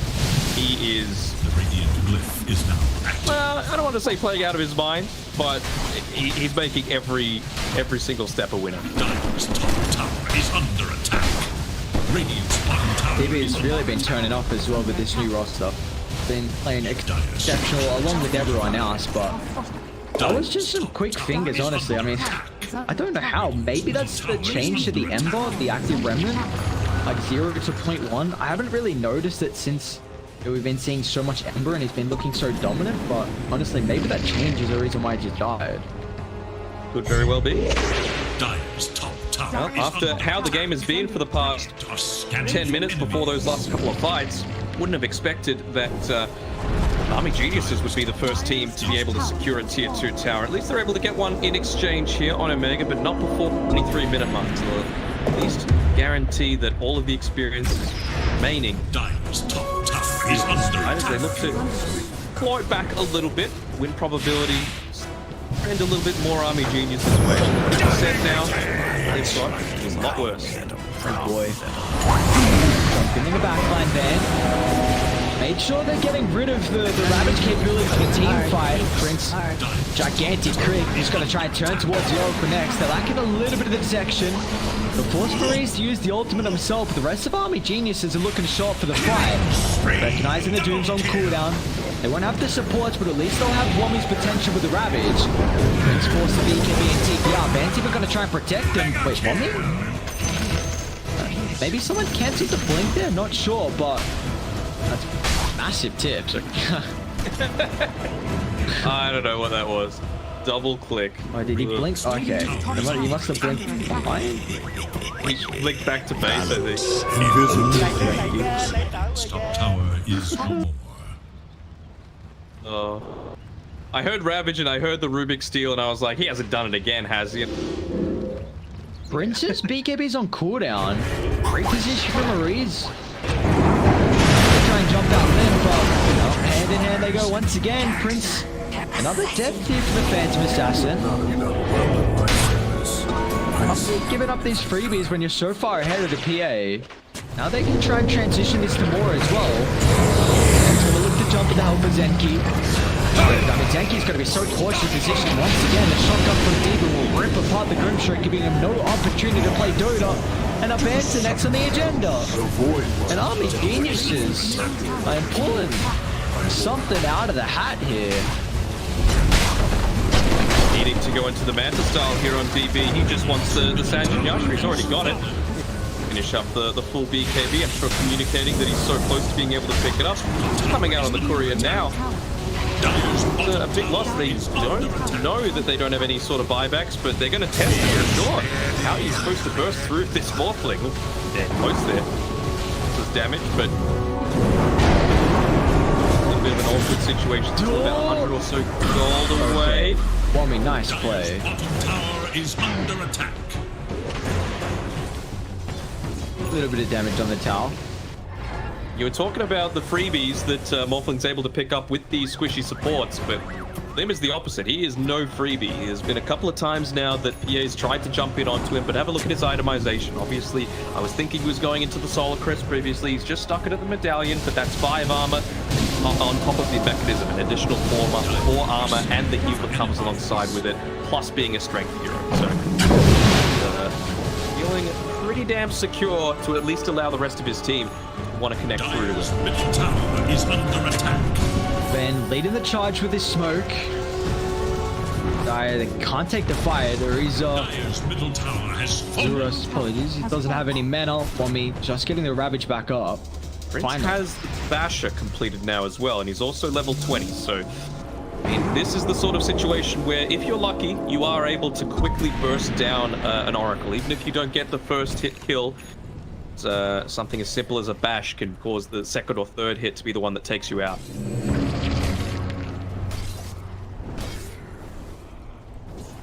Get him Scepter on Azura. He's going to be looking to get in onto the back lines, particularly around the timing of these Ravage. Ravage out instantly. And they blow up the Phantom Assassin. Prince. Oh, I mean, you had such a good start to the game. They're just going to walk up high ground. Yep, no glyph this time around.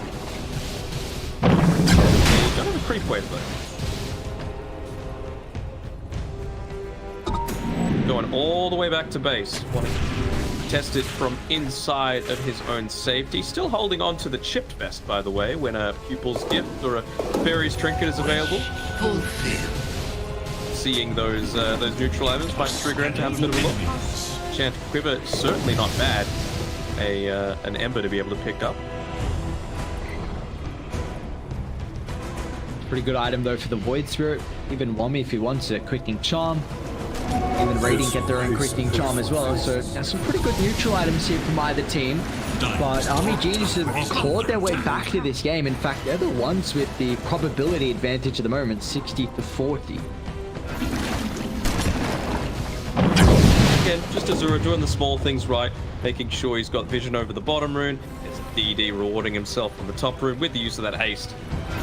Yeah, he's certainly bringing himself back into the game after what was, you know, not the greatest start, but it's not really his fault. Not given the tools to be able to have a good laning style. Can't call out many times where he's made a mistake. Roche. Freebie. Give this one over to Void Spirit. Sure, the Aghanim shot. To level 18 as well. Given over to Azura, so a big power spike coming through from him.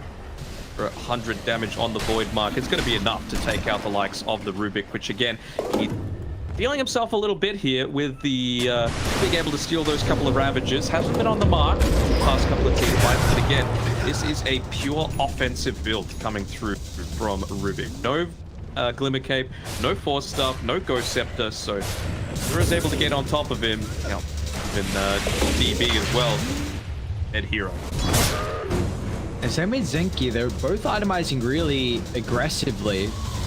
Not going anything like a Glimmer, even just like a Value Cloak or Raindrops to keep them alive potentially against the shotgun build. We'll see how the Dark Portrait's going to pay off first, the Morphling. Radiant's top tower has fallen. Walking on through, he's very close to being able to pick up that Talisman of Evasion. He Anchor Smash the Ancient Camp, which of course reveals you when you're underneath the boat. So, well, I mean, he's had a few...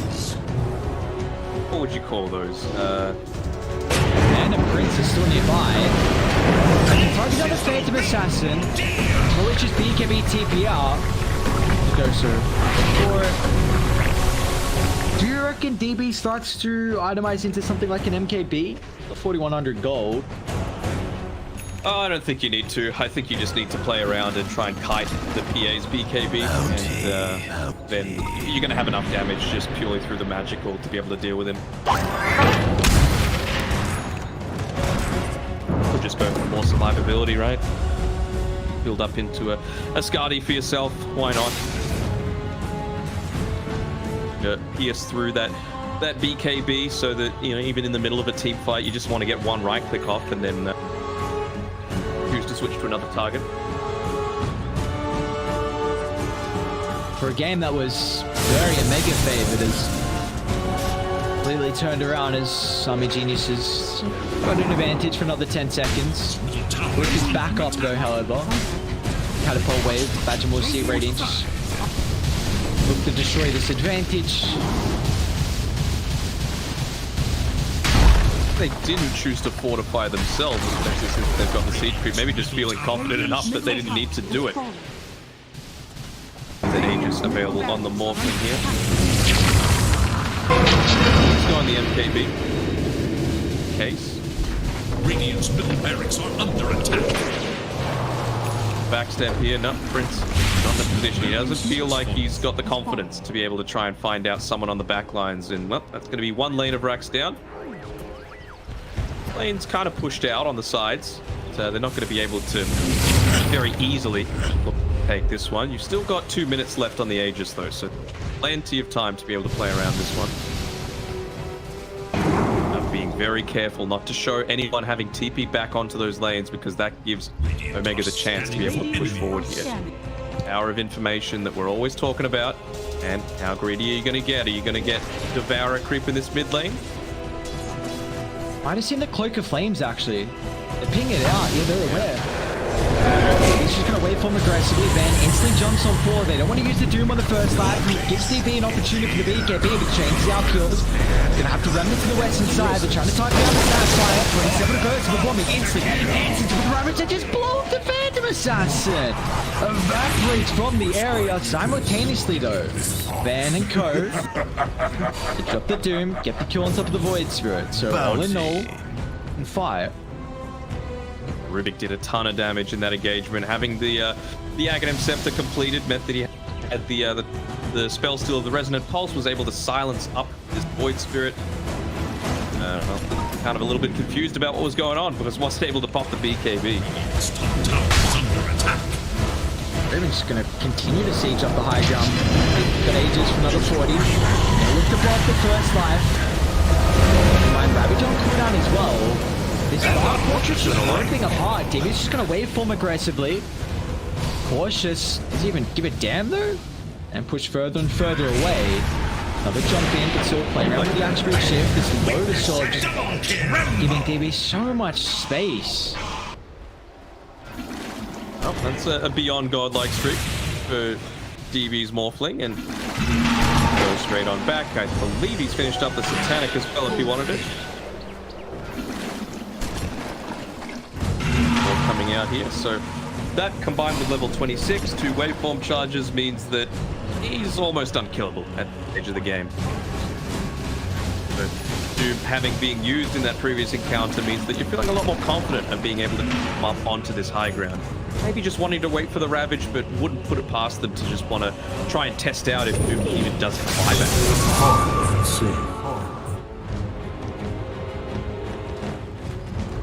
Gonna be another tricky defense. Here might just... He'll have the Aghanim set. A more gold. He'll purchase it up. He will actually pop BKB. He was a little bit worried there at the initial jump. He's even gonna waveform aggressively. Man, Morphling flashes out. Very survivable. Another waveform away. Princess also wasted his own BKB to try and jump in. He was fresh Aghanims. Missing. Stealth available in a couple of seconds. He's even got the quickening charm for himself, so it's going to be a nice little bonus. Get rid of the wards there as he walked on past on Van. Getting rid of the cloak of flames. Revealed a lot of the movement coming through there from the previous smoke attempt. Oh, they're going to smoke into a DD. I don't know. Look at the choke. Gets the Doom off, and it's going to be reflected thanks to the Lotus Sword, but now with the backline, PL is doing his job. He's trying to deal with the Oracle, but simultaneously it just doesn't matter. He on the Morphling gives them no opportunity to stand their ground, puts nowhere to be seen. On the mark from Azura. Mommy ready, waiting the wings, trying to find a perfect timing for the Ravage. They didn't even need it. No buybacks available. Still about a quarter duration left with the double damage rune. Lacking the creep spot. Should be able to push in top relatively fast. Prince has got his BKB, so he's in the Ancients right now. Wouldn't hate it if he looked to show himself on the lane, try and force a few people back, but there's no real reason for them to want to come back. They can just look to connect through to the bottom side. This creep wave will look to join in. Back to protection disabled. Prince, he's going to need to get back if he wants to mount any kind of defense, but... Brings the jump. Okay. BKB, they stole Ravage as well. Now with a break, Prince showing up huge there for the team fight. A triple for Zenki. Oh wait, Morphling just died. Hang on. Yeah, it was the Dark Portrait, my man. Why? Oh. Everyone just evaporated. And then you have a look at the fight recap, and it says Grips gets 72 damage. Come on, Gaben. We need to see how much those portraits did. Far out, that was a beautiful opener. We have a look at the death summary here on the Morphling. So he died in 3 seconds. So he got leashed by the Soulbind, he got lifted, and then he got Aether Remnanted by the Rubik, who had stolen with Spirit's Aether Remnant. And now he's got Ravage as well, by the way, stolen on Hero. So good chain lockdown, but you are still 2 lanes of racks down. Dire's middle tower is under attack. It's an all chat this game.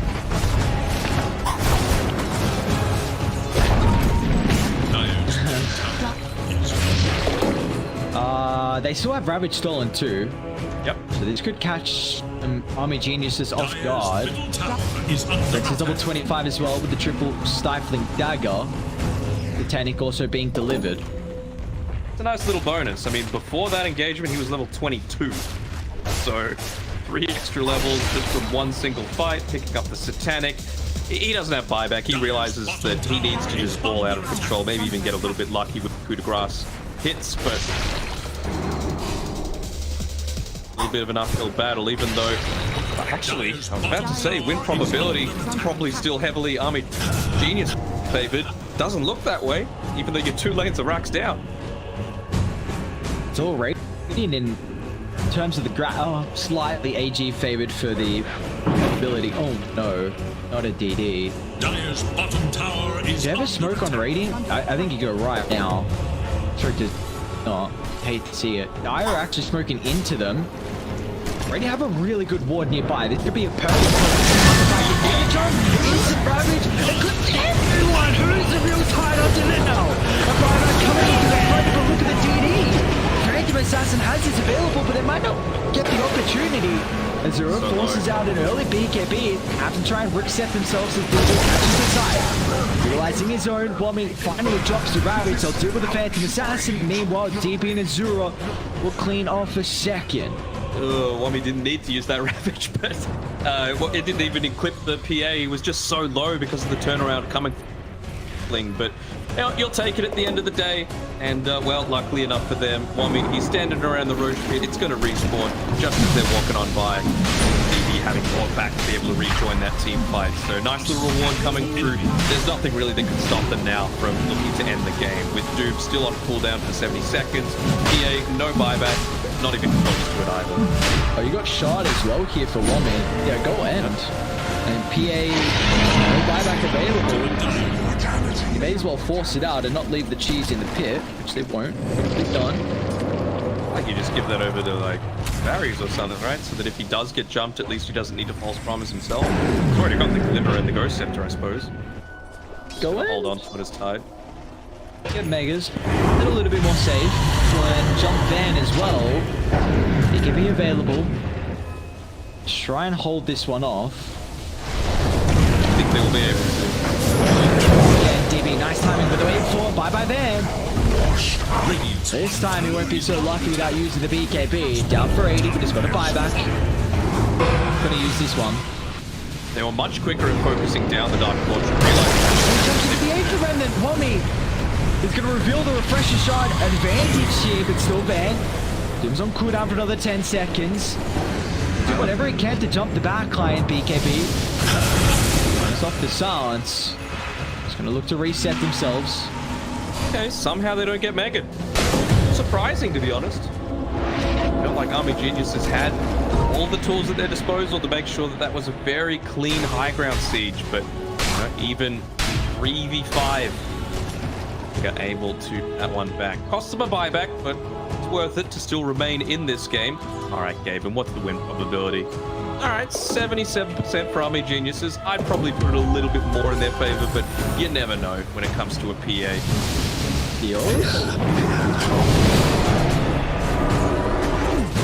You reckon this is an Abyssal or a Rapier that PA is working towards?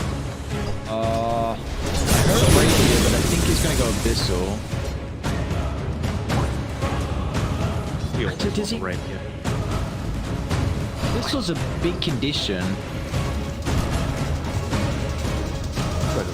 Yeah. Yeah, come on. Just that little devil on his shoulder. Do it. Do it. Want to see big numbers. Man. DB just walks on into the Rubik Aether Remnant. It looks surprisingly similar to the Void Spirit one, I have to say. Like, if it was green, then I guess that's kind of pay to lose, though, right? You want it to look as similar as possible.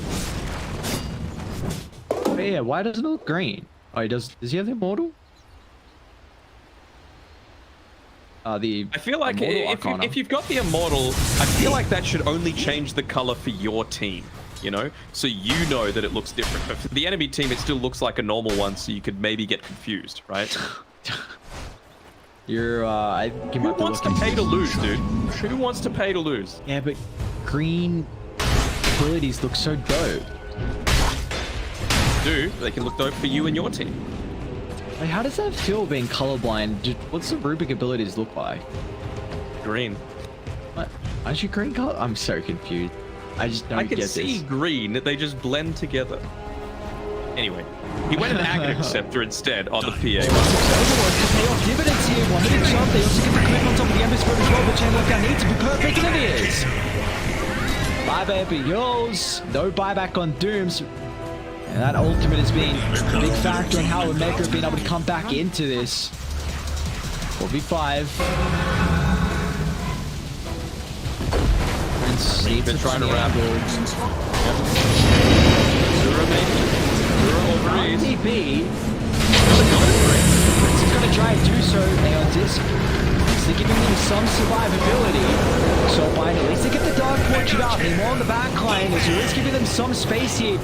Just deal with the Ember Spirit. He's just pushing them further and further back inside the base of Prince and Shovel. But the big giving a cooldown. No buyback. Oh, she wrote DB. Time to counter dive. Try not to kill your life. I mean, you got ages. You can mess around a little bit. Army Geniuses, incredible way to bring themselves back in once again. I mean, Omega had a night and day of a 25-minute, but there was just a couple of missteps and just AG playing to perfection. Well, perfection? I guess you can't really call it that considering the early game didn't go as well as you were hoping, but this is... I'm really enjoying watching Army Geniuses, honestly. Especially when they're into their thing, and that's another DC coming out from Prince. Getting a little tired of it, to be honest. Yeah. You got to drop the GG rather than just getting out of the game. But, you know, well deserved for Army Geniuses being able to bring this one back. Yeah. I mean, they...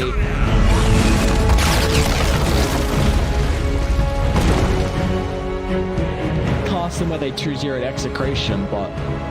I think that was the start of the upward trend.